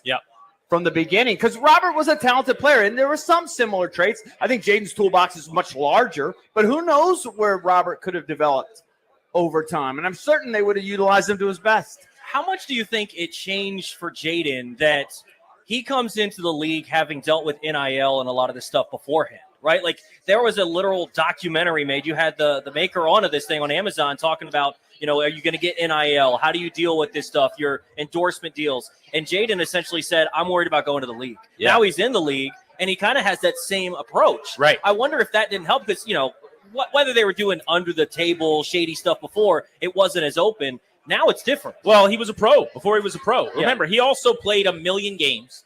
He also transferred, a la signing as a free agent, learned a playbook on the fly, learned a new staff. Those are all things that clearly helped him prepare. Have you guys, by the way, heard the mayor of Philadelphia trying to spell Eagles? It's a lot of fun. I'll play it for you right now, but I want to do something here before we go to break. I think we should all, after you hear this, chant ELGSES, Ilgsis, okay? But first, this was the mayor of Philly trying to spell the word Eagles. Let me hear you all say E-L-G-L-E-S, Eagles! All right, so now in-house here at Caddies, it's going to be ELGSES, Elgsis, okay? Are we ready? Go. ELGSES, Elgsis! You're listening to Grant and Danny on the Fan.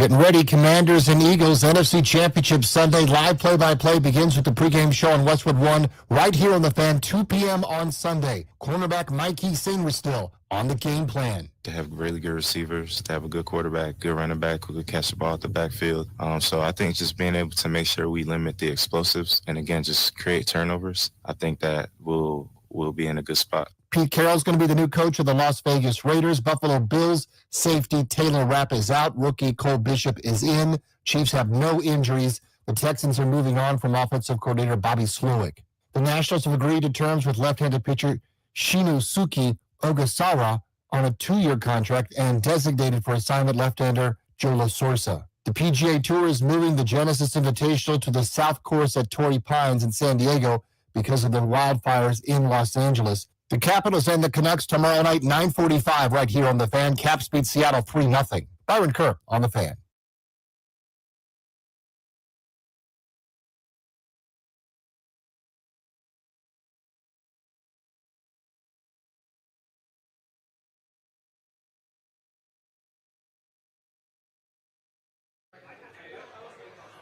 Welcome back to Caddies in Bethesda. We are live in Maryland ahead of the NFC Championship game. Grant and Danny on the Fan. No Danny today. Toby Altiser's with me.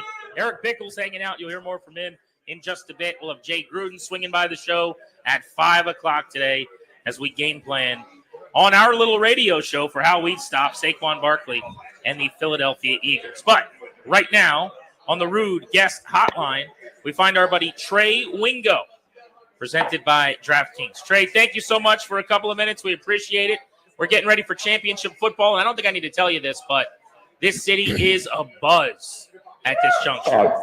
Grant, it should be, man. It's been a long time since 1991, and you have a real bright spot there in Jaden Daniels. And by the way, if you can figure out how to stop Saquon Barkley, tell everybody, because nobody's been able to do that. Yeah, I don't have the antidote. I don't know that Joe Witt Jr. does either, unfortunately. But here's what I'm banking on, and I want to get your thoughts on this, Trey. I think they could still beat Philly if Barkley goes for 145, 150. They have beaten the Eagles and almost beaten the Eagles in 2 games where he's done that this year. I just feel like it's a Jalen Hurts scenario for me. Is he healthy enough to really be a weapon? That's the question. Well, it is and it isn't, right? Because it becomes a question if he has to be a weapon. And, because he really hasn't had to be a weapon because of that offensive line and because of everything that Saquon has done. So whatever you want to do defensively, you want to make Jalen Hurts have to be a weapon because they haven't needed him to be a weapon, and they still managed to win some of these games, even though it was a little sloppy against the Rams. And honestly, I think it was very fortunate, by the way, for the Eagles that there was snow in that game, because if that had been a sort of an even track, the way the Rams like to move the ball up and down the field, I think they could have been in trouble against the Rams, the Eagles defense. So, I think it was for their benefit that it was such a sloppy track, and it sort of took away some of the things that the Rams do really well. All that being said, we're just talking about the number 1 scoring and number 1 total defense, guys. Those are hard things to overcome in the postseason. Trey, you look at that passing game with Jalen, assuming he's going to be good to go. And what passing game? But Marshawn Lattimore was on A.J. Brown last time, and it did not go well. Yeah. Do you expect that they're going to change that strategy up? You expect them? What do you expect them to do defensively in the pass game? Yeah, well, they're going to have to do something. Marshall, this is why you traded for him, right? This is why you go get a guy like that for a matchup against for a game like this. You just hope that AJ doesn't channel his inner excellence and has a quiet game and is content reading on the sidelines. Listen, to me, it's really simple. Let me put it this way. It's simple to say what has to happen. It's not simple to do what has to happen. They've got to sell out. They have to sell out against the run and make Jalen beat you. Make him have hot throws to Devontae Smith and A.J. Brown and hit Dallas Goedert a million times. You got to put 6-7 up front and just say 3 yards at a time, 3 yards at a time. I know this is going to sound stupid and a little like Micah Parsons after one of the Cowboys games, but if you took away those 2 long runs by Saquon Barkley in that game against the Rams, they did a pretty decent job up front. And they sacked him, 6 times, Jalen Hurts? I thought the big bad offensive line of the Eagles in that game did not play like the big bad offensive line. And I thought the Rams front 7 really handled them pretty well. They gave up the 2 big plays. How do you think Washington will do against Jalen Carter without starting guard Sam Cosmi? Not well. I mean, that guy's a beast, man. And for all the things that the Eagles didn't do well in that game, he came up with that big play, the punch out when they had to have it. So he's a real, and Cosmi is a very underrated player. Like, he is so good and has been so good for you guys. It's a big loss because the size of the Eagles' defensive tackles is just not normal. They are big, big people. And they've sort of made their living this season by dominating both lines of scrimmage, which I didn't think they did in the game against the Rams. But with Cosmi out, that becomes a much bigger issue and much more of a pressure point for Washington. When you look at both of these teams, they've had a 6-0 turnover margin in their first 2 games in the playoffs. It seems like Washington's been up to the task. They have not blinked. You've seen Philly obviously up to the task. They haven't blinked. Do you think one of these teams just doesn't, has some of those mistakes this game, and that's the differentiator? Or do you think this is going to be a clean ball game and the better team wins? Well, it's really weird, right? Because this is the first time on Championship Sunday ever that all 4 teams playing have not committed a playoff turnover, which it's just so unusual. None for the Rams. I mean, it's none for the Eagles, none for the Commanders, none for the Chiefs, and none for Buffalo. I mean, you got clean games to get you here. Obviously there's going to be a lot of pressure on Jaden, and you go back and look at the game that they won late in the season. They were, let's just be honest, fans were a little fortunate there. Devontae Smith dropped the pass that should have ended the game, and then the Commanders had a second opportunity and they took advantage of it. But you can't. This has to be not only can it be a turnover-free game for Washington, it has to be a mistake-free game, and those are 2 different things, right? Obviously, turnovers can be mistakes. You can't miss open receivers. Like in the game of the Lions, Jaden's made almost everything, missed the layup. Zach Ertz on the goal line. If he's open like that, you can't miss him.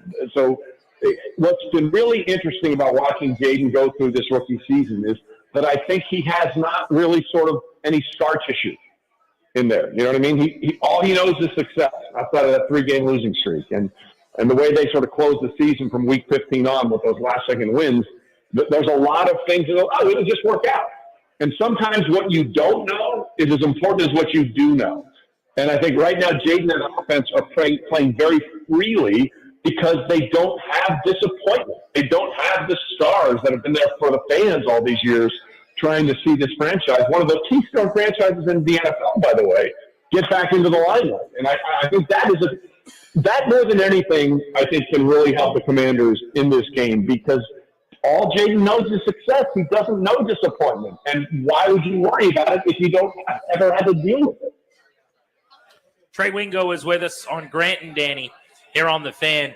Trey, when Washington has the football, they have not been able to run the ball effectively until they played Detroit for about a 6.5-week span here. Do you think they fixed something in their running game with their backs, or do you think the Lions are that bad stopping the run? I hate to be the bearer of bad news, but it was the latter. I mean, let's go look at the game, right? Let's a couple things. At one point, the Lions had 16 defensive players on injured reserve. 16. If you just do the math, that's 11 starters and 5 backups on one side of the ball. Now, they got Alex Anzalone back, and that certainly helped.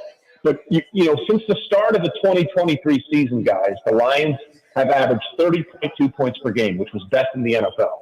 In that playoff game against the Commanders, they scored 31, which was just above their average, but they gave up 45. And obviously some of that was the pick six at the end of the half that Jared Goff threw. But that tells you that they were a defensive liability. And look, the Commanders did what you should do against a bad defense. Take advantage of those situations and put up points, which is exactly what they did. But I'm not going to sit here and say they've got it all figured out, especially when you're going up against the run defense that the Philadelphia Eagles present, which is a significantly bigger challenge. Trey, we've seen Jaden look totally different in the two matchups that they played Philadelphia. The first matchup was Right. arguably his worst matchup of the year, and then the second time he looked incredible in that second half. A big difference was obviously health for Jaden, but they blitzed a lot more in that second matchup. What do you expect the Eagles to do defensively, learning from those two matchups? Well, listen, I think they want to try and rattle him early. I mean, that's what I would try and do. And I don't know if he's rattleable at this point, the way he's gone about it. And just to put in perspective how different this run is with Jaden Daniels as a rookie quarterback as opposed to the other 5 rookie quarterbacks that have made it to a conference championship game. The scoring defense for the Washington Commanders is 18th in the NFL, which is really just a tick below average, okay? Every other rookie quarterback that has made it to starting a championship Sunday, their scoring defense has been either first or third. That's it. Mark Sanchez, Joe Flacco, Sean King, Brock Purdy, all these guys that made it to championship Sunday as rookie quarterbacks all had this unbelievable defense that really carried them. And then the quarterback was just sort of there. It's the exact opposite with Jaden Daniels. He's the reason they're there. And I think that gives you a little bit more hope as well. He's going to have to make the right decision and the correct decision and do it quickly against this defense. All right, Trey, so who do you think wins not only Washington, Philly, but the AFC Championship game? What's your Super Bowl matchup look like? Well, let me be clear. I love DC. My son went to Georgetown. I am all in on DC. It's hard to go against the Eagles at home. I'll give you another number that concerns me. The Eagles have the number 1 scoring and total defense through the playoffs and through the regular season, and they're at home. In the last 20 years, when that situation has been presented on Championship Sunday, those teams are 4-0, and they're 7-2 all time in that situation in the Super Bowl era. It is really hard to go on the road in the postseason and beat a team at home with those kind of defensive numbers. Is it possible? Yes.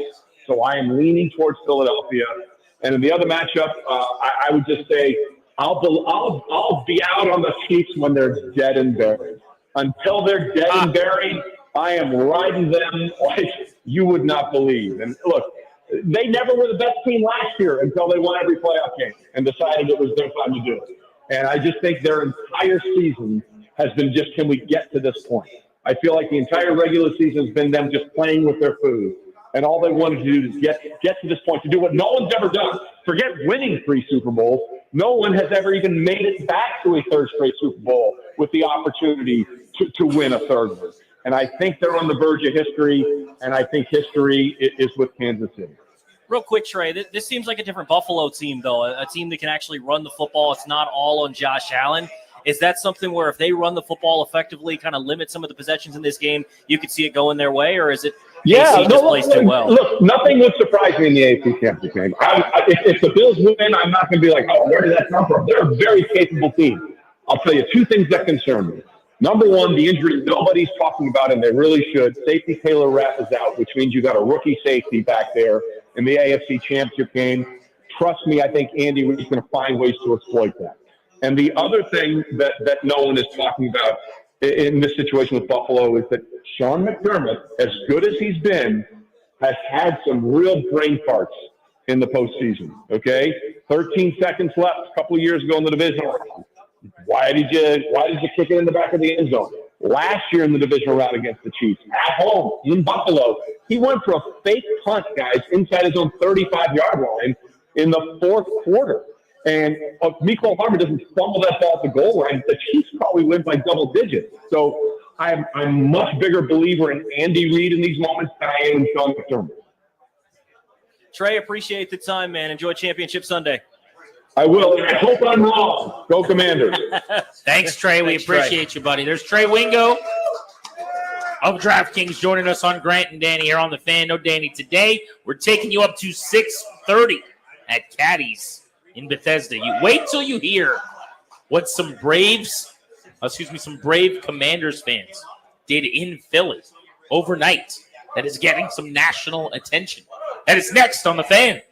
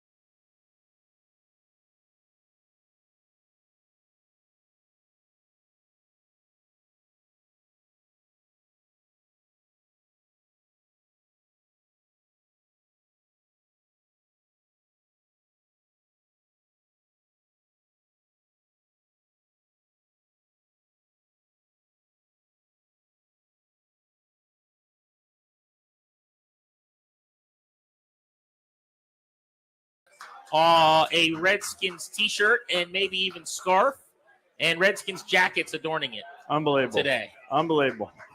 It's And it's still no one's gotten it off. I'm sure it is by now, but the pictures, it's too late. Yeah. They're circulating all over the place. Yeah. No, it's unbelievable. I mean, it just shows you how rabid the fan base is right now. It's crazy. I don't know if you've experienced it on your show. I'm sure you have. But we've had people call us this week from Vietnam, from Australia, from all over the world. And, like, if they win, the guy from Vietnam's like, yeah, I'm flying in. You know, like. There's just a pride that happens as community comes together. I mean, Joe Gibbs told us he'd be at the game this weekend.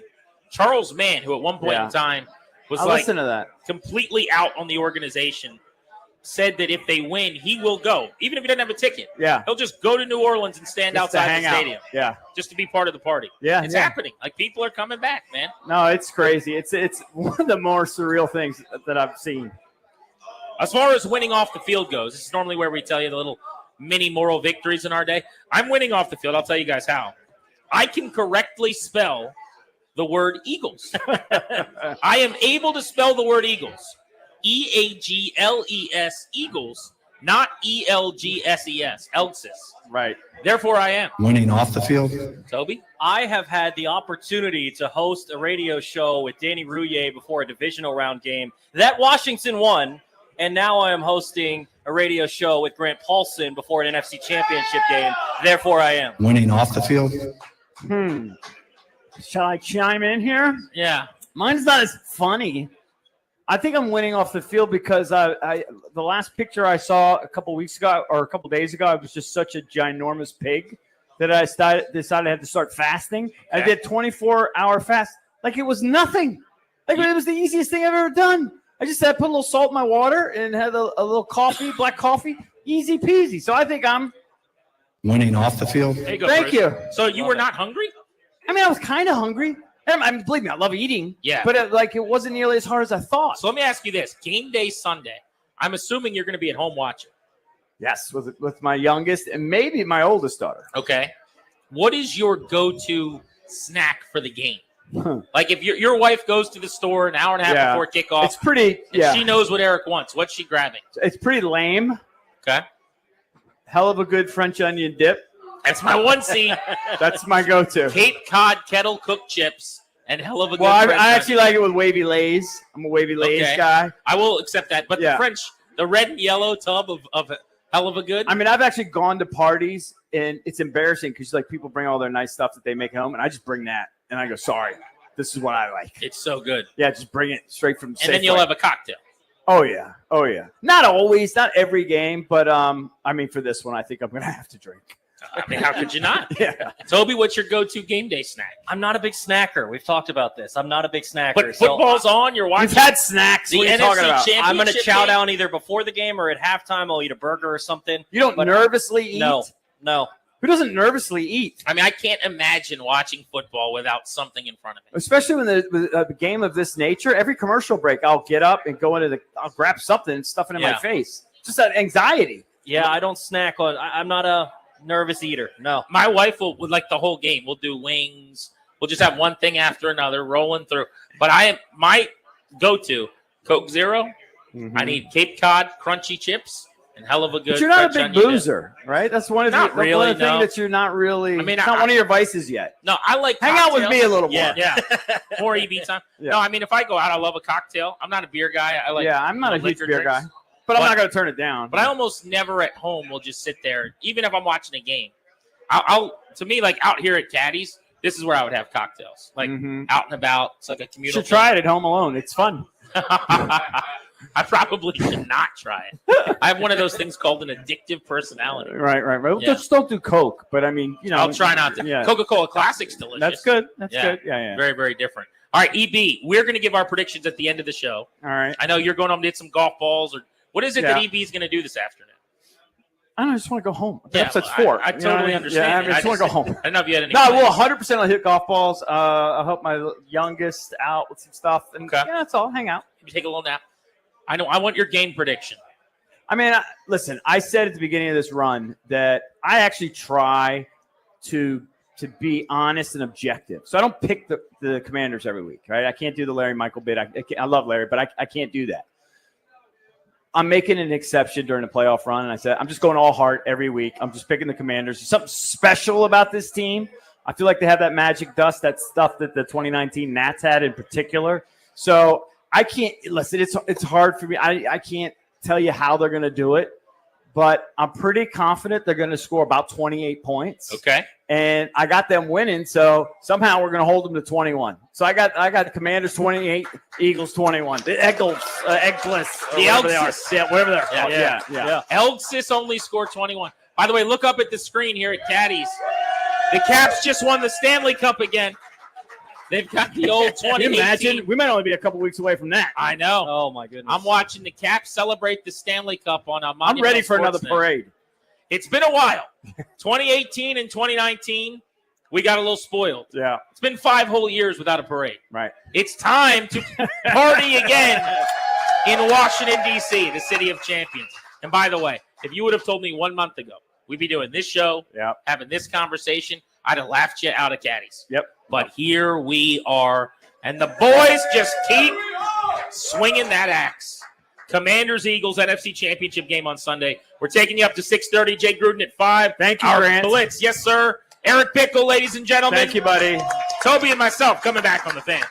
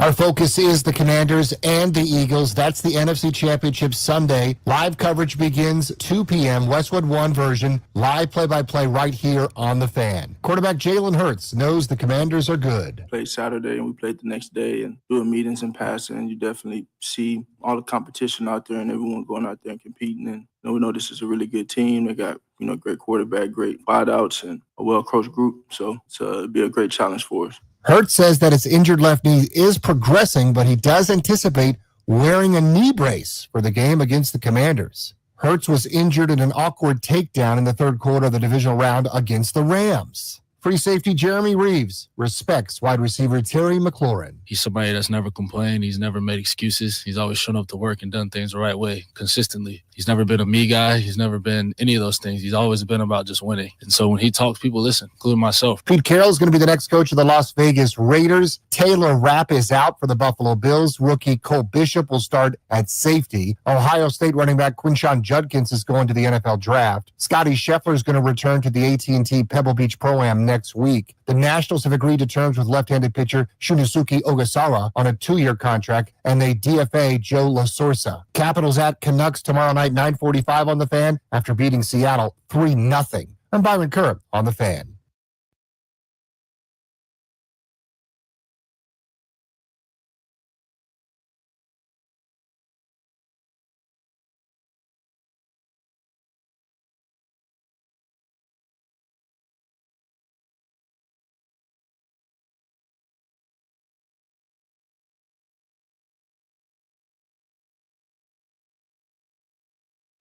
We do have a pair of Caps tickets that we're going to give away today. We'll do that in 1 hour at 5 o'clock when we're joined by Jay Gruden.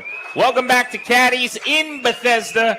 We are at Caddies on Cordell ahead of the NFC Championship game. Fans are ready to go. They've been raucous. They're having fun getting ready for the most important game this team's played in just 33 years. I mean, nothing really overly exciting about 3 decades of waiting. Injury report just came out. Daron Payne with that knee and finger is listed as questionable after not practicing again today. My guess is not only that he'll play, but he'll look like he has much of the season. He'll be fine. I don't think that finger is going to keep him out. But otherwise, you knew Sam Cosmi would be out. He'll be placed on IR before kickoff. Jeff Driscoll, who's the third-string quarterback, listed as questionable. And Javonte Jean-Baptiste, who's down the depth chart on the defensive line, also listed as questionable. But otherwise, for Washington, just Daron Payne notable on the injury report. We'll get you more details on that in just a few, but it is time for our Blitz. It is a Commanders Blitz today, covering the game from all angles, so let's get to it. And we start with our buddy Denton Day, who will be hosting Burgundy and Gold pregame this weekend ahead of the contest. In fact, our coverage begins at 9 a.m. on Sunday. We'll have pregame, we'll have the play-by-play of the game via Westwood One, and then we'll have postgame deep into the evening until about 2 a.m. or so right here on The Fan. So, Denton, why don't we begin with that update on Daron Payne? He's playing through pain. He's questionable. I think he'll go. What about you? I can't imagine he doesn't go, fellas. I mean, you're so deep into the season. You mentioned it, Grant. This is the most important game this team has played in 33 years. That's the most important game in Daron Payne's lifetime. So I can't imagine that he's not going to play. Denton, defensively, how do they slow down Saquon Barkley? Prayer. I mean, that's like the only way, right? Saquon Barkley's been unstoppable against everybody. I think what you got to do is limit the home run ball. Then that comes to tackling. You know, you got to make sure that you're not just hitting him up top with your arms. You got to go for his legs. You got to wrap up. You got to make sure that when you hit him, you're bringing him to the ground and not just trying to hit stick him. If you can keep those runs maybe to 4 or 5 yards, obviously you don't want that all game, but I'll take 4 or 5 rather than 75. How about the Marshawn Lattimore-A.J. Brown matchup? Remember, those two went head-to-head in Landover. A.J. Brown worked him pretty good, close to 80 yards, 3 penalties for another 70 or so yards. Lattimore's coming off of a terrific game, but he wasn't really tested at all by a receiver that's nothing like A.J. Brown. What do we anticipate after we saw him really struggle a couple weeks ago with Mike Evans? Well, my hope, Grant, is that it's Marshawn Lattimore and Mikey Sanders go against A.J. Brown and that no one is traveling.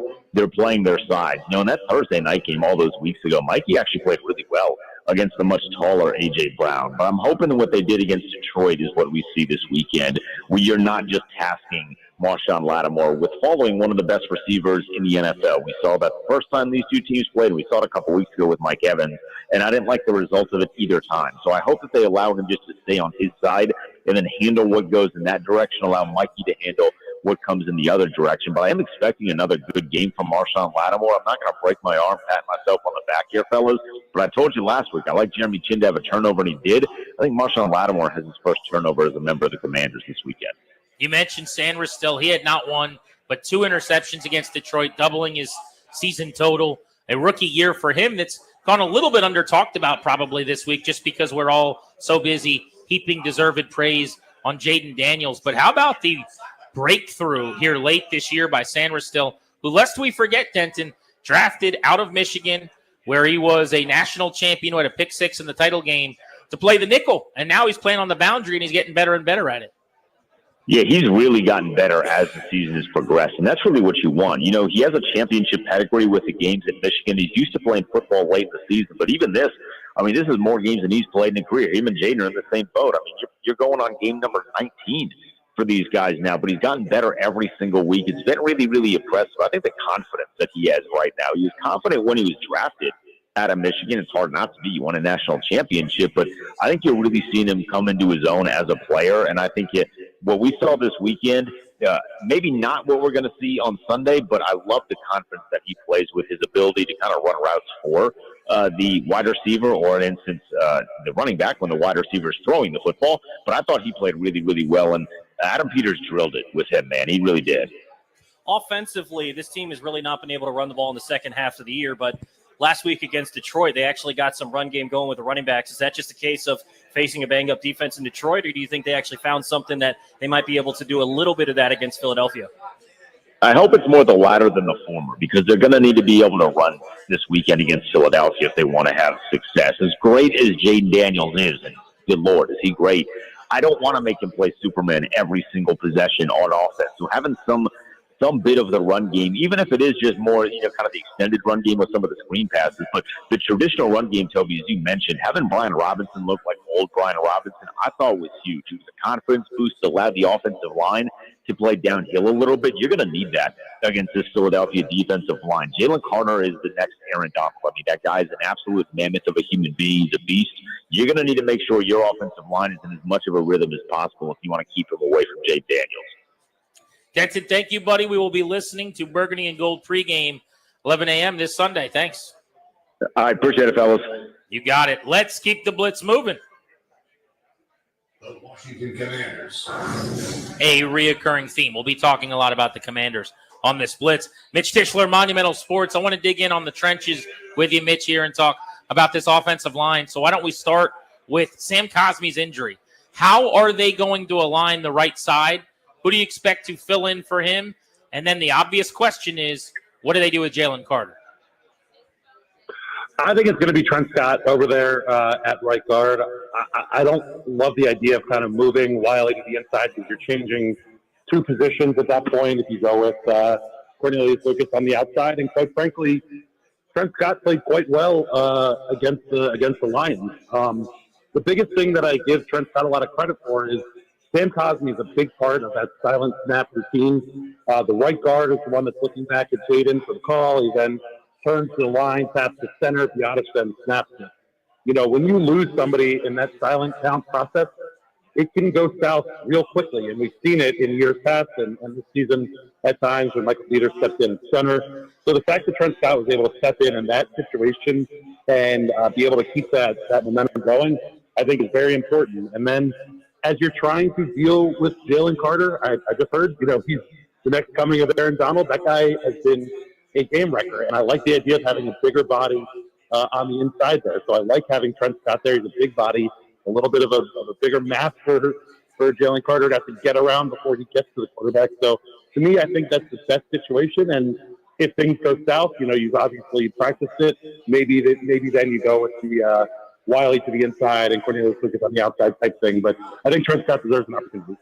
Yeah, I thought Trent Scott played well in relief last week because, I frankly was not a fan of what he was doing earlier this season at tackle. How much do you think that changes because it's the guard position? You talked about some of that communication, and how much worry do you have about him at guard stepping in there versus maybe letting Wiley go in there? I mean, I'm not saying that this is the case, but you've seen it across the league where tackles move to the inside and play a little bit better.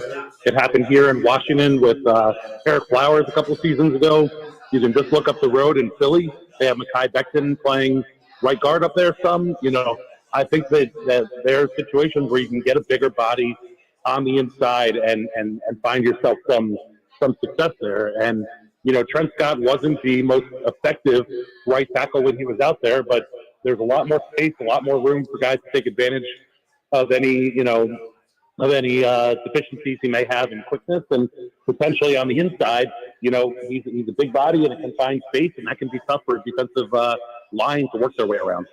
Mitch, we talk so much about Jalen Carter, and understandably so. He's a candidate for the best defensive player in the league at this point, but he's not alone. I mean, they have really good talent up front, right? Whether it's Jordan Davis, who's a space eater, or on the edge, Nolan Smith, Josh Sweat. You think about like Bryce Huff. They've got guys who can make plays. How does Washington match up in terms of, you know, the line of scrimmage? Yeah, I mean, not particularly well. We've seen it twice, once up in Philly, once in Washington. I don't expect Washington to dominate on the offensive line by any means, but I think with Jaden Daniels running around back there, you don't have to necessarily dominate. You just have to, to be a big speed bump, if you will.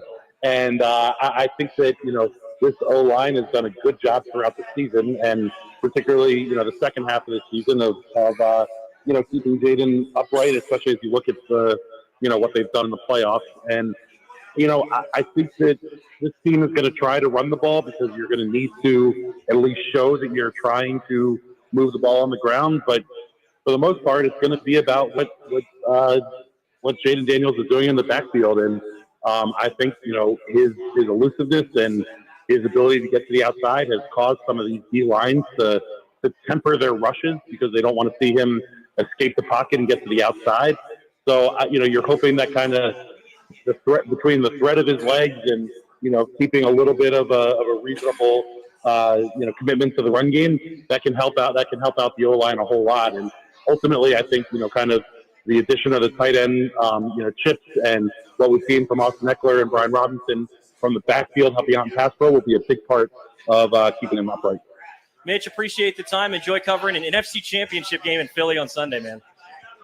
It's a wild world, man. I'm excited, and let's hope we're doing this again in 2 weeks. Yes, sir. Let's hit that Commander sounder one more time, Darius. The Washington Commanders. To join us, John Cakes Allville of the Sports Junkies. Cakes, I mean, how crazy is it that we're talking about an NFC Championship game that Washington's a part of on Sunday? I mean, it's bordering on the absurd. Like, if I came up to you in, like during training camp or mini camps and said, this team's going to win 12 or 13 games in the regular season, go on a postseason run, win all their games on the road, and have to stare down a division rival for a chance to win a Super Bowl with a rookie quarterback, I mean, I would have thought you would need to be committed. But, hey, give credit to the front office for nailing the number 2 pick, obviously, with Jaden Daniels. He's been spectacular. Dan Quinn has completely revamped the broken culture that was here under Ron Rivera and the litany of other bad coaches that preceded him. And, hey, it feels great. I mean, 33 years wandering in the desert. Commanders fans deserve a big platform like this and a huge stage, and hopefully they're able to take the next step. And like Mitch said, we're talking about the Super Bowl in a few weeks, which seems absurd, but here we are. Yeah, it's hilarious. By the way, Cakesy, we are out in Bethesda today at Caddies. So, by the way, our Caddies audience wants to say hello. Very good. To Johnny Cakes Allville. How about this? When Eric Bickle was making an appearance at Caddies, I don't know if he's there yet or he made his appearance already, but we heard about that earlier on the show today. So some cross-show synergy going on there at Caddies in Bethesda. Right. EB swung through. How about this fan base coming back to life, though, and just what we're seeing after so many years of dormancy? No, it's awesome. I mean, I heard you, I think it was yesterday or the day before, talking about how, you're dressing up like your 4-year-old kid is wearing a Jaden Daniels jersey. And I'm a little further along in the child rearing process than the Paulsons. But look, my oldest kid is 27, and he had never seen a consistent winner here with Washington. So he's enjoying it. All 3 of my kids are caught up in this because they've never been here before. They've never experienced what people who are older, like their dad, experienced when the Redskins were so dominant back in the 80s and the early 90s. So it's great for them to get a taste of it too. If Washington's going to win this game, what kind of game is it going to be? Is it going to be one where Washington has to put up 30 points? You think it's going to be a little bit of a rock fight? What are you expecting if Washington's going to come out on top and head to the Super Bowl?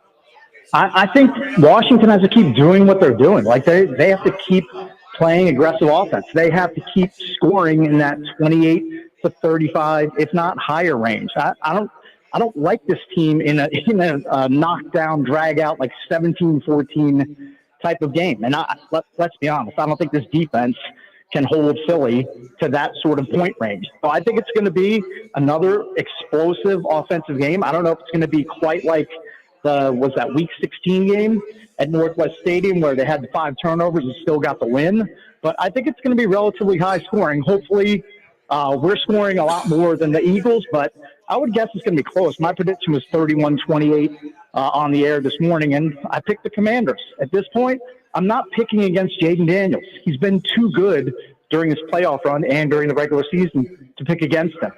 Kate says, Adam Peters more handsome or good at being a GM? Which one is it? Oh, man, that is a great question because he is a handsome fella. And Jeeps, did you guys laugh too when he just casually and easily picked up Josh Harris so easily on the sideline? I think it was during the Detroit win. Yeah. I mean, he just picked them up like I'm picking up like a 5-pound sack of sugar at the grocery store, like with just the most ease ever. Is he more handsome or better at his job? As dashing as he is, he's better at his job as the GM. And I think he even looks better by comparison because of all the just boobery and tomfoolery that's been going on in the lack of a front office here with Washington under Dan Snyder's reign of terror. So, yeah, he is better at his job than he is handsome. By the way, it looks like they might keep both Lance Newmark and Cliff Kingsbury. I know there's still 2 head coach openings, but with the Raiders kicking it all 2004 and hiring Pete Carroll today, it looks like Kingsbury is actually, by not interviewing, hurt himself a little bit here, which I'm fine with, and might hang around for another season. And I think that's ideal. Look, as good as Jaden Daniels is, look, if Cliff left, I still think Jaden Daniels is going to be really good, but how much better is he going to be with another year in the system, adding more talent around him? And, you know, Jeeps, you and Danny have talked about it. We've talked about it. He can afford to be selective in the hiring process because he's getting those fat checks still from Arizona. He's getting paid like a middle to lower tier head coach already. And he gets the superstar quarterback. So I don't choosing and being selective. I think he's playing it pretty massively at this point. Cakes, appreciate the time. Hopefully we hear you at 6 a.m. on Monday for a Victory Monday headed to the Super Bowl. Hopefully that is the case. Have a good time at Caddies. Say hello to the crowd again for me, and thanks for having me, boys. You got it. There's Johnny Cakes Allville of the Sports Junkies. By the way, think about what Toby just said. Toby just said that potentially the Junkies will be doing a show on Monday getting ready for the Super Bowl. What insane world are we living in? By the way, LSU kid playing in New Orleans, not betting against him. Yeah, I like Let's that. get there. Going back to a stadium where he's very, very comfortable, where he just got himself a win. Made some big plays a handful of weeks ago, but we will worry about that after this Sunday. Let's get deeper into the matchup. Commanders, Eagles next. Plus, we will touch the people, get some thoughts, some questions from our audience out here in Bethesda. The party is on at Caddies, hanging out with us ahead of the NFC Championship game. You're listening to Grant and Danny on the Fan.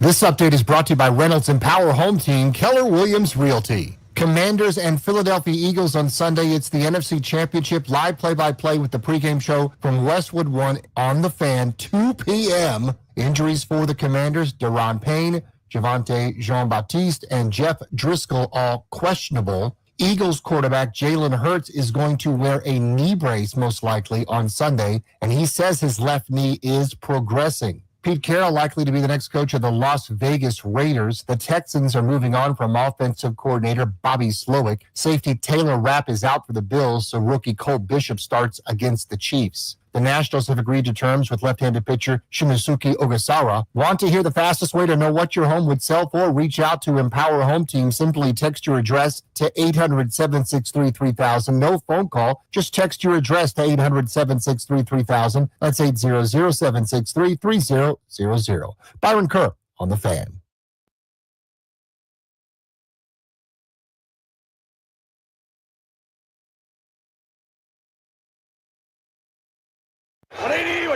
Third and 10. Four-man rush. It's Goff throwing over the middle, and it's picked off. Jeremy Chin. And Washington will be going to the NFC Championship for the first time in 33 years.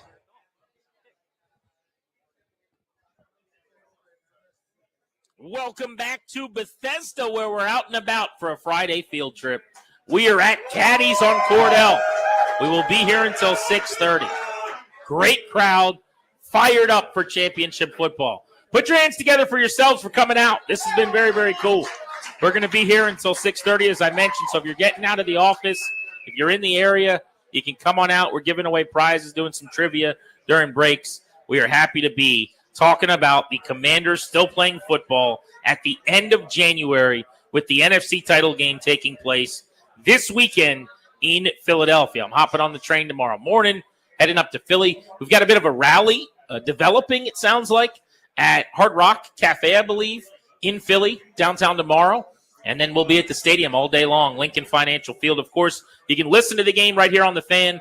Pregame starts at 9 a.m. We've got the Westwood One play-by-play call of the game, and then we've got you live and local post-game deep into the evening on the Fan. So no reason not to be listening all day long on Sunday. We'll take some comments and questions from our listeners out here in Bethesda. So if you guys want to be a part of the show, come on up to the front, and we will get you on the air here. But in the meantime, I wanted to take our first dive into this Commanders offense against Philadelphia's defense. Toby, I've made the case that I believe that Washington's offense is going to move the ball throughout this game. Sure. Yeah. I think the Commanders' offense is better than the Eagles' defense is. And while Philly's defense ranks number one in the NFL, I like the matchup for the Commanders. I think you saw this in Landover about a month ago. When Washington spreads Philly out, Daniels can kind of dictate where the pressure's coming from. If you go empty, especially when they're throwing the football and they operate in spread, the Eagles then have to put extra DBs on the field, and he's easier to able to decipher where the blitz is coming from. He's been excellent at throwing right behind it, getting himself kind of some information before the snap, some pre-snap data. I like that look. I think they'll do that. The other thing they've done really, really well, Austin Eckler talked about this on our show this past Tuesday. Eckler said, we have answers against crowd noise because we don't need to huddle. This is an exceptional no-huddle offense. They have done an awesome job all year with tempo, getting, when they have huddled, in and out into the line of scrimmage, but going just no huddle. They did that right out of the chute in Detroit.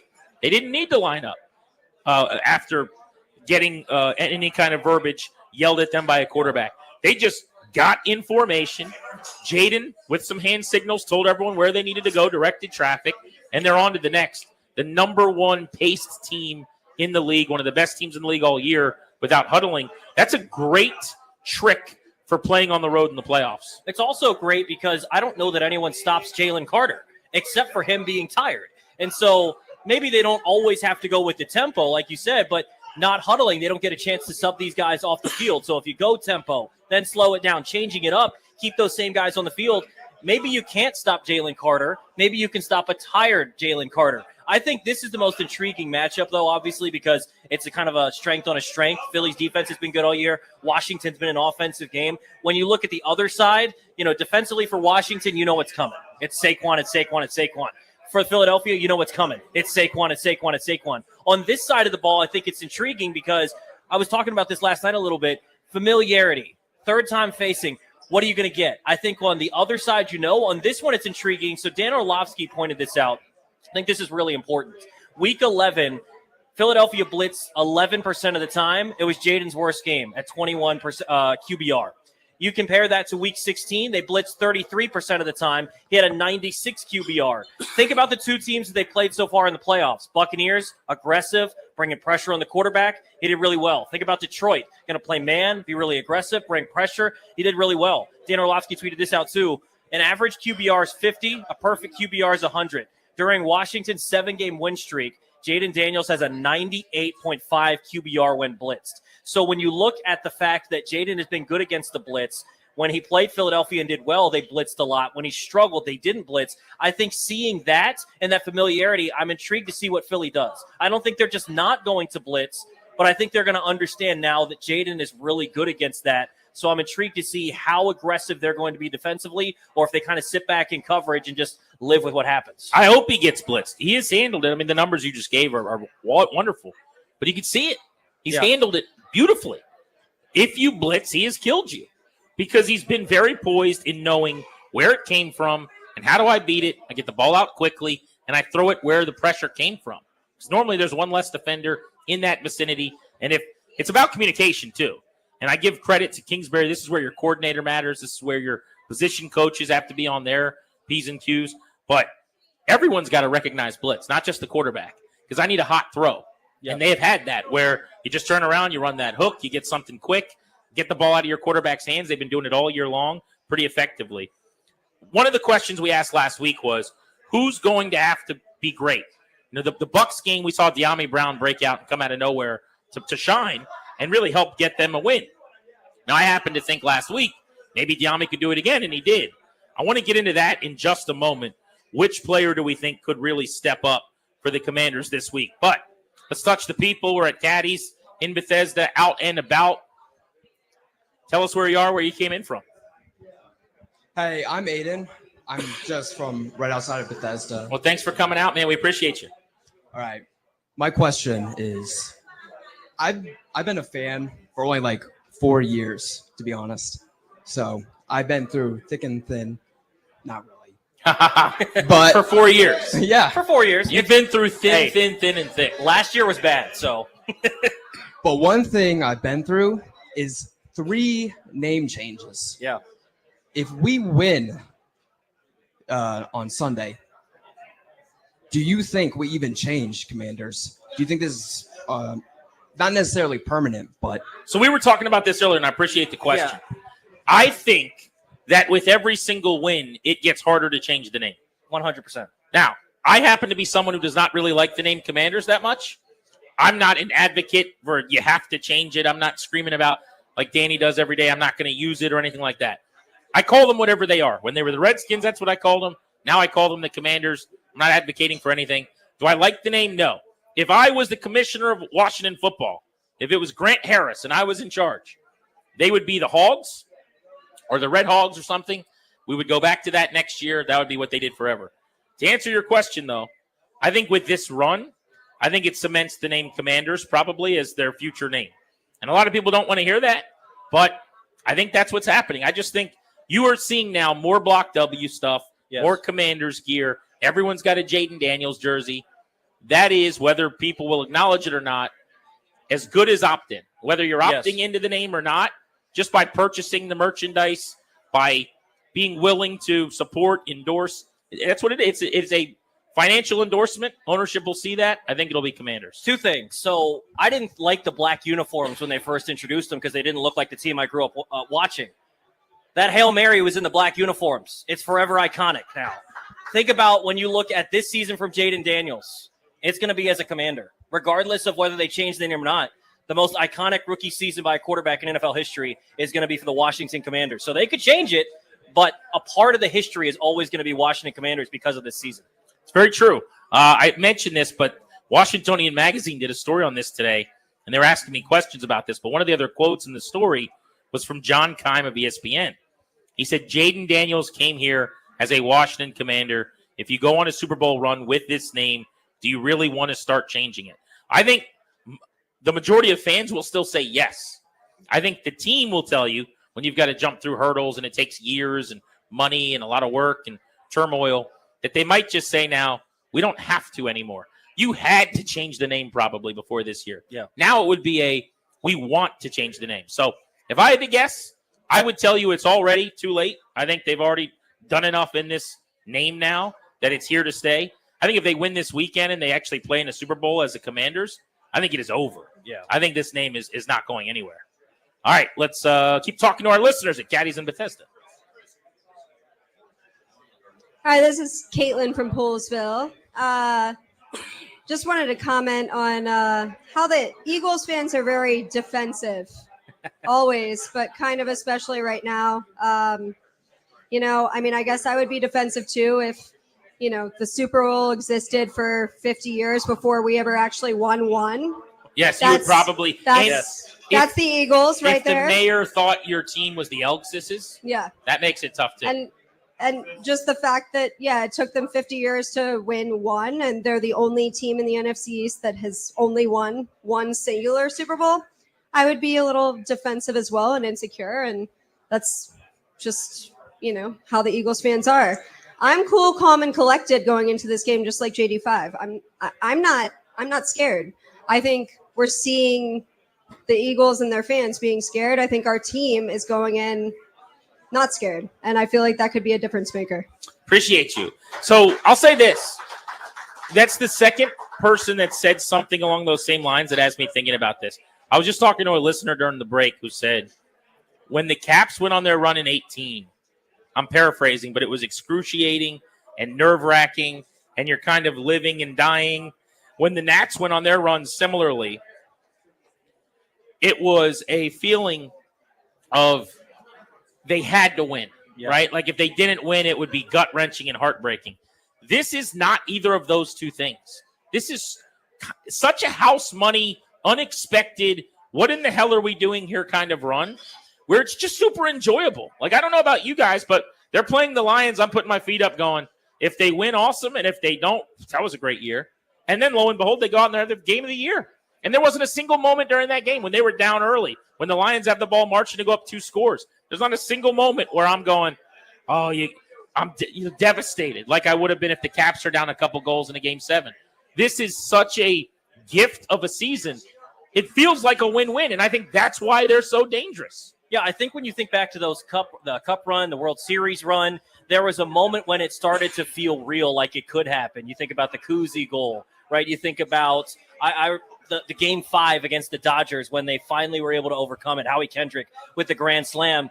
Does that not feel a little bit like the doink off the upright in Tampa, or going into Detroit and Jamison Williams is throwing picks? And I don't know. It feels special. And I think for this team, that sort of mindset of cool, calm, and collected is what they've been all year. And so they're going to go in there. And for Philly fans and for that team, they're kind of, I think, a little bit on edge, because I wouldn't say they're scared by any means, but this has been little brother to them for so long. And occasionally little brother would win a fight, but it was like little brother's irrelevant still. Yeah, they have never worried about Washington for years and years. Now it's like, holy cow, we got to play this team in the NFC Championship, and twice a year with Jaden Daniels as the quarterback from now on. But think about this too. All of the pressure is on them. Big time. Every ounce of pressure in this game, and Tom Brady's on the call, so it's fewer ounces than it's supposed to be. That's a air in the football joke for those of you who didn't get it. Every ounce of pressure in this game is on the Eagles in Philly. You're at home. Imagine the phone calls into WIP if they lose this game. Sirianni, people want his job. Jalen Hurts, is he really the guy? Should we have paid him? Look what he did in the playoffs. The worst thing you're going to hear, even if Washington lays a complete egg, is that was the first or second time all year they got out-coached, and the clock struck midnight, and they really weren't ready for the bright lights. But guess what? Now I got $100 million to spend in free agency. Now I got a draft class I'm going to put together, and I'm coming back to the well with Daniels with experience next year. There's really nothing to be lost, and they have zero pressure. It's just loose and fancy free for them. What I love is this feels like a rivalry again. For the first time in my life, it feels like a rivalry. Usually when Washington's playing Philadelphia, it's Washington fans saying, well, Jalen Hurts really isn't that good, or they're taking shots here or there. But instead, this time it's Philadelphia saying Frankie Louvu's dirty. It's them saying, oh, Joe Witt Jr. wants to hurt Jalen Hurts. And they're the ones that are a little bit scared about this. There's a little bit of nervous energy. There's a little bit of, hey, we're still the top dogs until you beat us. Washington's got a chance. There's a little bit of arrogance. We've had people on our station this week. I was listening to B. Mitch and Finley with a crosstalk with WIP, and Joe Giglio was saying it's a cute little season you guys are having, but it's going to end on Sunday. They're a little bit scared. I think they're putting on this little front because they know that while they do have a really good football team, Washington's got the quarterback that everybody wants. Yeah, you can try to sun DC all you want to. At some point, that ball's getting kicked in the air, and Jaden Daniels and that offense are coming out on the field. All right, we will continue live from Caddies in Bethesda up until 6:30 today. We've got Jay Gruden joining us in about 20 minutes. I want to X and O with him on how you move the ball against the number one defense in the league, also how he's going to try to stop Saquon Barkley defensively. Let's answer the question next. Which player has to have their best game of this season if Washington's going to win in Philly? And I'm taking Jaden Daniels out of the equation, who's been exceptional. Other than Daniels, who's got to be awesome for the Commanders? That is the question on Grant and Danny from Caddies in Bethesda, where we're hanging out until 6:30.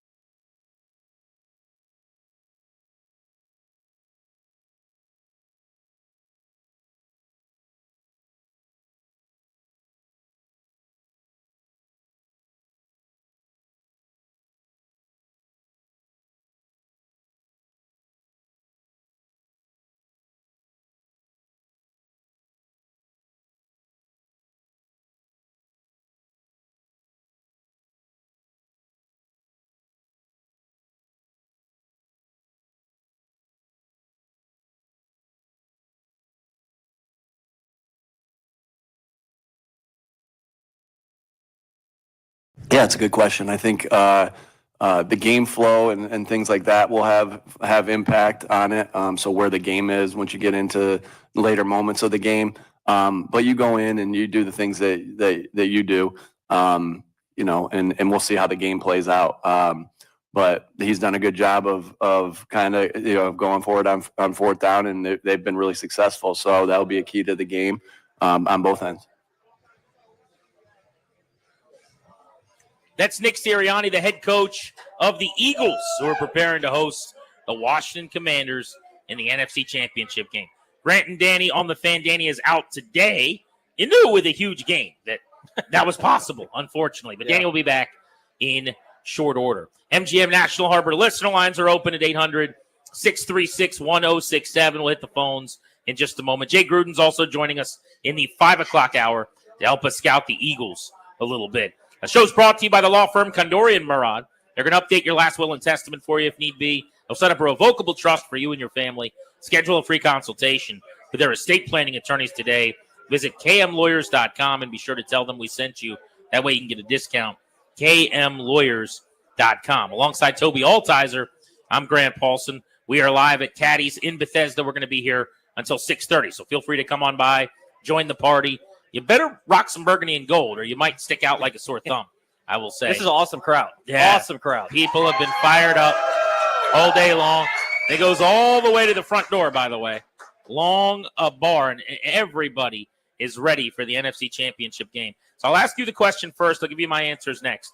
But the question that we're posing to you guys is, who's got to step up and have the game of their season if Washington's going to knock off yet another favorite on the road? In game 1 against Tampa, it was De'Ami Brown, who's kind of done it twice. I would say game 2, that distinction goes to Mikey Sanders who had the 2 interceptions that completely changed the game. Or you could even say Quan Martin. Quan Martin had a pick 6. Otherwise, maybe we're not having this party today because that changed the entire outcome of the first half for Detroit. Who's that guy in this game? So I'm going to give you 2. One's not a real answer, but I do think he needs to be big. Zane Gonzalez needs to make every kick that he has, whether it's an extra point, whether it's a field goal, make every one. That's not a real answer, but I think please make every kick. It's a pretty damn real answer to me. Please make every kick. time he lines up, my heart is below my belt, I'll tell you that. But the real answer for me is Austin Eckler. I think this is going to be an opportunity for him where if they're not going to blitz a lot, which I don't anticipate them doing because of the numbers that Jaden has put up against the blitz. So I think that they are going to largely play back and play coverage. And I think they're still going to get pressure with 4 because of this offensive line struggles. You got Jalen Carter taking over. So I think what's going to end up happening is you're going to need that security outlet. You're going to need that guy that if they are not going to be able to sit back there and find Terry McLaurin down the field, find De'Ami Brown down the field, get the ball to Austin Eckler out of the backfield as a check down on some screens, on some stuff like he did this past week where he chipped and then got out and you give him the ball and let him go create. I think this is a huge opportunity for him because if he can get going in that sense, he can maybe run the ball a little bit. I think it's a huge opportunity for him to really make his impact known in this game. My answer's a little bit of I'd say straight out of a movie answer. How about Zach Ertz going back to Philly and delivering a back-breaking performance to the Eagles? Ertz has been good in the playoffs. He's been good. He had 2 catches for 23 yards that were massive against the Bucs. That's not a particularly impressive stat line, but remember, he caught the 12-yard pass on a 3rd and 10 with Jaden about to be hit in the end zone looking for an outlet, and then he caught a 4th down ball to move the chains against Tampa Bay. As big a 2 catches as you're going to have. Then this past week against Detroit, 5 for 28. Again, stat line is meh. He converted a 4th down. He caught a touchdown. Huge chain mover on a 3rd down. Could not have been more significant on big plays. That's what he does. There was also audio, by the way. I don't know if you guys saw this that made the rounds. It's why I love Zach Ertz. 93 of Detroit took a shot at Daniels. Pretty dirty, I thought, and late, right? One player came up to him with the mic'd up like audio that we got later in video on NFL Films and completely let him have it, and it was Zach Ertz. Ertz was not having that when he saw his quarterback take that hit. Came up, told him it was a dirty hit, told him he better not do it again. That guy's a leader. They brought him here to help change the culture, and he has. He's one of the few guys on this team with hardware. He's going back to Philly where he's going to be in the Eagles Hall of Fame at some point. He gets booed so loud there, by the way. I was at the link going back whenever that was now, middle of the season, and he got worn out by Eagles fans. I think it would be awesome if he went like 6 for 70, caught a touchdown, maybe one of those 2 touchdowns Zach Ertz games. I think he needs to be big for Washington. By the way, have you guys heard that the mayor of Philadelphia can't spell Eagles? She still can't spell Eagles as far as I'm concerned, because I still have this audio. Let me hear you all say E-L-G-S-E-O!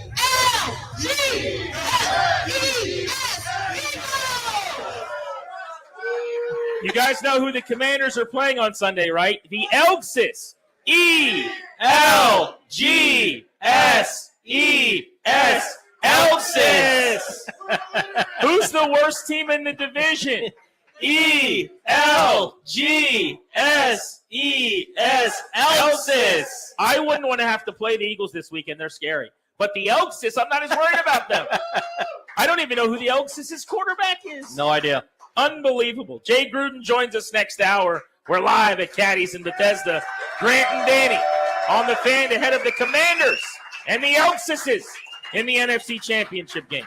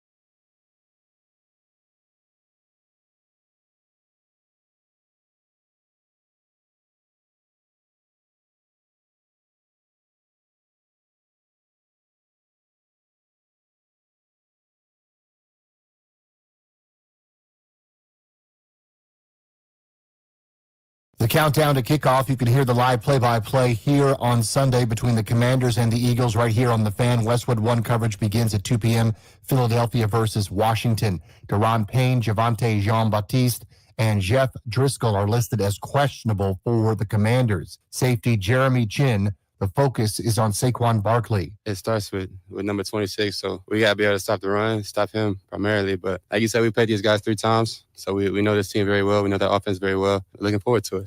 Eagles quarterback Jalen Hurts said his injured left knee is progressing, but he does anticipate to wear a brace on Sunday. He knows the Commanders are good. Played Saturday and we played the next day and doing meetings and passing. You definitely see all the competition out there and everyone going out there and competing. And we know this is a really good team. They got great quarterback, great wideouts, and a well-coached group. So it'll be a great challenge for us. Pete Carroll going to be the new coach of the Las Vegas Raiders. The Bills will be without starting safety Taylor Rapp because of a back and hip.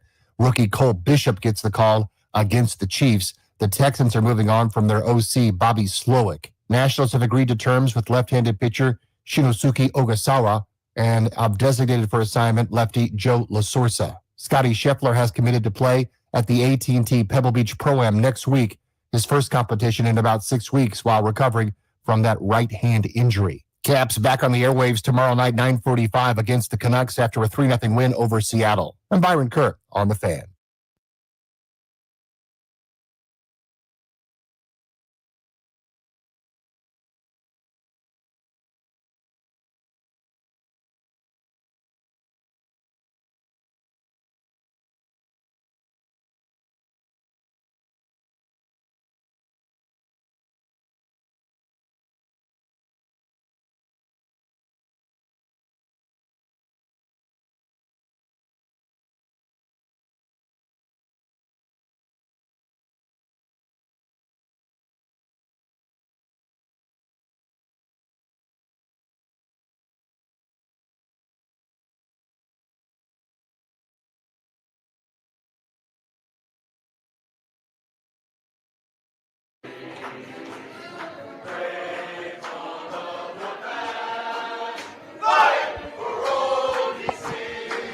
Welcome back to Caddies. In Bethesda, the party is hopping as we get ready for the NFC Championship game on Grant and Danny. No Danny today. He will be back in the saddle on Monday, hopefully for a victory show. So I will level with you guys. You heard there the Hail to the Commanders fight song, the very classic, much beloved, wonderful song. And when we got to Hail to the Commanders, a couple people's faces were like, what? So the team, and this was a cool idea, they have a whole new group of people who are smart, and if they were going to redo the name change, the rollout would be a lot better than 2222. But they had, at the top of the 5 o'clock hour on all of the stations in town who could do it, they basically had everyone play Hail to the Commanders. So that's what we did. We wanted to participate. We wanted to show some support. I wanted to play Hail to not the Commanders, but I heard some of that out there. Yes, you guys sang it, so it worked. But the song is kind of the same, except it's not exactly the same. But hey, the Commanders are in the NFC Championship game. We will play along with whatever we need to play along with. Yes. They're in the NFC Championship game. But I did love that. It was just so funny. I'm watching everyone start to sing, and then we got to that part, and it was just like a screeching record. Wait, what? A little bit of silence from some people. Exactly. Yeah. But I want to reiterate, let's win the crowd back. They're in the NFC Championship game. They're a win away from a Super Bowl. Jay Gruden's going to join us in a few minutes coming up on Grant and Danny here on The Fan. All right, so we told you that if you hit us up at 800-636-1067, we would take some of your calls this hour. We have been not getting to the phones. We've been busy out and about, so we will get to some of your thoughts. Want to know how you're going to be watching the game, how you're going to be celebrating this weekend. I'm going to Philly. I'm getting on the train. I'll be at the link. In fact, Danny and I sat in the crowd for a game at Lincoln Financial Field earlier this year. Now, I will say we had a pretty good experience overall, and to the point where when we got back, a couple of the guys who went with us were like, that really wasn't that bad. It's not what people say it is. The fans were kind of nice. We sat in the club level, okay? And we didn't wear burgundy and gold. We were in neutral colors in the club level. You can't really do it in a more baby way than that. Okay? It's not like we were up in the 400s wearing gear. I'm sure some of you have done that before in Philly, and you probably had bad experiences. But I got to tell you, I know that this is going to be a tough game, and Philly's great, and on paper, they're better than Washington. They're the favorites, all those things. I think going to Detroit, when they had 2 weeks to buy those tickets and all day for a night game to get liquored up, that was going to be a worse, more hostile environment than what they'll deal with this week. Playing in Philly's hard in week 3, week 9, week 14.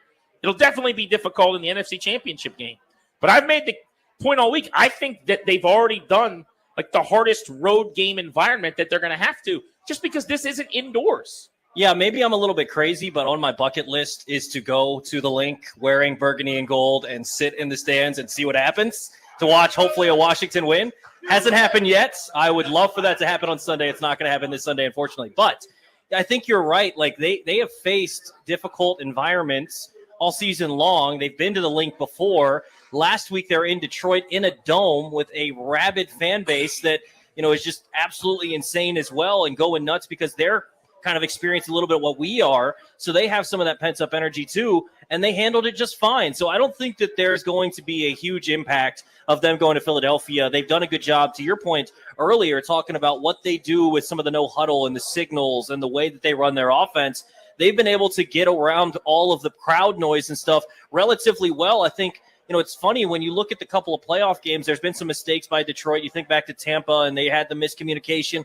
Really outside of a play or two, you think back to that 4th and 1 where they decided to go with the pitch from Mariota to Jaden and Brian Robinson was kind of right in the way there. They haven't had those miscommunications, those false start penalties that they had largely down the stretch. So they played really good, clean football. I don't expect that to change much in Philadelphia. Yeah, I don't either.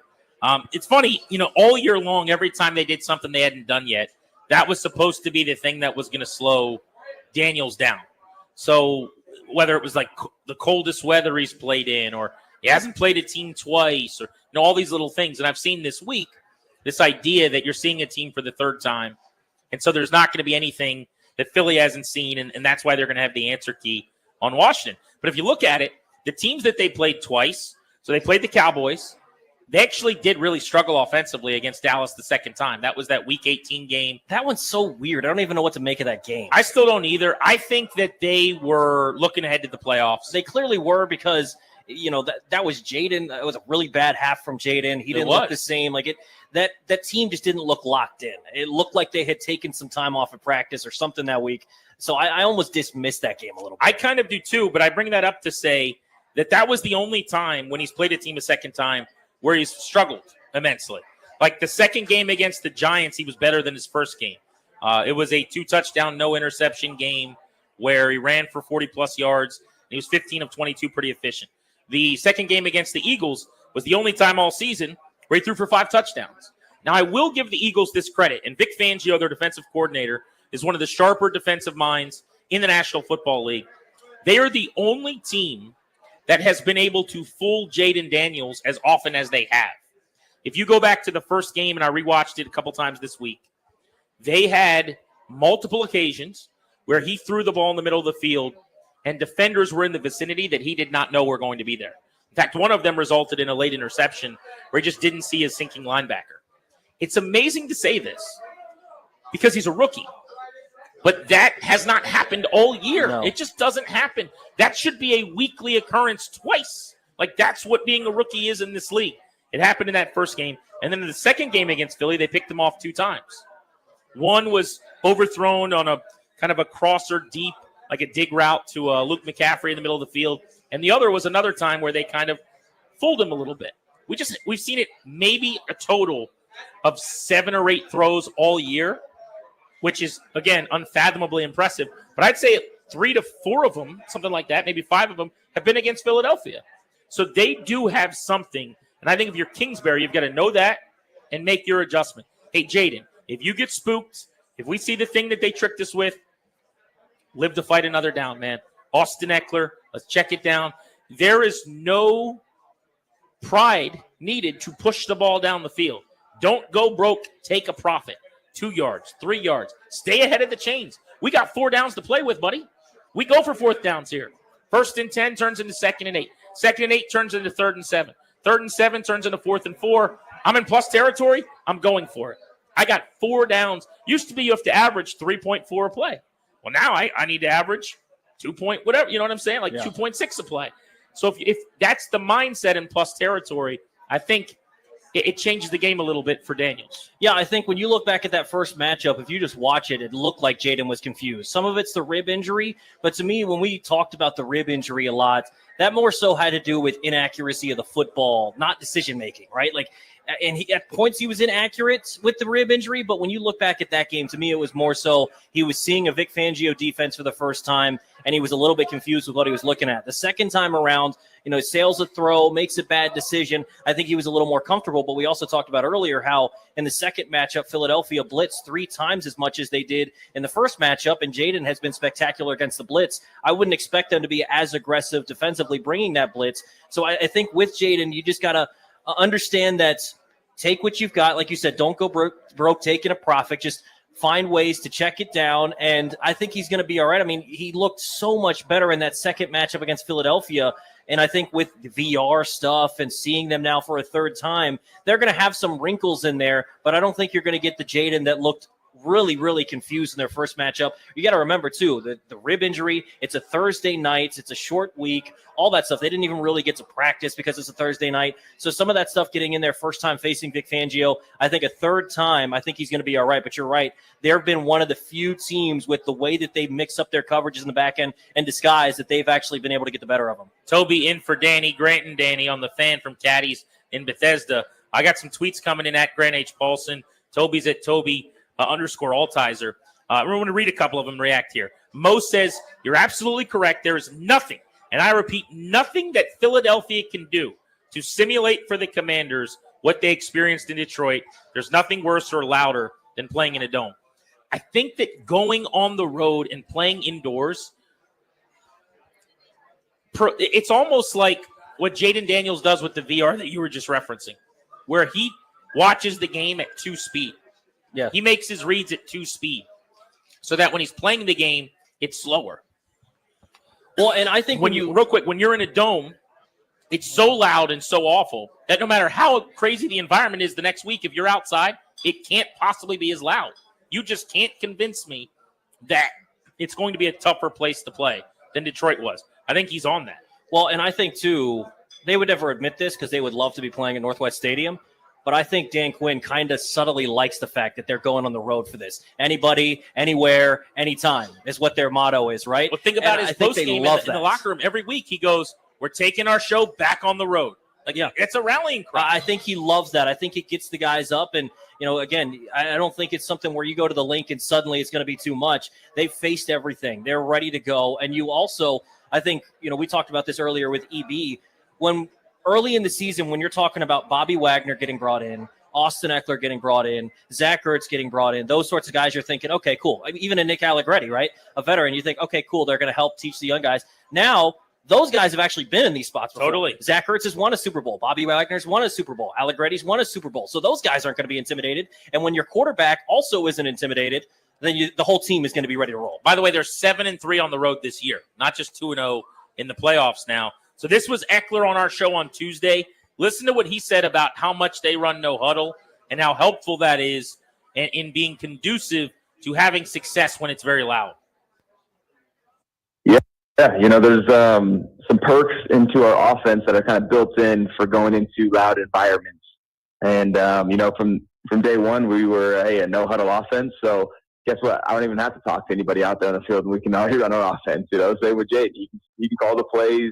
We don't have to say a word. Everything's on signals. And so, it can be, we could, have the loudest stadium, wherever that is. And it doesn't matter for us, right? For us, it's an energy. It's an energy that, hey, everyone's loud, excited. That's great because, we're using this energy as fuel for us.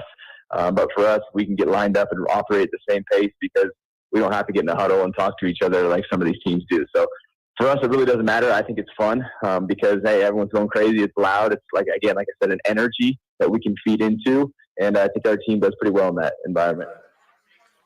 I think you're right, by the way, about the whole slogan. Because to me, early in the year, like a lot of the things, it was a little eye roll. Okay, whatever, a little hokey. anybody, anytime, anywhere. Like when you're 6-11 and you're saying that, okay. But when you're maybe not just anybody going to the NFC Championship game, it hits a little different. And they've obviously since day one actually bought in. Like I could be cynical having lived through every coach telling me anybody, anytime, anywhere, and none of them ever winning anything. But it did work.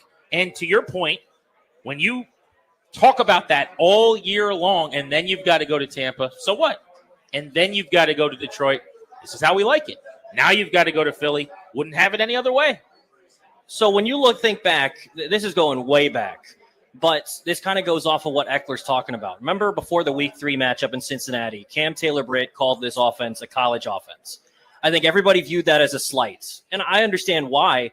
I actually think this is a credit to Cliff Kingsbury for what he's doing, and more so a slight on the rest of the coaches around the NFL. Jaden Daniels won a Heisman. Where? In college. He was awesome. So bring some of those concepts, advance them a little bit, make them a little more NFL ready. But why don't more people run some of this college stuff if it's so successful, right? Like, look what they're doing. You watch their offense, and I'm not trying to take anything away because they're awesome. It's college concepts. Yeah. It's stuff that you see on Saturdays, and it's successful at the NFL level. I think that's the genius this year of Cliff Kingsbury of bringing this stuff, the no-huddle, the signals out. Jaden's able to look at the defense, understand what's going on. He's running RPOs. He's running read options. He's not running a Peyton Manning-style offense. He's not running a Tom Brady-style offense. He's running something that Jaden's good at. And so people view it as a slight. It's not a slight. It's worked. And I think that's something more so that you're seeing around the league, that why do these quarterbacks come in and suck? It's because they're trying to make them into quarterbacks that they're not, whereas you built this around Jaden. So that's a credit to Cliff. And maybe more so than any other game, the adjustment they made against Detroit was about as college as it's going to get with the splits. Yes, big time. They took the receivers, they stacked them behind one another and basically said, go stand on the chalk. And they pulled 4 defenders out of the box, just basic level stuff. And then they put tweeners, either linebacker, safety, whoever it was, in these binds where they're like, do I want to let them go 2-on-2? I've kind of got to show that I'm in the box, but I got to stay over here. By the way, that's why they had the 58-yard screen touchdown. They bring the blitz over there, and Kirby Joseph can't get all the way out there because they're already so far out there. It was genius very stuff. Elementary, but also brilliant, right? Yeah. I mean, it's just about numbers. Another tweet here from Peasy who says, can we talk about how Dan Quinn should be the prohibitive favorite for Coach of the Year, not Kevin O'Connell? By the way, I don't know if you guys have seen this, and this will vary book to book. Dan Quinn has overtaken Kevin O'Connell as the favorite for Coach of the Year in some places. KOC of the Vikings was the guy all year long. But unlike in other places where you don't vote until, a certain like week 14 or something, the voting in the NFL, the deadline goes into the playoffs. Okay. So with Minnesota getting bounced as quickly as they did, now the MVP vote as an example, I think that the votes had to be in just before the Lamar Allen game. So I'm guessing Coach of the Year was similar about this time last week. But my point is, the Tampa Bay game, some of the successes of the playoffs, some of the narrative, it's going to help Dan Quinn. 1,000% deserving, obviously. I also think Kevin O'Connell, who made Sam Darnold look like a juggernaut, is very deserving. But respectfully, that's kind of the end of the list to me. Harbaugh in L.A. did a great job with the Chargers. They also made the playoffs in year one. They didn't win in the playoffs. And I would point out that you had Justin Herbert as a veteran and probably should have in that division been in the postseason mix. I think a guy like Sean Payton in Denver probably is deserving of some conversation. But Dan Quinn, absolutely a deserving Coach of the Year. In fact, I would say, goes without saying, Daniel should be Rookie of the Year. Yeah. And should be getting talked about in the MVP combo more than he is. Adam Peters should be the Executive of the Year. I think that is a full stop, easy non-starter. And then Quinn, to me, him and O'Connell are kind of a toss-up. But Quinn should be one of the top 2 in Coach of the Year. Yeah, I mean, we were talking about this team. You remember this, Grant. We were talking about this team as an expansion franchise because they turned over the entire roster. And they're in the NFC Championship game. How could he not be Coach of the Year? How could he not? I mean, with everything that they've done, they have maxed out the potential of this team. We're talking about Philadelphia earlier and Jason Kelsey saying they're more talented at every spot. I think for the most part, he's correct. There's nothing wrong with saying that. But that also gives you credit to the coaching staff. To me, when it comes to coaching, it's can you put your guys in the best position to succeed? And then when they go above and beyond, that's the players, right? And I think what this coaching staff has done a really, really good job of is they put their guys in the positions to succeed. How many times in years past were we talking about Why is Emmanuel Forbes one-on-one with A.J. Brown? Why is this happening? If they're putting their guys in bad spots and they suck, and we blame the player, and understandably so, but the coach put them in a horrible spot. How many times this year have we talked about that? Hardly at all, because they're putting their players in positions to succeed. That's what Belichick made a whole career of. That's why he won so many Super Bowls in New England. Why did so many guys leave the Patriots and then go somewhere else and not be as good? Because they were playing something other than what their strengths were. What this coaching staff has done a good job of is taking a bunch of guys, finding what they're good at, putting them in that spot, and they're playing above and beyond that. That's how they get to the NFC Championship game. Grant and Danny without Danny. That's the voice of Toby Altizer. We are live today from Caddies in Bethesda. It's a packed house out here. We're going to be giving away Caps tickets when we return. We've also got Jay Gruden coming up in just a couple of moments here on the Fan with us, which should be fun. You guys know who the Commanders are playing in Philly this weekend? Are you familiar with this team? It's the ELGSES Elxes. Yes, the vaunted. Way to go, Mayor. Way to go. Grant and Danny on the Fan.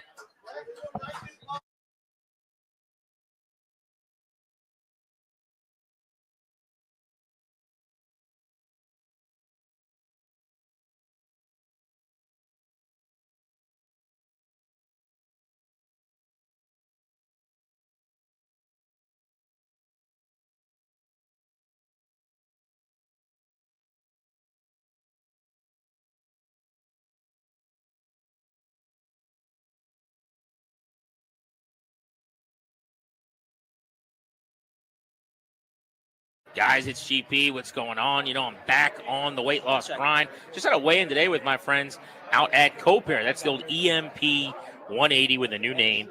It's down another 4 pounds. Boy is steamrolling toward my goal.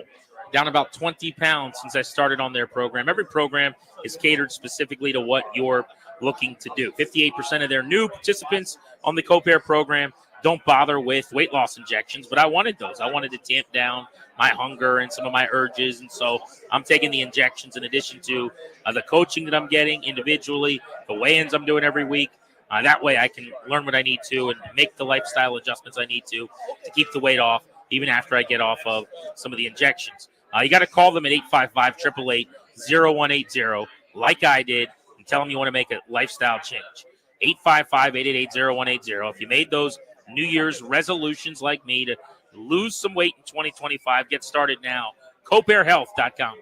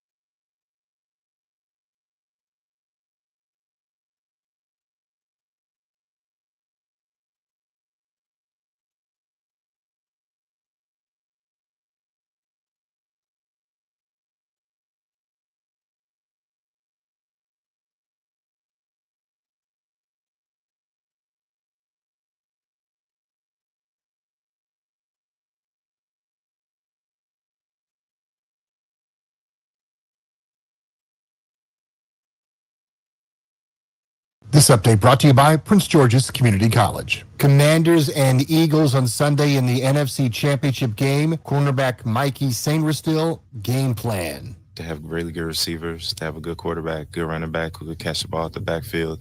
So I think just being able to make sure we limit the explosives and, again, just create turnovers, I think that we'll be in a good spot. Daron Payne, Javonte Jean-Baptiste, and Jeff Driscoll listed questionable. Eagles quarterback Jalen Hurts says his injured left knee is progressing, but he does anticipate wearing a brace. Pete Carroll's going to be the new coach of the Las Vegas Raiders. The Nationals have agreed to terms with left-handed pitcher Shinosuke Ogasawara. Scotty Scheffler has committed to play in the AT&T Pebble Beach Pro-Am next week. You don't need a degree or years of experience to land a six-figure job. Project management is in demand across all industries. Retail, tech, healthcare, and more. Register now at pgcc.edu today to get started and boost your career. Byron Curran on The Fan.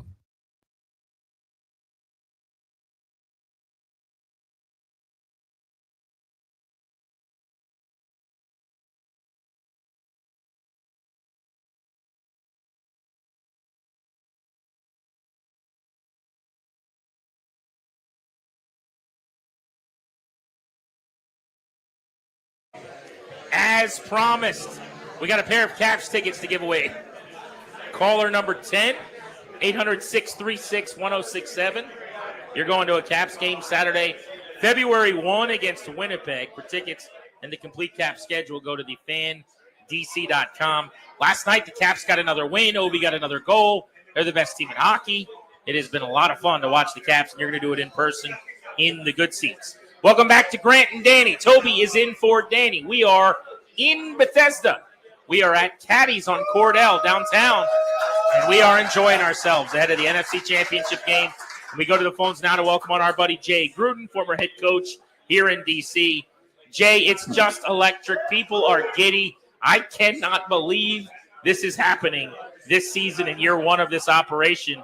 The Commanders are playing for a conference title, dude. They're one game away from the Super Bowl, Grant. I mean, it's unbelievable what they've done and what they've accomplished. I mean, nobody in their right mind would have made this pick before the season started. But hats off to Peters for getting that team together. Dan Quinn, Jade Daniels, all these guys, man, they've all produced at high level in critical times, and that's why they're here. You know, you look at this team down the stretch, they struggled with penalties. They were making some errors. They were still winning football games, but some of the penalty numbers were bad. They have fixed that largely in the playoffs. How hard is it to get that, to go from playing a little bit sloppy and making some of those mistakes to now going on the road in the playoffs and getting this team to play relatively mistake-free football?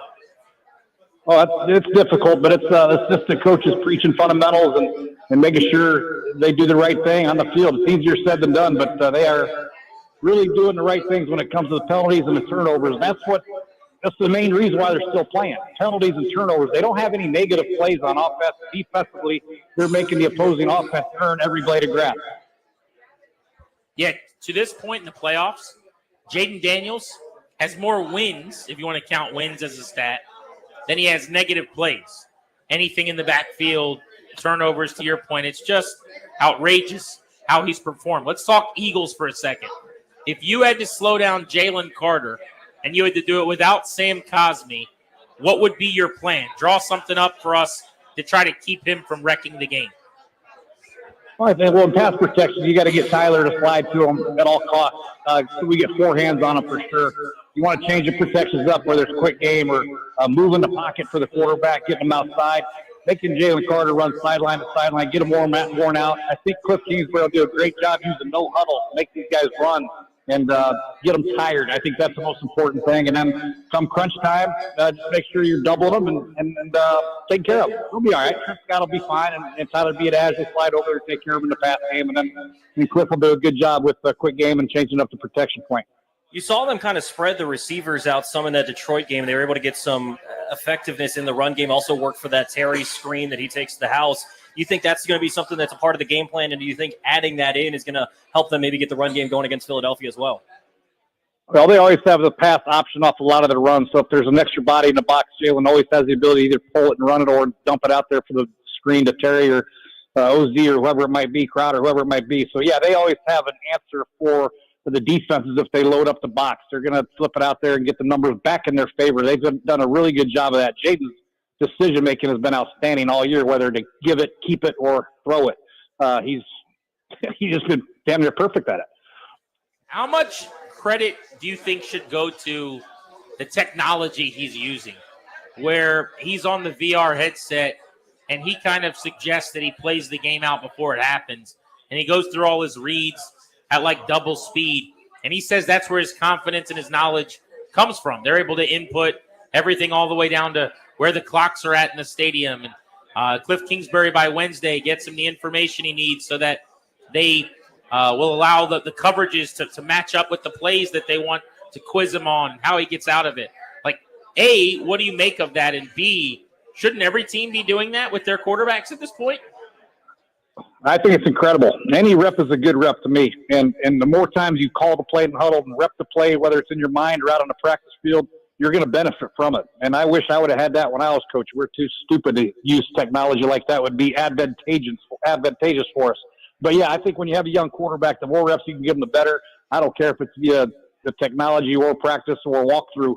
Those are huge reps. And he's obviously taking care of it, because when you watch him play, they don't have any mistakes. Their ball handling has been precise. Their protections have been fine. They're never offside. They don't ever, jump off sides. And it's just been fun to watch these guys. Jalen is playing like a 10-year – Jaden, is playing like a 10-year veteran. He just has total command of the offense, and I think this is a big part of it.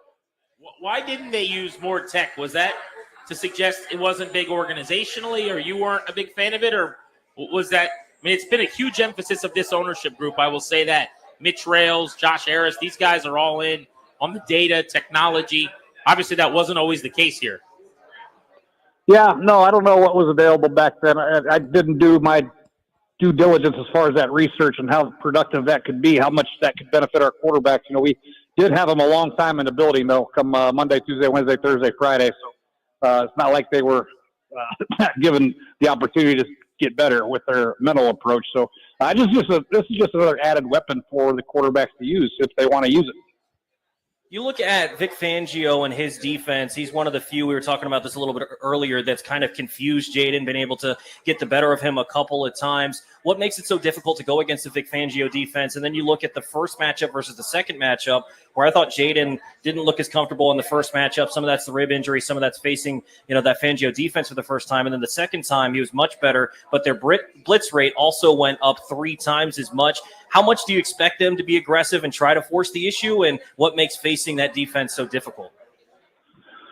Well, I think Vic's big success is his 4-man rush. If you get home with 4 and they can mix in their coverages, 3-by-1, 2-by-2, and all that stuff, that's where he excels. And then he'll throw in a fire zone every now and then, rush 5, maybe 6 it all out every once in a while. But I think that's where he succeeds the most. He has good 2 big guys up the middle, getting the push up the middle, and then he has some speed guys on the outside to try to keep the quarterback in the pocket. And then they're able to rotate their safeties and play different coverages with eyeballs on the quarterback, which, can make it hard. If he doesn't feel like he's getting home with the 4-man rush, that's when he'll add 5 guys and try to get home with some pressure. But, I think the best way to attack them is just do what they've been doing. They have the RPOs going, so if they want to blitz, they can flip it out to the screen. They got the zone reads going, the quarterback design runs, the quick game, and then the play-action shot game, which they do a really good job of, or they did last weekend. He get the ball to De'Ami Brown or Terry McLaurin down the field. So, Coach got it all going on right now. It's very hard to stop this offense because of the multiplicity. How do you say that? Multiplicity of it? Multiplicity. You got that. That's like a 4-syllable word. I know. I'm not used to using those. Multiplicity. That's a 5-syllable word. Jay Gruden, 5-syllable word. You're getting a nice ovation out here at Caddies. AFC Championship, bringing out the best in Jay. Yeah, Jay's stepping up for the NFC title game, fresh off the golf course. Grant and Danny here from Caddies in Bethesda. Toby's in for Danny today. Jay, how about on the other side of the ball, trying to figure out Marshawn Lattimore covering A.J. Brown? Would you have him travel? Didn't go very well the first time. Or would you tap into Mikey Sanders still coming off 2 picks, feeling good about himself? Yeah, I'd let him. I think it depends on the comfort level of both those guys, whether they can flip sides or not. A lot of guys don't like to do it. Then, if it's man-to-man or not, it's hard to disguise your intent sometimes. I don't know. There's some negatives to it, but there's some positives because Lattimore has played him many a times in his career. I think it's just a comfort level. You got to ask Marshawn if that's what he wants to do, and ask Sanders if he likes, going back and forth as well. So I think Sanders was doing just fine on anybody. I wouldn't mind him throwing to AJ and against him. He's played his ass off. Everybody thought he was just a nickel, but he's turned into one of the better corners in the league. how do they slow down Saquon? I mean, obviously we talk about the normal stuff of loading the box and some of that stuff. Is it as simple as that, or is it ways that you're bringing run blitzes, or how are you trying to slow him down? Also, with maybe the idea that Jalen is a little bit banged up and not going to run the football as much as well. Yeah, I'm sure that they're going to challenge. I'm sure Coach Quinn will challenge him with some loaded boxes. But you got to move your front a little bit too. And the big thing is you got to get off the blocks. That's the Eagles are here because of their physicality on both sides of the ball. They own the line of scrimmage on offense and defense. And when you can do that, you are going to be playing for NFC championships. Now you just got to play as physical as them. Payne and Allen got to get off blocks. They got to stunt the defensive ends, bring the linebackers over the top, whatever it might be. But they give them different looks. Every once in a while, a fire zone, maybe rush 5 or 6, try to force Jalen, gotta get these guys, Jalen to make some throws down the field, which he has not really performed very well at as of late. So if you can force these guys to be one-dimensional, it'll be a very good day for the Commanders. Jay Gruden with us here on The Fan. All right, before we let you go, what do you expect? Do you think the Commanders as underdogs will go to Philly and come away a winner? I just like the way the Commanders are playing as far as their unity is concerned, and they play together as a team, and they never blink. Even if the Eagles get up on them early, I think they'll have the feeling they can always come back. And that's a big plus for a young football team, to always have that belief you can win. And the Eagles, on the other hand, I just feel like if something goes bad, doesn't go their way, A.J. Brown will be reading a book, and they'll be starting to point fingers. So I like the unity best on the Commanders. So I'm thinking the Commanders in a very close one. I actually like the Commanders kicking the Eagles as well. So comes down to the kicking game. Hopefully Zane can knock it through and get the victory. Jay getting another ovation in-house here in Bethesda. That's the only ovation I've ever gotten since I've been there. That's true. They've gone from booing you to cheering you, Jay. Look at this. Yeah. How about it? Let's hear it for Jay Gruden one final time in Bethesda. Hey, let's go Commanders, man. Let's go. And all you had to do was, not coach for a handful of years and come on the radio. Now you get ovations. Hell yeah. It's easy. Thanks, Jay. We appreciate you, buddy. Thanks, Jay. You got it anytime. Thanks, fellas. All right, be good, brother. There's Jay Gruden with us on Grant and Danny, helping us break down the game plan to beat the Eagles. I want to look at some of the FanDuel props, individual player props. We'll play a little over-under with Darius back in studio next. We're live in Bethesda. Before we get out of here, we will break the mic back out for our listeners that are at Caddies. We're going to let them address the team. They get the final say. What would they tell the team before they run out of the tunnel? You're listening to The Fan.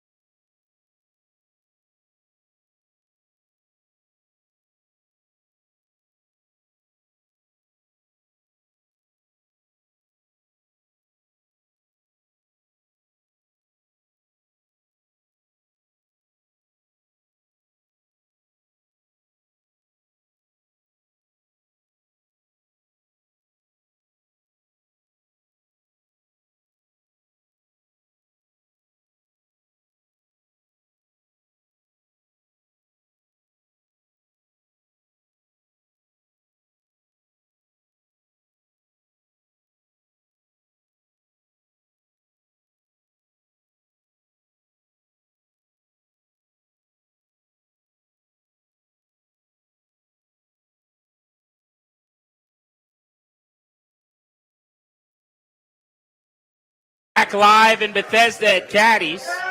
We're Grant and Danny on the fan. Toby Altizer is in for Danny Rouillet. There's an NFC Championship game on Sunday that Washington's playing in. Just like we all anticipated. Just like we all thought. Yeah. I still, if I take a beat after I say that, I will laugh. Because it just doesn't make sense. It's also like you've waited for so long that somehow it jumped up on you. Do you know what I mean? Yeah. It's all I've ever wanted since I was a little kid to go on this run. All I've ever wanted. And somehow it feels like I blinked and it's here. Yeah. It's like, how did this happen? A couple of weeks ago, I was working with B. Mitch, and he was like, if the offense plays well, the defense plays well, special teams play well, they can beat anybody. And I was like, oh, yeah, that's nice. It's a nice sentiment. And then a couple of weeks ago, I was like, what if they did? Just what if they did? What if they won a playoff game? What if they won another? I never even got to the point where they got to an NFC Championship. I just thought, okay, win one playoff game. Yeah. Now we're in an NFC Championship game. How crazy is that? I'm just curious. Let me ask you guys this. Super Bowl tickets are really expensive. I get that. Getting to New Orleans to just party on Bourbon Street is a lot more affordable. If they were to go to a Super Bowl in New Orleans in a couple of weeks, how many of you guys have considered the possibility of just going to New Orleans to party a little bit? Like when we meaning the show, went down to New Orleans to watch Washington and and the Saints about 5-6 weeks ago. I've never seen more fans of this team on the road anywhere. It was unbelievable. That was just for a random game in the middle of December. Yeah. I cannot fathom what it would look like in New Orleans. Because, again, if you're not going to the game, who cares? It's still New Orleans. You're just going down there to party with Commanders fans for 3 or 4 days. And by the way, it snowed there this week, which is weird, but it should be warm there again within a couple of weeks. Grant, I bet you a lot of bars around New Orleans, if Washington wins on Sunday, are going to look just like this. Yeah, I think so. I think this fan base is just going to relocate for a handful of days down to Nolans, which will be very, very cool. All right, let's bring in our producer, Darius Dameron, back in our DC studios. We call him Dad. We love you, Dad. Time for some FanDuel props. He's going to give us the numbers projected for players. We'll go over or under. This is how we see the game playing out. A little game script here on G&D. So, Dad, get it started. What do you got? What's up, Bethesda? How we doing? Yeah. Let's start with the passing props. We'll start with Jaden Daniels. His passing prop is set at 223.5 via our friends at FanDuel. I think if they're going to win this football game, he's got to go well over that. I think he's got to go in the 250 range or more, so I'm going to go well over because I don't know that the run game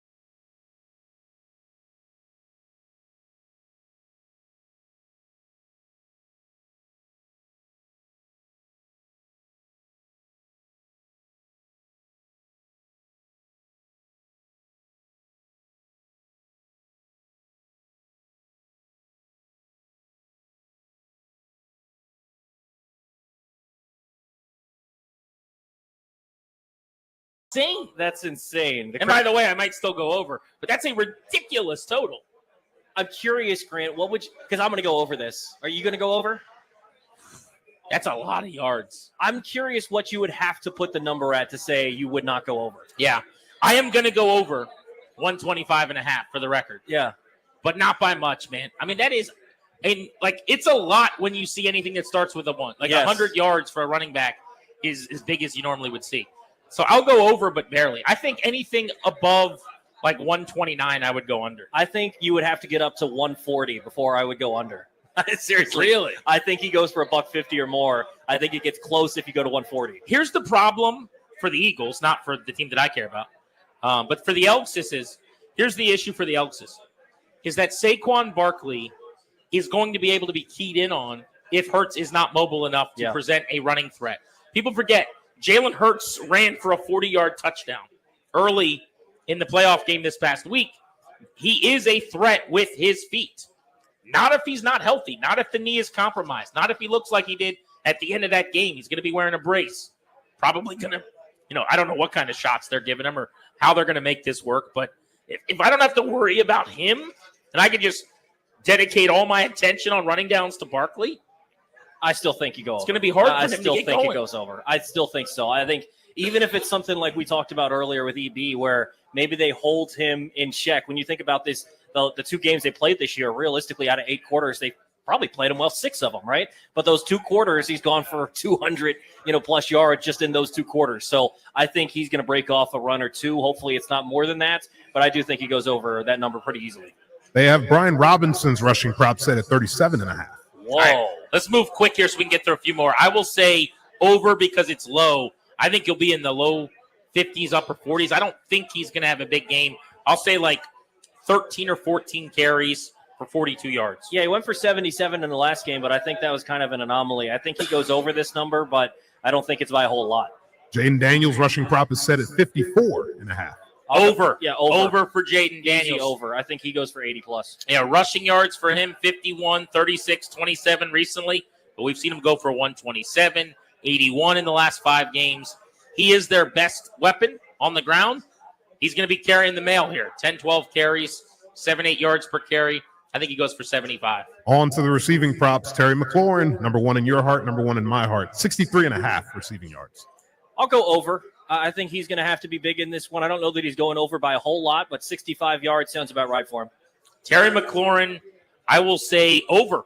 I don't think the Eagles are built right now defensively in a way at corner with Quinyon Mitchell banged up to shut him down. Remember, they did a great job against him in the first game in Philly. That's just because he wasn't targeted. 2 catches, 2 targets, 1 catch, 10 yards. When they actually threw it to him against the Eagles back here at Northwest Stadium, he had a very different day. 5 catches and a touchdown in that game. I think it'll look more like game number 2. De'Ami Brown is set at 42.5. 42.5. Let's keep this magic carpet ride going, like you would say, GP. De'Ami Brown goes over, and let's say he goes over by a lot, and why not be the leading receiver again for this football team? I mean, the question is, does he have a catch that goes over that, right? Yeah. His long last week was 42. The week before that was 30. 5 for 89, 6 for 98. De'Ami's going over. Yeah. He's a viable number 2. Extra attention to McLaurin. He's become a playmaker. Zach Ertz revenge game part 3, 33.5 yards for Zach Ertz.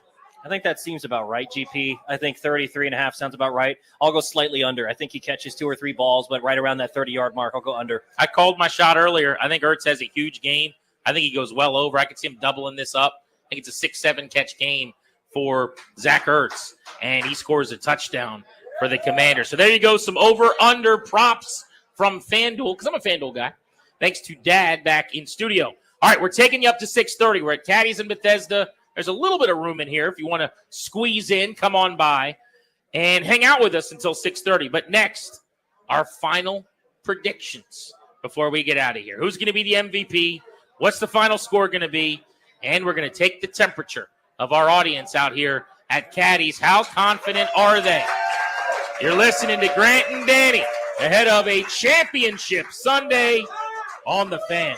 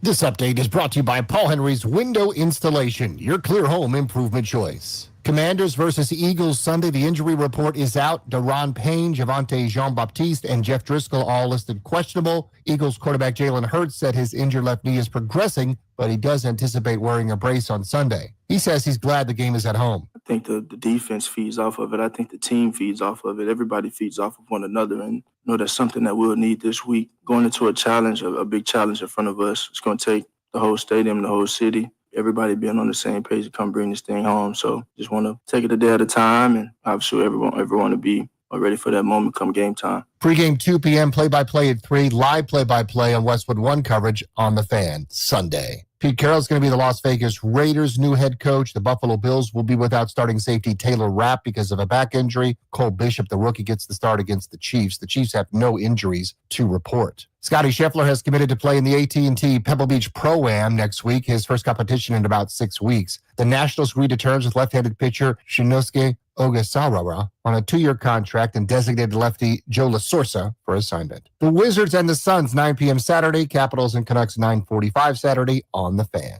This month, only get $100 off each window with a 5-window minimum and $500 off each door at Paul Henry's Window Installation. Schedule your no-pressure free estimate today at paulhenryswindows.com, your clear home improvement choice. Byron Kerr on The Fan.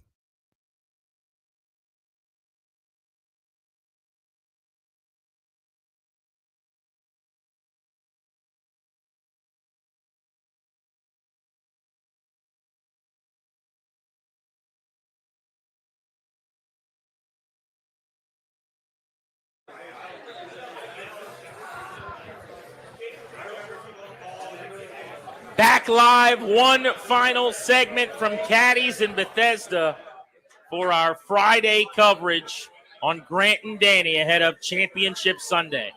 Many of our listeners out here are probably going to be making their way up to Philadelphia. For those that aren't, they'll be cheering at parties all over the DMV. Washington with a chance to get to the Super Bowl. They are 60 minutes away. Absolutely unbelievable run. And nobody wants to see it end. As we welcome you back, we'll make our final predictions coming up in just a few moments. But we figured we could have a little fun and include some of our listeners out here at Caddies in Bethesda. So what we want to do is we are going to, we normally do a vent clock on this show. The vent clock is an opportunity for you guys to complain when the team's bad or yell at people. Well, when they're good, there's no reason to vent, Toby.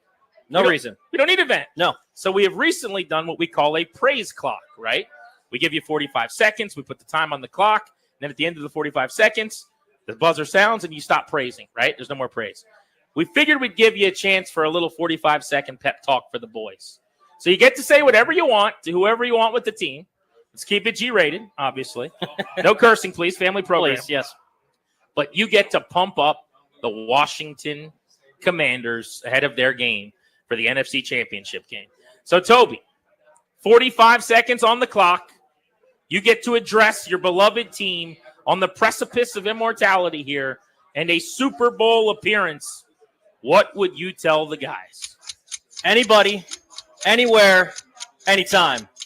That anybody is the Philadelphia Eagles. You split, you've got a chance to beat them and end their season. They're talking a lot of stuff. They're telling you how much better they are. They've got retired players that are everywhere saying that they're better at every position. Who cares? Who cares? Because on our side, we've got the better quarterback. We've got the dude that no one wants to face. We've got the ultimate trump card, Jaden Daniels.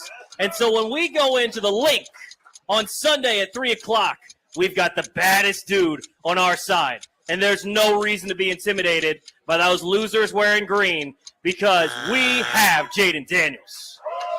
All right, very well done.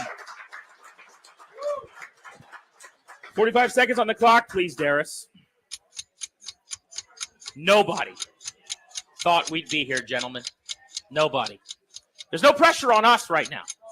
If you go out, you lose the football game, you will go back to Dulles and then get to the facility, and you'll be met by thousands of screaming fans who are just happy with the joy that you've provided them with ahead of schedule this year. But I don't want you to be happy to be here. We don't know when we'll be here again. Let's seize this opportunity.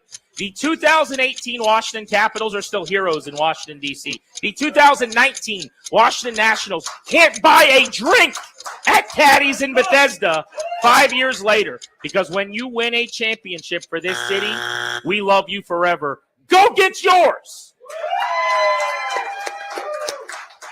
All right, let's bring in our listening audience at Caddies with an opportunity to address their beloved Commanders. So first, tell us your name and where you came in from. Yes, thank you so much, Grant, and as well Mr. Toby Altizer. Toby Altizer, yes. Ali is my name. I'm from Annandale, Virginia. All right, Ali from Annandale, home of the Adams, by the way. Home of the Adams, yeah. All right, so you get to address the Commanders. Yes. 45 seconds on the clock. What are you telling them? The word I have for you folks is poise. It's what we do. It's what we breathe in our body. It is something that you need to have for the next 60 minutes of playtime. Be physical, be aggressive at the line of scrimmage, and you will do just fine. Have some poise and get better with every single play of the game. You got this. Go get the chip. Let's go. Yeah. Ali, well done. Go get the chip. Well done. I love it. And he finishes with a fist bump to the crowd. I love it. I love that. I would also add, by the way, I didn't include this in my speech. I would also mention, all you guys have to do is beat the Elksisses. You don't even have to beat an NFL team. Yeah. You just have to beat the Elksisses. The ELGSES Elksisses. Yeah, Elksis. They're like, they're an expansion team.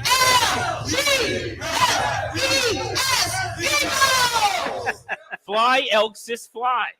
All right, what's your name? Where are you from? My name's Andrew Nugent. I'm from here, from Rockville, Maryland. All right, very good. This is not your first time at Caddies, I take it. No, it isn't. Yeah. It isn't. I'm surprised I'm not running into my high school friends. Yeah, this seems like a guy who's been to Caddies once. A few times. All right, what do you got, Andrew? All right, look, I don't want to sound like a little league coach here, but like these guys got to go out and have fun. I mean, this fan base has been miserable for years, and no matter what happens in this game, we're gonna love this fan base and support in this team and support them 100%. But at the same time, this is the Eagles. We know them. We played them twice this year. The games have been close, minus the Saquon Barkley stuff at the end of the first game. So let's go out and let's get to the Super Bowl, and I'll see them there. See you in New Orleans, love boys. it. Love it. All right, let's hear it for Andrew, representing for Rockville. I know one dude that's going to have a smile on his face all game Sunday, Jaden Daniels. Always smiling. Yes. Always smiling. He enjoys playing football. All right, we got ourselves a new Block W Commanders tee here. What's Yep. your name? Where are you from? Kevin, I'm from Bethesda. Kevin is in Bethesda, ladies and gentlemen. One of your own. All right, you're addressing the boys. They're getting together in the locker room. Frankie Louvo's looking over John Allen's shoulder. What are you telling them? I'm telling them anybody, anywhere, anytime. And usually when we say anybody, we're talking about the opponent. I want you to look around this locker room, because when I watch these games, you've made me believe that any day, any one of you can be special. Any one of you can be the guy that we remember as having that breakout game. Any one of you can be the Howie Kendrick, can be the Devontae Smith-Pelly, right? So I'm looking at Olamide, who had that big game in Philly before. I mean, I'm looking at, Brown. I'm looking at any of the D linemen, the Sack Hurts, 5, 6, 7, 8. Like, I just want the team to know that this can be anybody's day, and that's why you're on this team. So,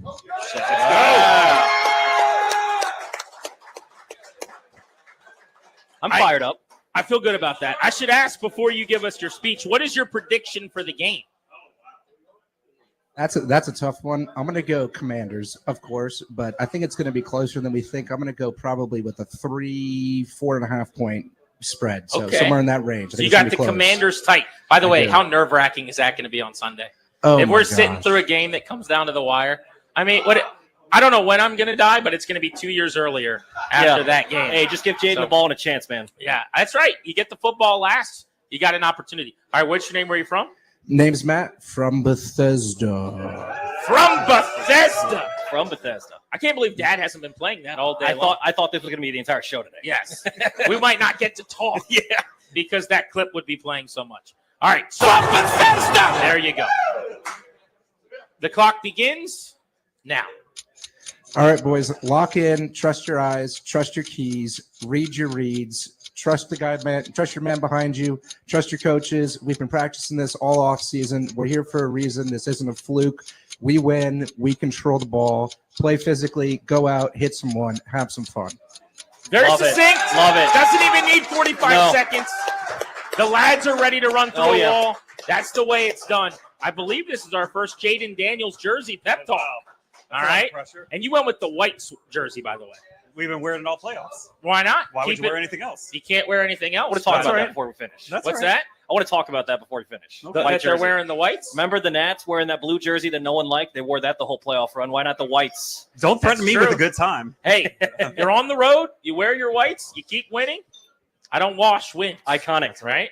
Bones from Bethesda. Bones, what's going on? All I need, Darius, 5 seconds. Gentlemen, why not us? Finish the fight. Oh, he's throwing it back to the Nats. I love the synergy. See, you've experienced some of that today, by the way. I think a lot of people pretty early on in this process saw some shades of the 18 Caps. Yes. Some shades of the 19 Nats. Because that is kind of how this has gone. I'm not trying to take any credit away from the Commanders. They've played their butts off. They're good. But this has also just felt like one of those magical rides where it's like, oh, wait, the Bucs just snapped the ball at the wrong time for no reason? That was cool. Wait, Baker Mayfield just accidentally ran into a wide receiver and fumbled for no reason, and Bobby Wagner recovered? Thanks, dude. Yeah. I mean, there's just been some of that good fortune that you need. Every team needs it. But it was finally our good fortune in 18 and 19. And so far, it's been DC's good fortune in this run. Yeah, the field goal is going a little bit to the right, but not to catch it square, but to still go through. Just a little bits of luck that you need along the way. You love it. How about the doink field goal that made this all possible?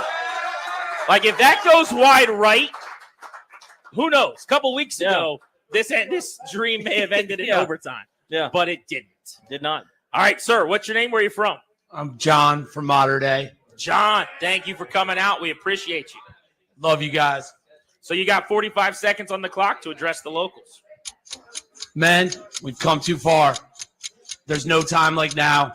We take it. We earned it. We own it. We love it. The brotherhood, we're going to push them around, smack them in the face, and we're going to leave no stone unturned. We're going to do it for each other. We're going to do it for this town, and we're going to do it because we're not scared of those guys in green. We're going to push them around and finish the job.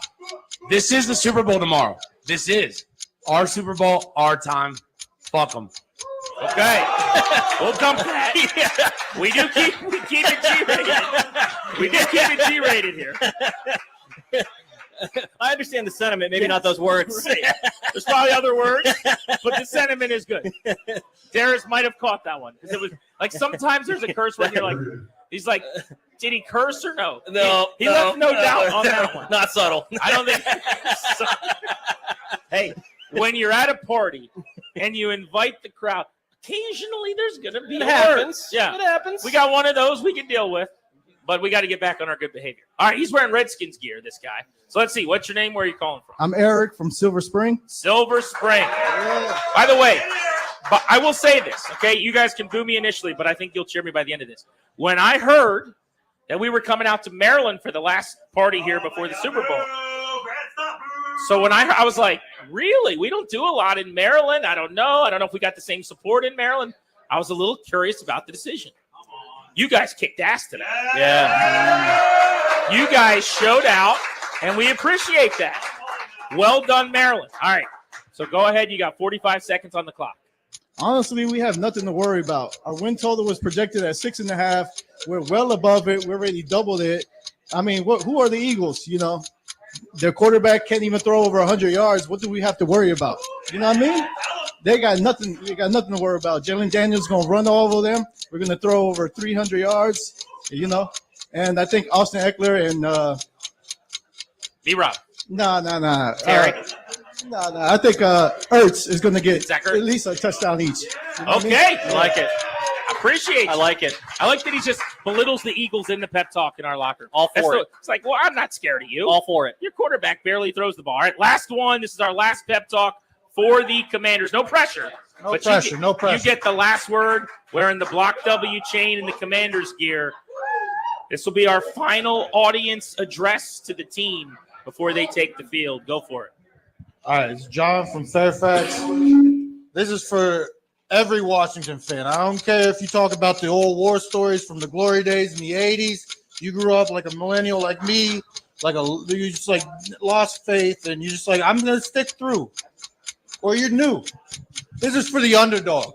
This is the one who counts us out every time we go into a game. I don't care what Sunday game prediction that always counts us out. It's always the opposition. This is about right now. They counted us out in Tampa Bay. They counted us out in Detroit. We shut them down in Detroit. Big time. Big time. They did not even consider us a winner. And we showed up.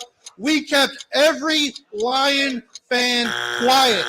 They are not the Detroit Lions. They are the Michigan Caddies. Still trolling the Lions. I love it. A week later. All for it. Attaboy. Well done.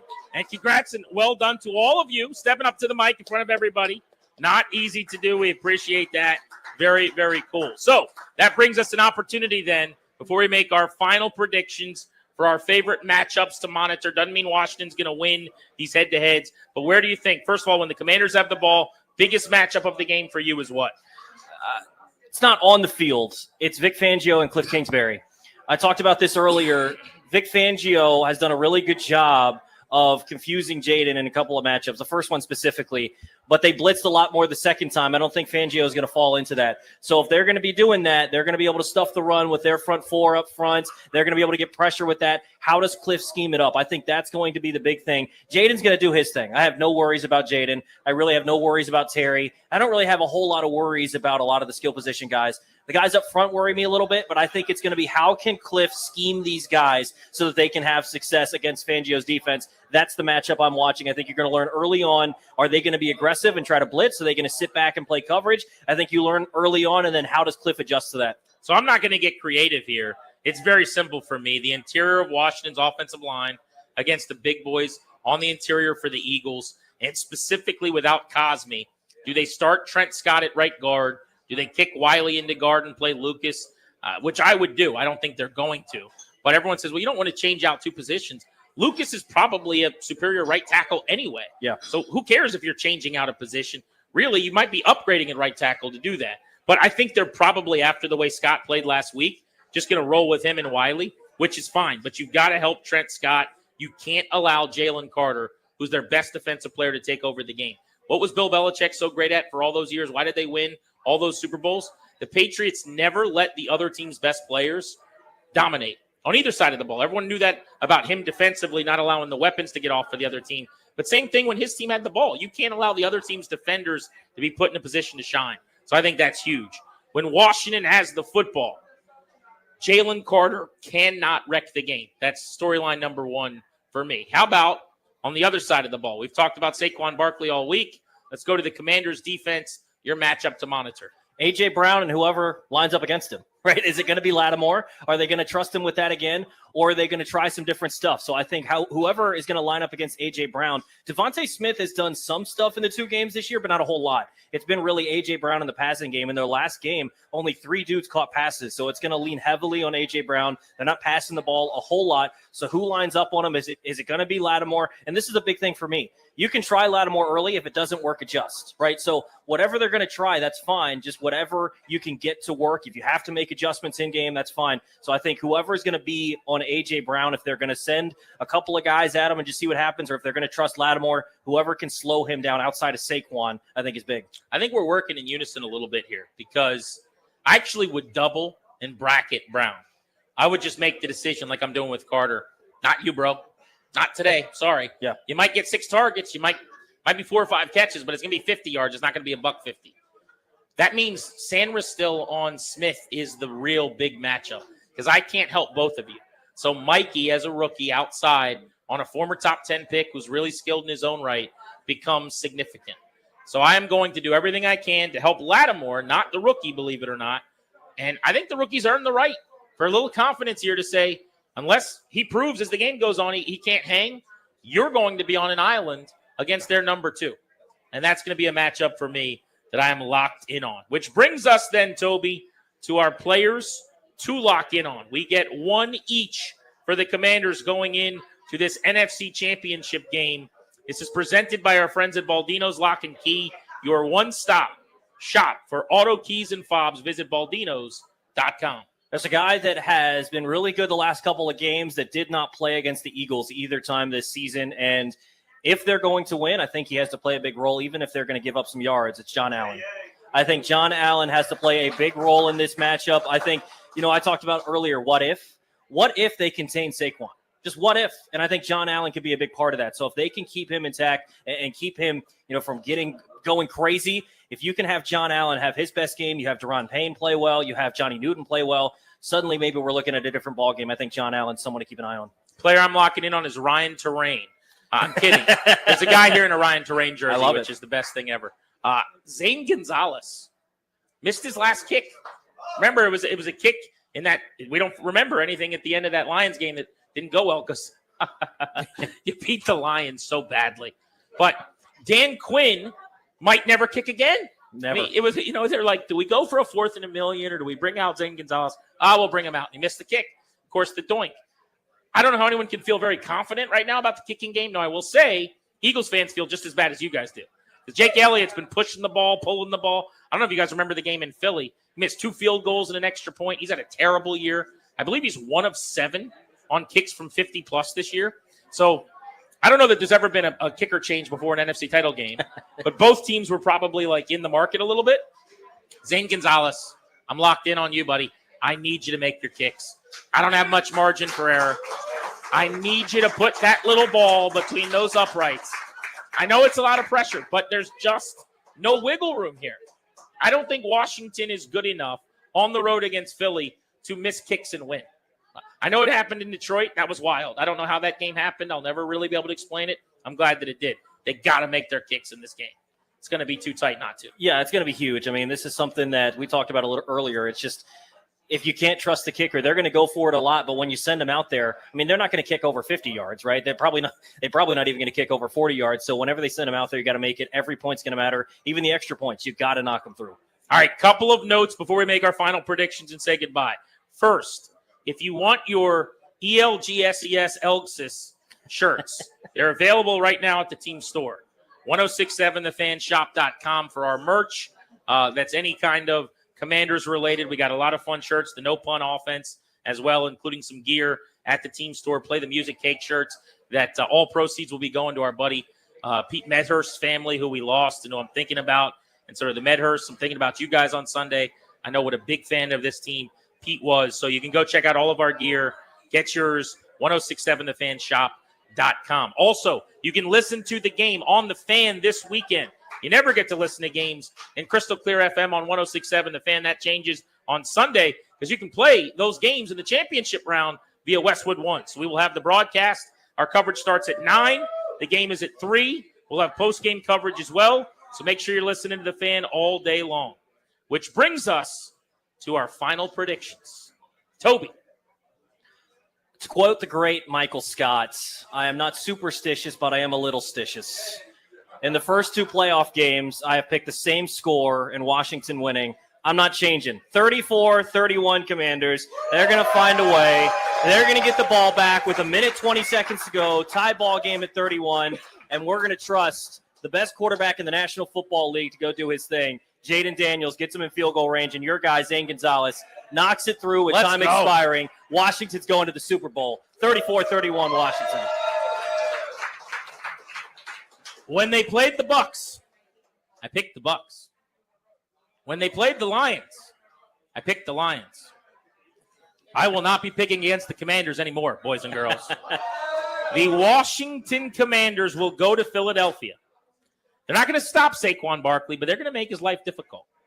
They will hit Jalen Hurts early. They will hit Jalen Hurts often.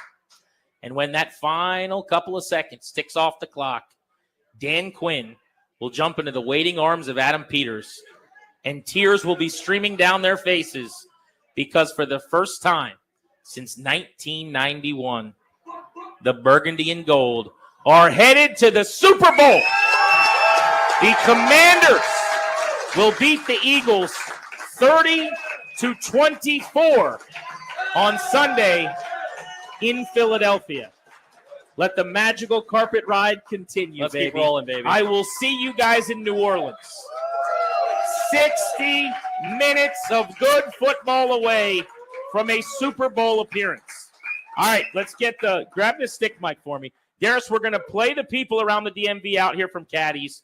He will fire up a song you guys have heard of, a very familiar tune as far as Commanders lore and Redskins lore goes. And you guys can sing us out one final time today ahead of the NFC Championship game. Huge thank you to all the people here at Caddies who were awesome all day long. Thank you. Thank you to all of our listeners who came out as well. Our crew back in DC studios. Thank you for listening to Grant and Danny. What an awesome show this has been. You get into radio and you hope for days like today. They are rare, but we got one, baby. We got one. Long time coming. Hit the music, Darius.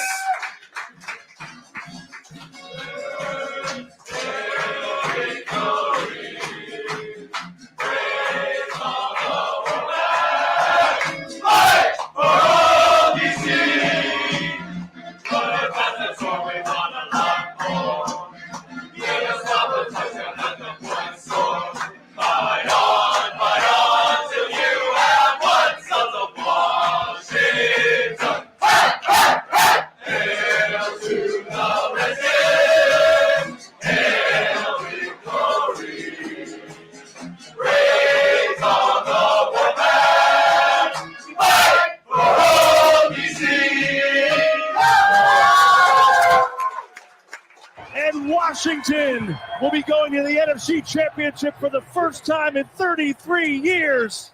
Ladies and gentlemen, the weekend.